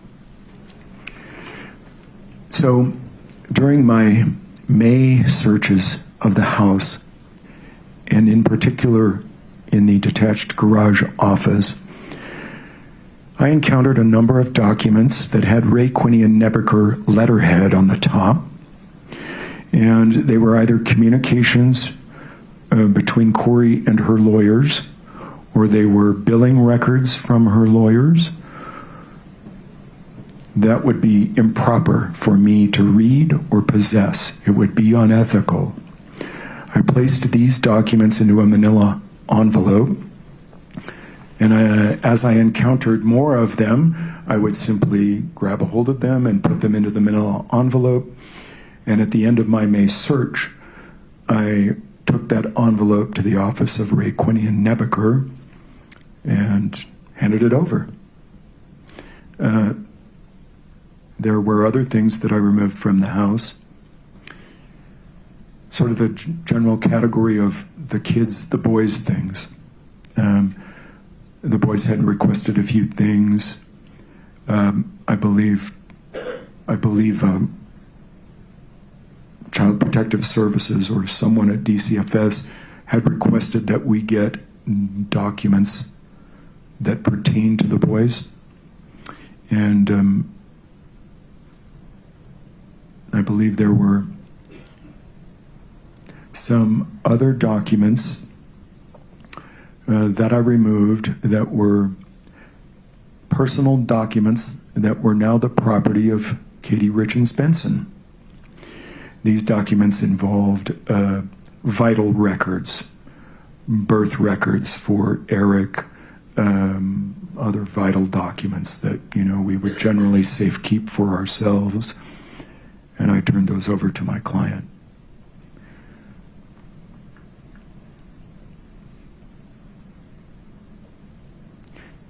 I'm trying to think if anything else was removed.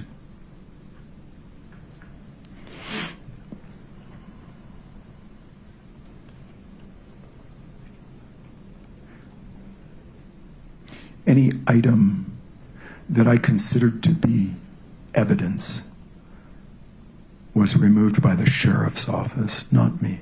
So if you came upon something that you considered to be evidence, how did you handle it with the sheriff's office? I don't think there was a standard approach. I only recall a few occasions. I think the first couple of occasions I may have contacted the sheriff's office directly, either Lieutenant Hemingway or I can't recall any others. And then on one occasion I contacted Travis, the investigator with your office, and then subsequently spoke to the sheriff's office about removing an item. And is it your understanding that the sheriff's office would then get a warrant and come to the house to seize whatever item you thought might have evidentiary value? Yes, I was there for one of those occasions. Thank you, sir. I don't have any further questions. Thank you.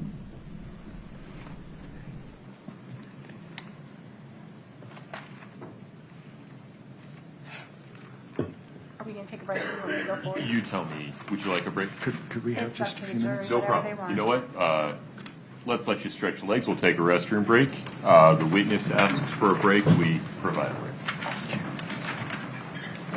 All right, the jury. Mr. Gabler, watch your step there. Hold on, Judge. There you go.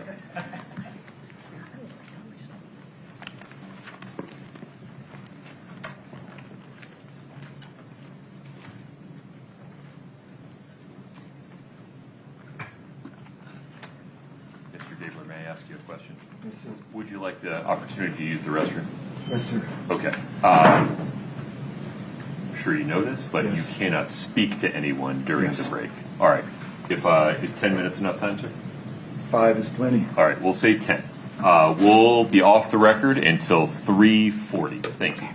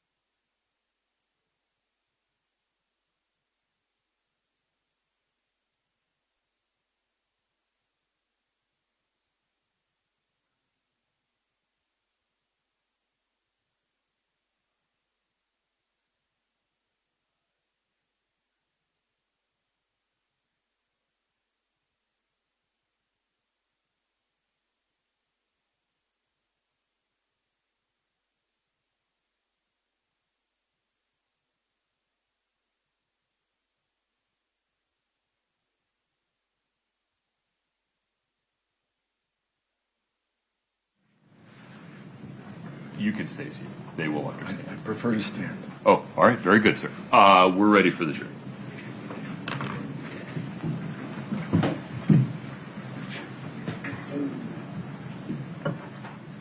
All rise for the jury.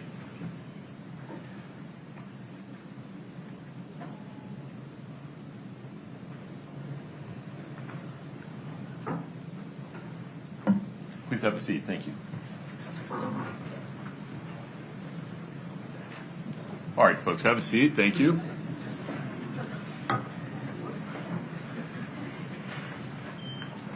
All right, Mr. Gabler, you're still under oath, sir. Yes, sir. Ms. Please, Nestor, the court. please proceed. Good afternoon, sir. Good afternoon, Ms. Nestor. I don't believe you and I have ever met, but I am Kathy, and I'm Kathy Nestor, and I'm one of Ms. Richins' attorneys. So it's nice to meet you. So I want to just kind of start with a basic observation, but just to make it crystal clear. You are not law enforcement, correct? Correct. And you've never been law enforcement in your whole life, right? Correct. Okay. And the rules and ethics and expected practices of private investigators are significantly different, would you agree with me, than those that apply to licensed law enforcement? I don't know that I would agree with that in every circumstance. A private investigator, when he is hired by a lawyer, is bound to all the ethics that that lawyer is bound to. Okay. So, But, for example, you don't have to go get a warrant to go look at a house. well, right, that's the state action distinction. Right. Yeah. Right. I'm not a state actor. Right. I've never been a state actor. Right. I will never be a state actor. Right. Yeah. So if you want to go search a house for 6 straight days and look at thousands of documents, you don't need to get a judge to give you permission to do that, right? No, I got the permission of Kouri's lawyers who represented her to do that. And you also got the permission of Clint Benson, right?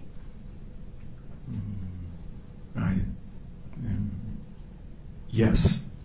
And in fact, Clint gave you a key, Yes. and you had that key to use at your discretion. Yes. And there were times when you would go to the house and Clint was not there and you would let yourself in, right? I believe that my testimony covered that, and that was that Clint was aware that I was there, and he was either on his way or there with me. But you agree with me, and you have videos, I believe, that back this up, that there were occasions where you would go to the house, Clint was not there, you'd use your key, and you'd go in. Yes. And there were occasions where you would be spending hours and hours and hours in the office, because I've Yes. watched all the videos, Yes.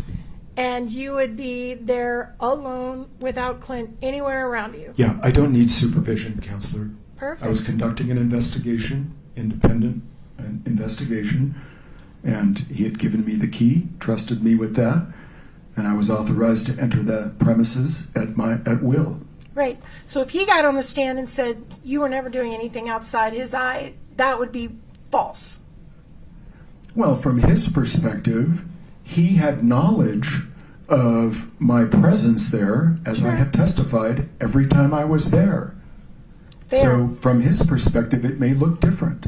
But you agree with me, sir, that there's hours and hours and hours of video of you alone in that office going through things. I think that I've already testified to that. Okay. Now, you were not permitted access to the house until after Kouri had been arrested, right?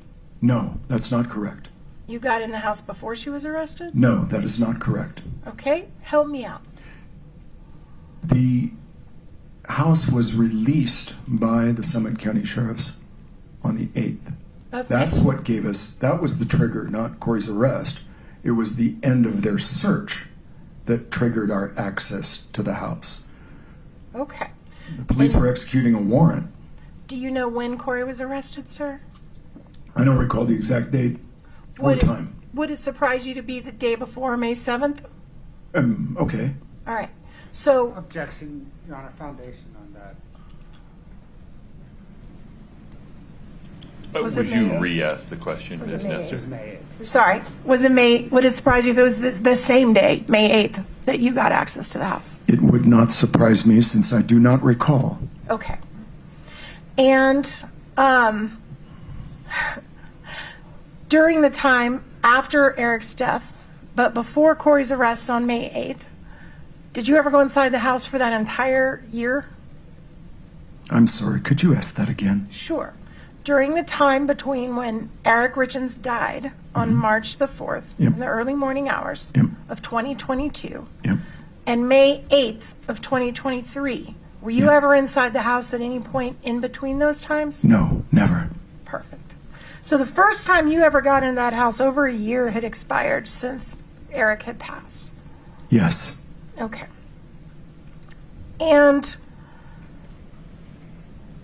you mentioned the police had executed a search that day before they released it to you, right? Yes. And do you know how many times prior to that the police had searched that house? No. Okay. And then you've also testified here, I think very honestly, that on repeated occasions you notified the police, hey, there's something you missed. You might want to go back to the house and find it again. I mean, I'm not going to adopt your characterization, but it is true that I called them back to that house when I discovered something that I thought was evidentiary. How many times? Oh, I don't know, 4, 5. So on at least 4 to 5 occasions, Yeah. you found things the police had missed. Yeah, oh, that's been my experience throughout my career. And you The told police them- never sorry. get everything, ever. Right. Well, I'm not It's going to true argue. in every case I've ever handled. Sure not going to argue with you on that one. Yeah, it's true. So they come back because you call them and say, hey, I found something, come back, here's where it is. Yep. And they know you're doing that. They know that you have full access to this house, right? I don't know what they know. I can't answer that. Well, you're calling them every time you find something. Well, what opinion they formed in their mind is not within my knowledge. Okay, fair. True, you called them every time you found something. That I thought was of evidentiary value in their investigation. And did True. any of them ever say, you know what, we're good, stop calling us? No, I don't recall that at all. So then the converse of that is they encourage you to keep doing that. Well, no. That is not the converse of your hypothetical, and I do not agree with your assessment. Okay? Did you feel like you were helping them? I was following the instructions of my client to turn over anything I thought was relevant to the criminal investigation. This is not my case. My case is in the civil court. Anything that we thought was of value to the criminal case, we turned it over. And the police were happy with that. I don't know if they were happy or sad or distraught. I have no idea as to their emotional condition. They sure never told you to stop. The police never directed me to do anything, and if they had told me to stop, I would have ignored them. Okay. So you could go in without a warrant, find something, call them, tell them to get a warrant, and they'd come get it. I think that's an oversimplification and a vilification. I had permission to enter those premises. I had every right to be there. I didn't need a warrant. I'm not a state actor. I have the permission of the property owner. So I don't agree with your characterization. When the cops would show up, did you point out what you were showing them? Were you usually there? No, I was there on one occasion when the police showed up. They executed warrants when I was not there. Okay. Yeah. So I only remember one occasion where I found an audio recorder in a dresser drawer that they then recovered by warrant. And you waited around and pointed it out to them? I did. Okay. Yeah, I never touched the device. Okay. So, yeah, I would have. I don't know if I pointed it out. I think what I did was, on that date, when I saw the recorder and recognized it for what it was, which is not easy, I just immediately withdrew. I left my audio recorder going until the police arrived. I don't recall pointing it out. I recall describing to them where it was. Okay, thank you for that clarification. So then, there was one occasion where you found something that was a letter purportedly written by Eric called the My Princess letter. Do you remember that? I remember a baby cakes letter. I don't know if I remember That's it. My Princess. Is that the same one? That's the one. Yes. You remember finding that letter? August the 9th of 2024 is when I took a photograph of that, but I found it on May the 10th of 2023 during my search of the residence. So, when you found this letter, at some point, did you move the location that you found it from? I don't recall ever moving the location. On the video, you will see me find the letter on May the 10th of 2023 when I'm in the bedroom, and it is located in the bottom drawer of Eric's side of the bed, the bottom drawer of the vanity. And I looked at it. I didn't think it was relevant. I put it back down on the drawer. On August the 9th of 2024, when I photographed it on the bed, I do not recall if that letter was on the bed or whether I went and retrieved it from the vanity. But there is video.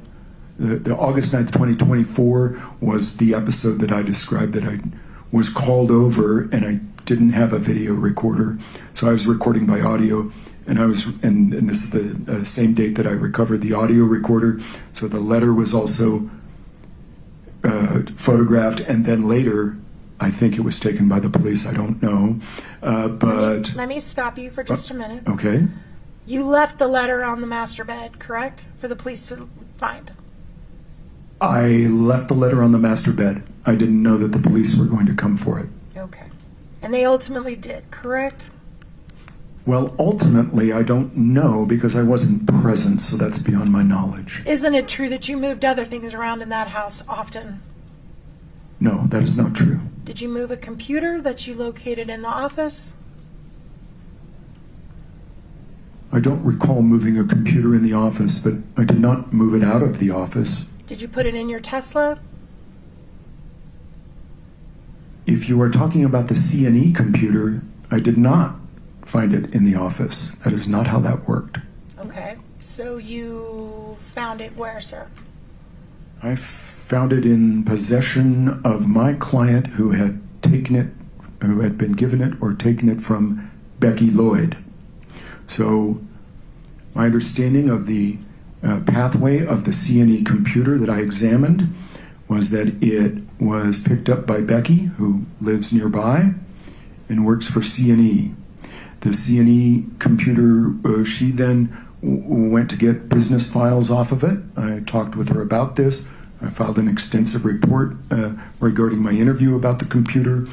And then before I could get up to Francis to get that computer, I lived at the time 250 miles south of Francis in Washington County, so it takes me a while to get up to Francis.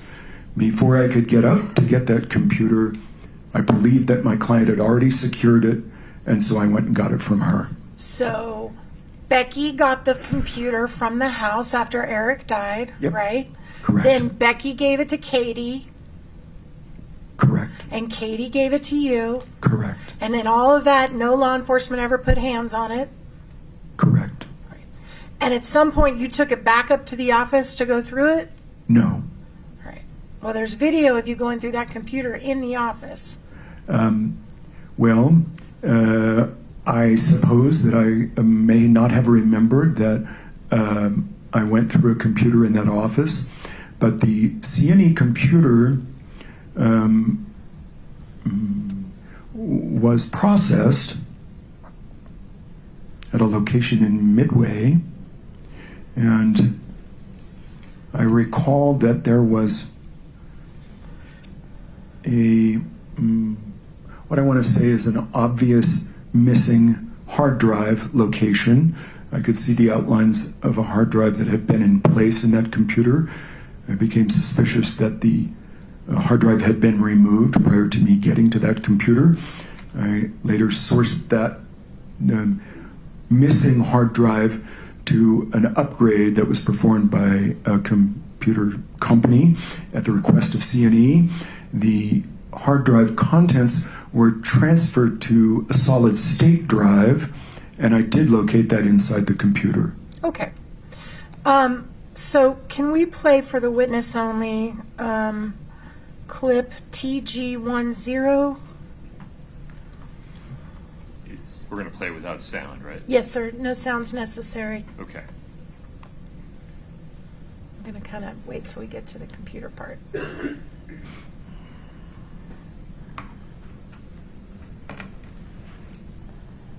I'm sorry, that's the wrong one. Can we bring that one down? That's the next one. We want to go to the one right before that, which is 173.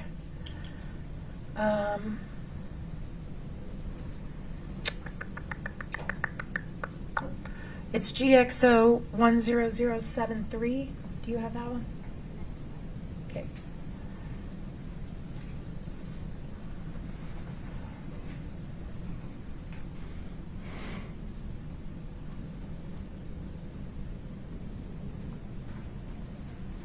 Excuse me, I'm having difficulty keeping my head up.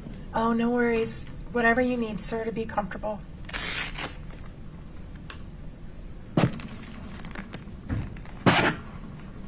Take a minute. Yep, I'll go back to that. It's going to take her a minute to upload that, Your Honor, so we'll get to that. You don't recall putting electronics, documents in your Tesla and driving away from the house? Oh, I remember that, yes. Okay. But that was not the C&E computer. Okay, what computer was that? I don't recall. I'd So- have to see the video. So you That's why I make them. You removed a laptop from the office and put it in your Tesla and drove away with it? I don't recall that, no. I do not. That would have been my, if there was a laptop in that office, it was mine. Okay, well, we're going to pull it up in just a minute. I'll help Fantastic. refresh your memory. Yeah. Also, you mentioned earlier that you didn't take, other than the vital records and the attorney-client privileged records, that you didn't take anything else out of the home. That's not entirely true. You also took a safe out of the house? Yeah, I described that by report, but that house, that safe was returned. Okay, so you went into the house with your own key, correct? Yes. You went into the family, I believe is in the master closet, is that right? Where was it? Yes. You picked it up, took it out of the house, and put it in your Tesla. Yes, I believe I did that at the request of Clint Benson. Okay. Yeah, And then you drove it to a locksmith, I did. and you busted into the safe. I did not bust into the safe. Well, he did. He bumped. He used a technique called bumping. It's the movement of the door and the frame of the safe that allows it to come open. Okay, but you didn't have a combination. I don't know if that was a combination. I thought there was a key to that one. It was forced open with a hammer, right? I think it was a rubber mallet, and it was dropped onto the ground. Okay. I think that's what eventually got it opened, was that it was dropped onto a flat surface. And when you were doing that, there's no law enforcement there, correct? I don't need law enforcement to babysit me. Okay. And you open it up, and there's clips from guns in there, right? I would have to go back to my report to recall exactly what was in there. But you handled it with your bare hands, no gloves. I did. All right. And, I'm sorry.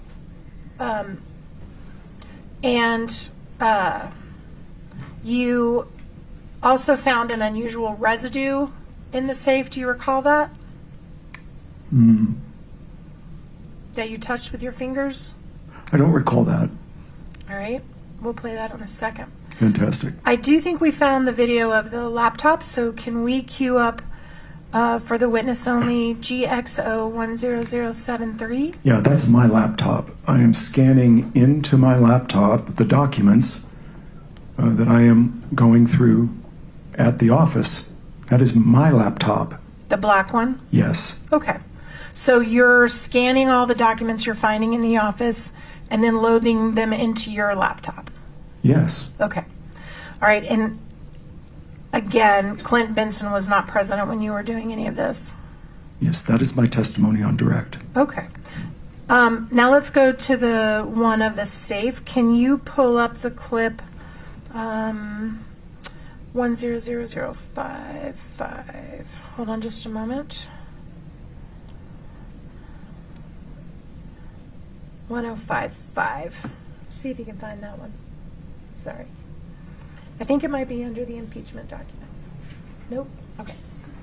All right, we'll get the safe one up to refresh your memory about that residue. You don't remember touching some residue and filming it and asking the safe breaker if that was unusual to find residue in a safe? I don't recall that. I would have to refer back to the video that I made of that for just this purpose. Okay, no worries. So my understanding is you were at the house. There were some times before you got access to the house while Ms. Richins was still living there that you would sit outside her house and observe the house while she was in it. Is that fair? It is not fair. That is false. You never did that? I never sat outside her house and watched her. False. Not on March 9th of 2023? Correct. Not on April 12th of 2023? Correct. But you did put trackers on their cars, is that right? I did. And that's a secret device that you put on someone's car so you can follow where they're going without their knowledge? So GPS tracking devices are generally covert, and there's good reason for that. I put GPS devices on Kouri's vehicle and two of Lisa's vehicles, one of which was being used by Kouri's brother, Ronnie. So her mother's cars and her car. That is correct. And how long did you track these individuals? I think there were different times for different vehicles. I don't recall the exact amount of time, but that'll be in the file that you have. And did you turn over your reports on every single place they went for months to law enforcement? Yes. And you know that law enforcement is required to have a warrant to do that. Well, they have to get a warrant, and I have to go through a different procedure that is prescribed by Utah law to appropriately place those devices. Did you track anybody else's car in this case? I want to say yes. Yes, I did. Who else's? There were some vehicles that I suspected that Carmen Lauber may be utilizing, but I discovered that, in fact, the vehicle that was parked at her house overnight on many occasions was being driven by someone else. So you never gave that report to law enforcement? I believe I did.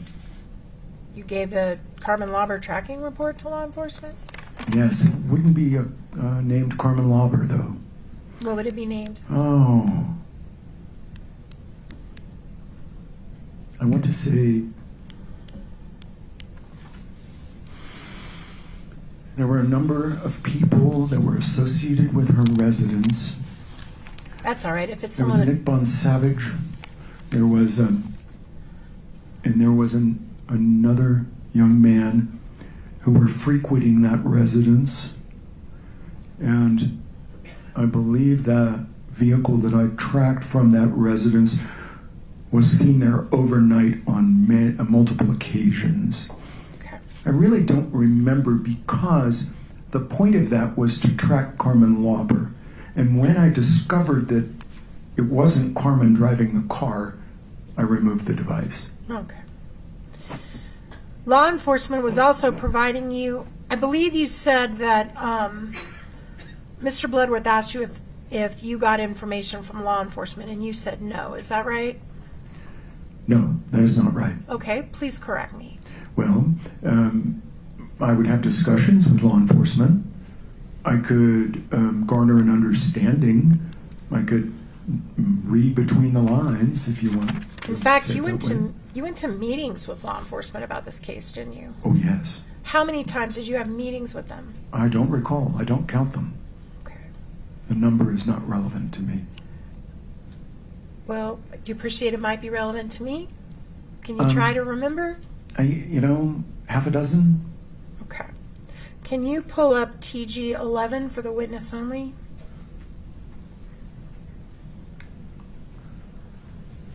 Can you make it bigger? All right, sir, do you recognize that? Oh, can you see it? I can see it. Do you recognize it?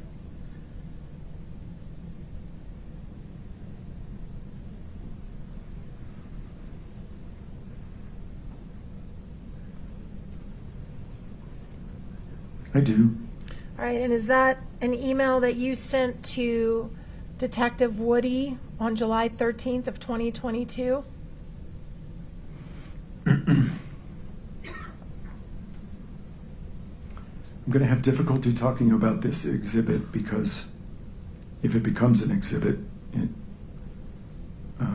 contains a confidential client communication. But I did send it to Detective Woody. Okay. Your Honor, I would object to Mr. Gabler being required to testify regarding any claim. With respect, I'm not sure you have standing to make any objections, and he seems fully attuned to the issue. Ms. Nestor, I'm not sure where we're headed, so just take it one question at a time. I shall. Thank you, Your Honor. Is it fair to say that this is an example of you suggesting to Detective Woody that now would be a really good time for law enforcement to interview Carmen Lauber? Yes. And why would that be, sir? She's on the ropes in drug court is what it says. Right. She was on the ropes. And in fact, what you argued was she would be very likely to be compliant at this point with law enforcement. Is that your words? Yes. All right.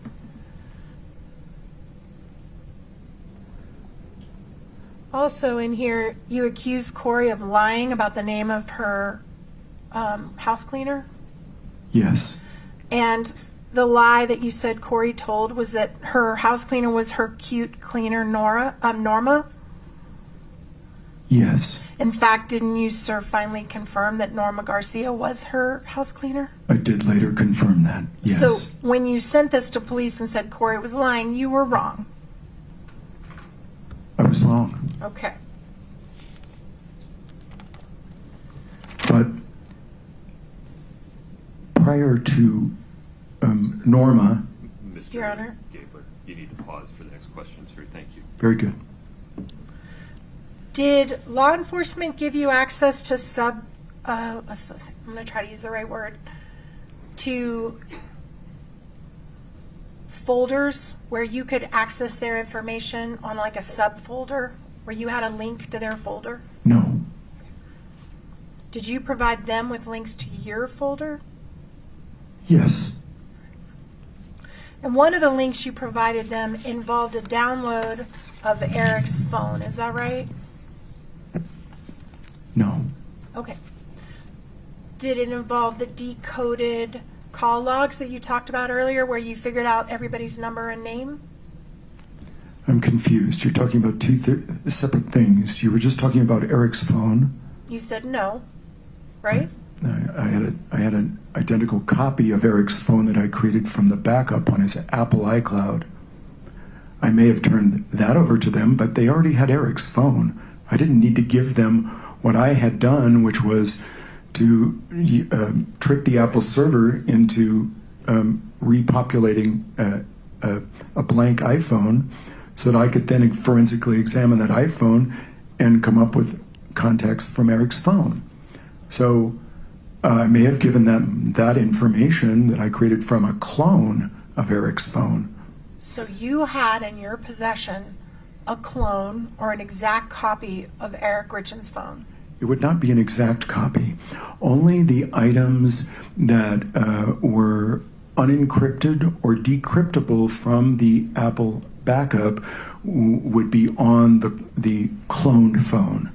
For example, encrypted data would not be present for biometrics, for his Apple Watch. If he was wearing a biometric watch, that is all encrypted. That would not come back to a new cloned phone. But all of the text messaging, the web histories, the call histories, all of that stuff will be present on that clone. So you had access to all his texts? I don't believe I did. Why not? And this is maybe a stupid old lady question, but explain to me why you didn't have access to his texts if you downloaded everything off the cloud. You said all of his texts. Okay. I don't believe I ever got all of his texts. How far back did they go? I don't recall the date at this time. I would have to refer to the file material to know the exact date of the first event on the phone. So how much time did you spend reading through his texts? Well, I don't recall exactly. I could refer back to some records to come up with an answer for you. It would have been a number of hours. Hundreds of hours? No. Okay. I mean, in this case, Right.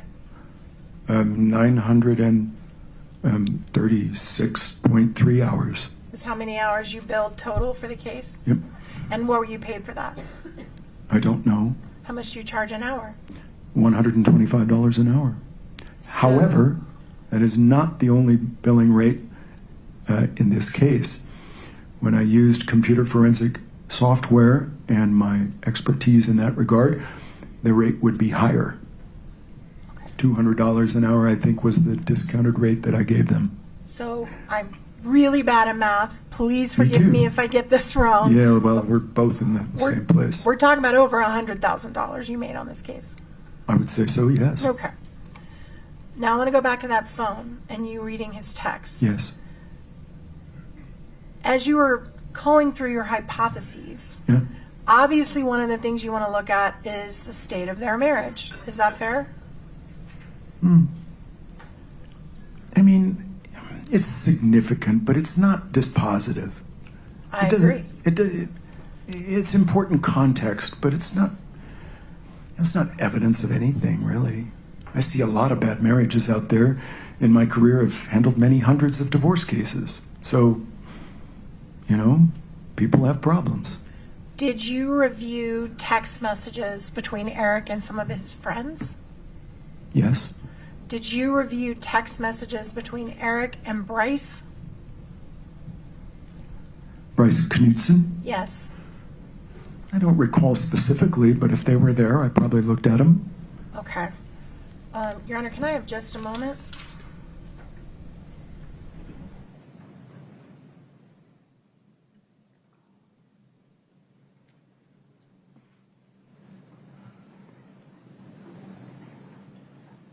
This was sitting here.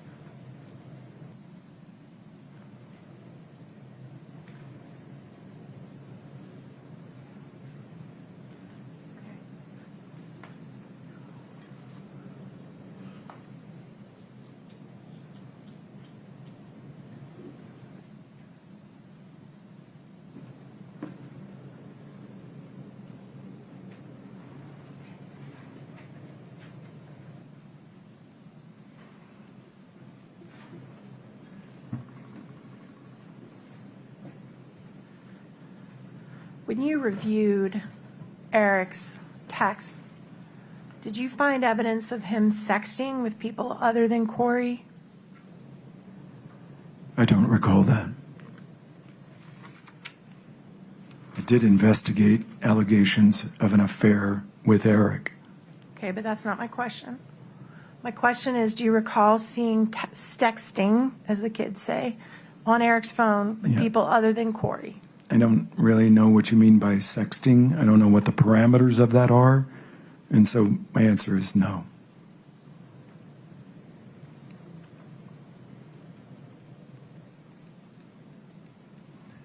Okay.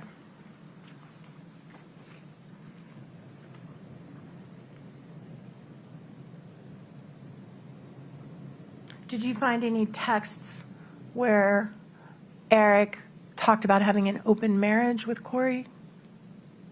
I don't recall that.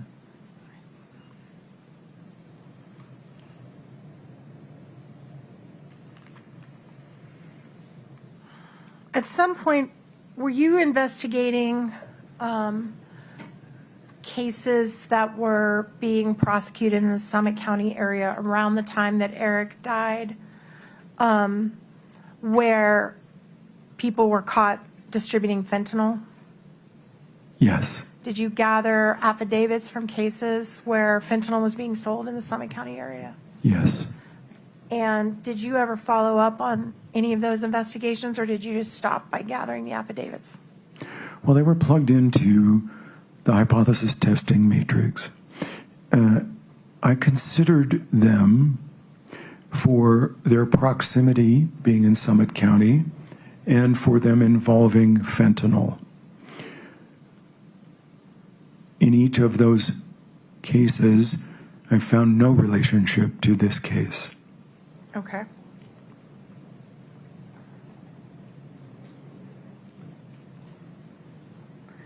I want to pull up TG2, Katie, just for this witness only. Sorry, I lied about the time. I'm going a little bit longer, Your Honor. I'm close to done. No problem. Sir, do you recognize that? I do. Is that what you were talking about with Mr. Bloodworth, which is the decoding where you looked at his call records and tried to figure out who he was calling? It is the record that I referred to when I was talking about it on direct. I agree with that. And Katie, could we go to the page for the date 2/14/2022 at 12:23 p.m.? It's a ways down.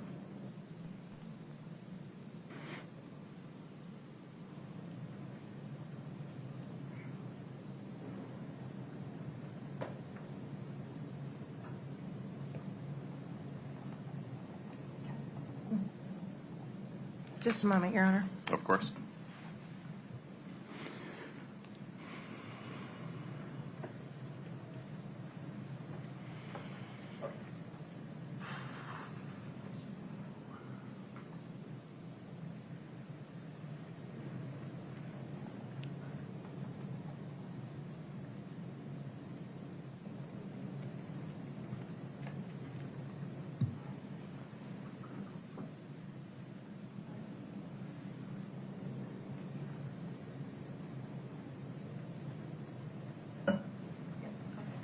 All right, sir, we've blown up a section. Does that refresh your memory about what you determined a call that was made on December 14th at, Give me the date one more time. I'm sorry, February 14th, thank you, Your Honor, at 12:25 p.m.? Well, this is not a record that I created, but I recognize the format, and it appears to be that Eric Richins' phone had an incoming call at 12:25. Can you look at the call right above that one? This is an outgoing call from Eric Richins' phone on March the 9th of 2022. I'm sorry, February the 14th of 2022 at 12:23, 2 minutes before the first record that we talked about, and that is to a different number, 801-473-5058. So as part of your investigation that you were doing on the mirror phone, you could at least identify a call that was made by Eric at 12:23 p.m. on February 14th, right? I'm confused. We're looking at an invoice record from a carrier, and you're Right. asking me about his phone. Those are two different things.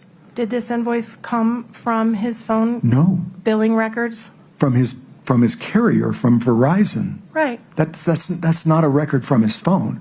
That's a record from his carrier. I understand. Two different things. So according to the bill from his carrier, Yeah, he made a call at 12:23 p.m. on February 14th. correct. Okay. Objection, there's a 901 problem here. I'm done with it, Your Honor. Hold on. You got to approach for a moment, if you would. There's-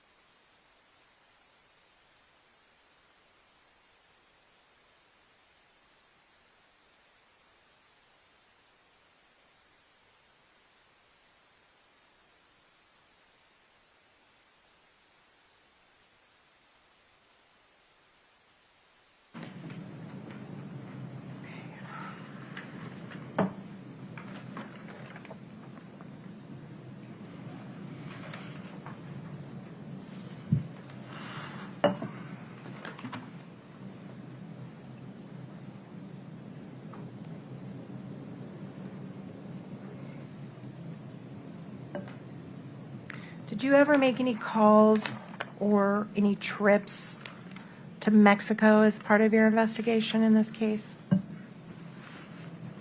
No.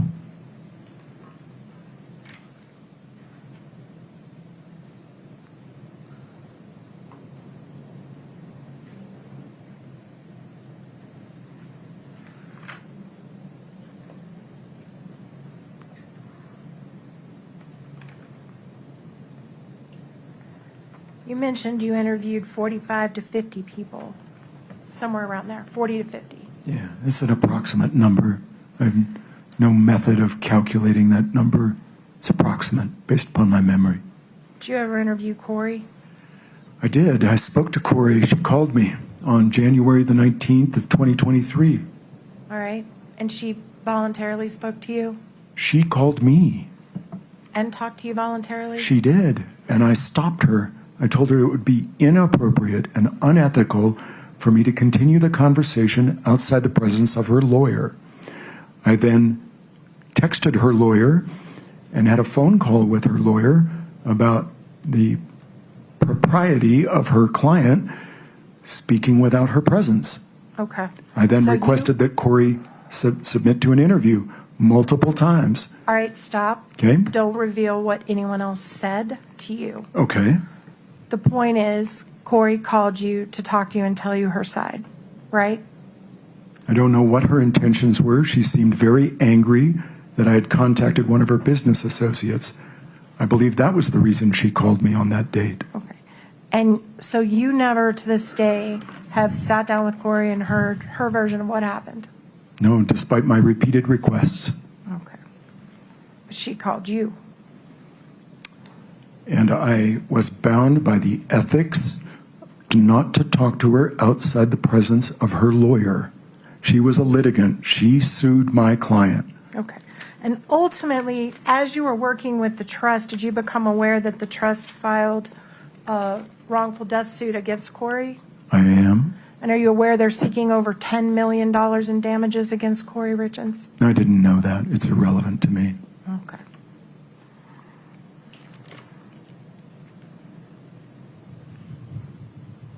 Okay, court's indulgence for just a moment, Your Honor. Of course.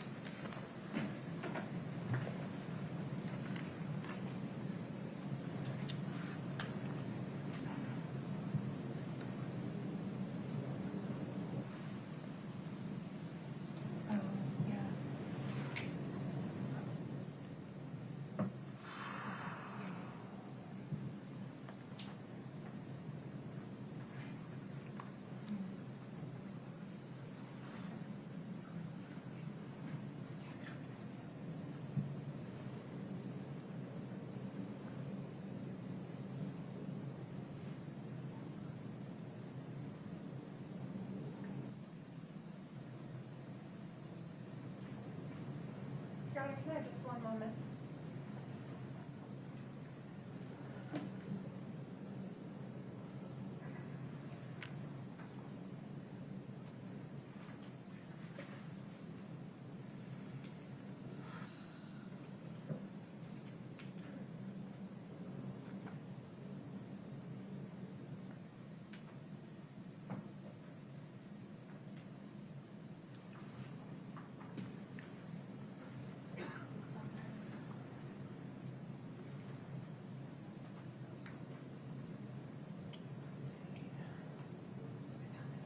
You found it? What's the date?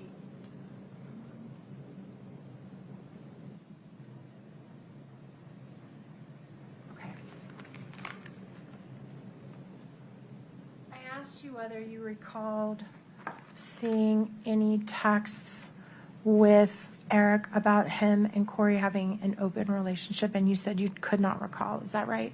Correct. Can you put that up on the screen, Katie?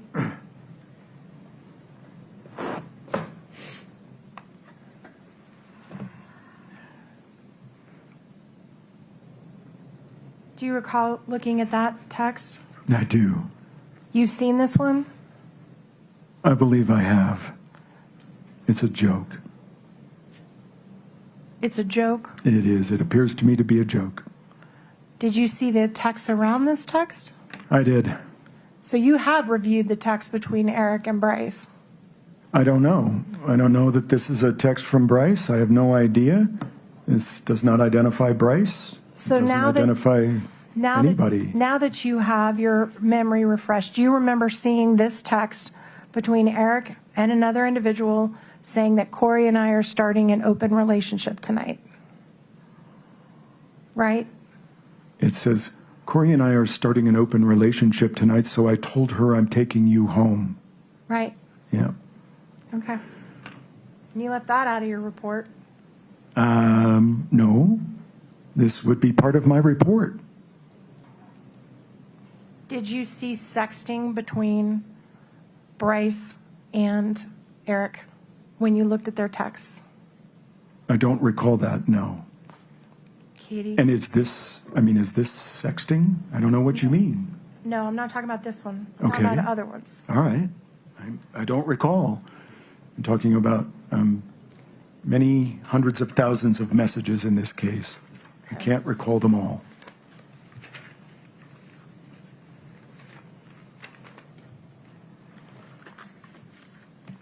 Let's see. Just a moment.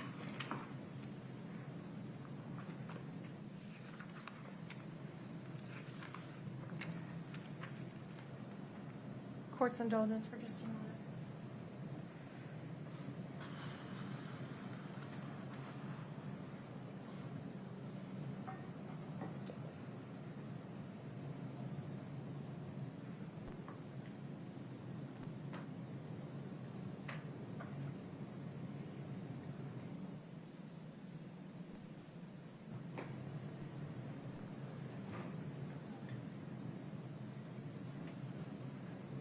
Can I show you this other text right here and see if this refreshes your memory?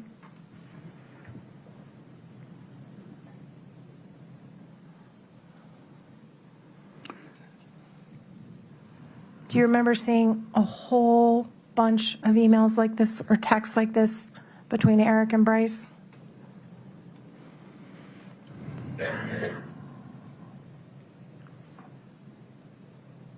Honestly, no, I don't remember.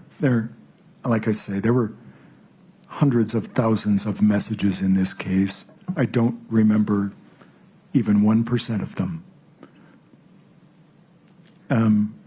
As I look at this, I mean, it just makes me laugh. It doesn't appear to be serious. So how many of these joke sextings did you review that Eric did? I don't understand this to be sexting. I think you're wrong about that. I resist your characterization.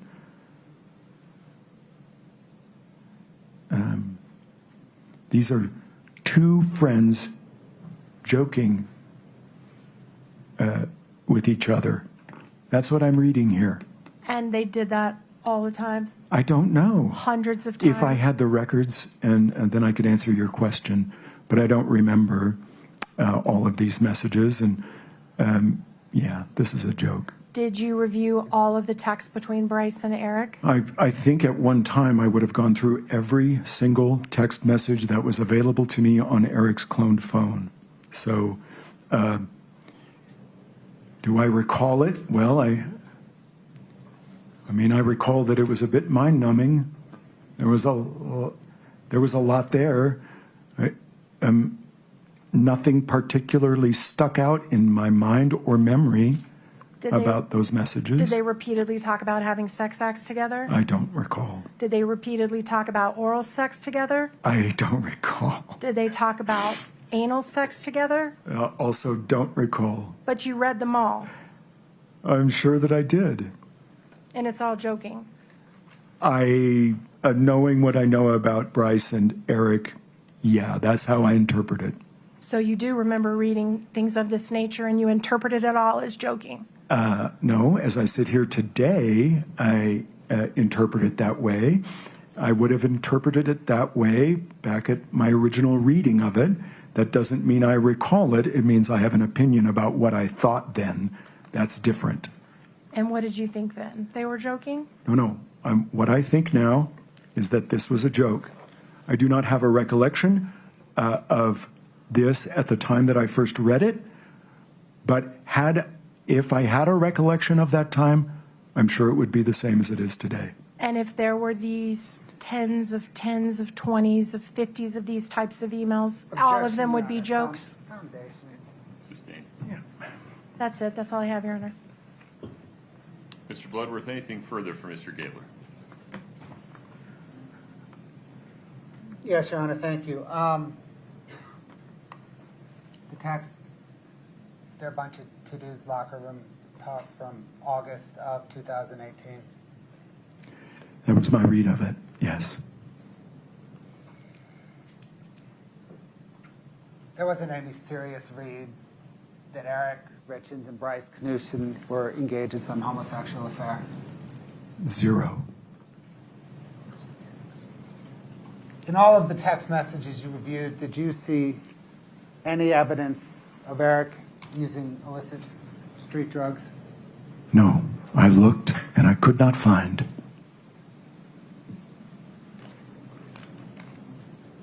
You mentioned legal requirements for a licensed private investigator to place a GPS tracker on a car. What are those legal requirements? So the statute governing that was adopted a few years ago. It requires that before placing the device, a licensed private investigator must identify the person or persons that are driving that vehicle and potentially the owner of that vehicle, and that they submit a request to query the protected persons database in the state of Utah for any record of those persons that are subject to the GPS tracking. That is designed to keep us from tracking people who have protective orders or temporary restraining orders or other lawful processes that define them as a protected person. We cannot track you in that circumstance. We do not have independent access to that database. So we must ask an agency of the state for a yay or nay. Is this person in the protected persons database? We have to do that before we place a device. We have to be certain that we are not tracking a protected person. So I submitted those requests to the appropriate counties of the jurisdictions where I placed these devices. The Summit County Sheriff's Office initially declined my request under the statute. I insisted. I finally got them to comply. I did the same with the Wasatch County Sheriff's Office, and they complied with my request. Did you conduct your investigation entirely within the bounds of the law? I believe I did. Did you conduct your investigation entirely within the ethical bounds of private investigators and the attorneys you were working for in this case? I believe that I did. Thank you, sir. Ms. Nestor, anything further for Mr. Gabler? No, Your Honor. May we release this witness? Yes, sir. Yes, sir. Thank you for your time. Please step safely. You are free to go, sir. Thank you.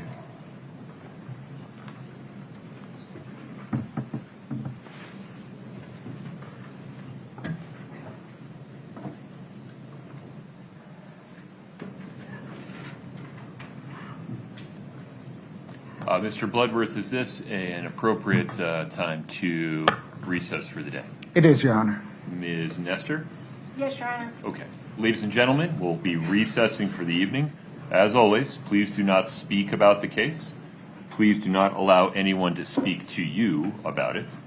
Please do not watch, listen, or read anything about the case at all. Please do not do any research about the case. To allow me and the attorneys to talk about some legal issues that hopefully will keep us efficient during the presentation of testimony tomorrow, please be here ready to go at 9:30 tomorrow morning. Thank you for your patience. All rise for the jury.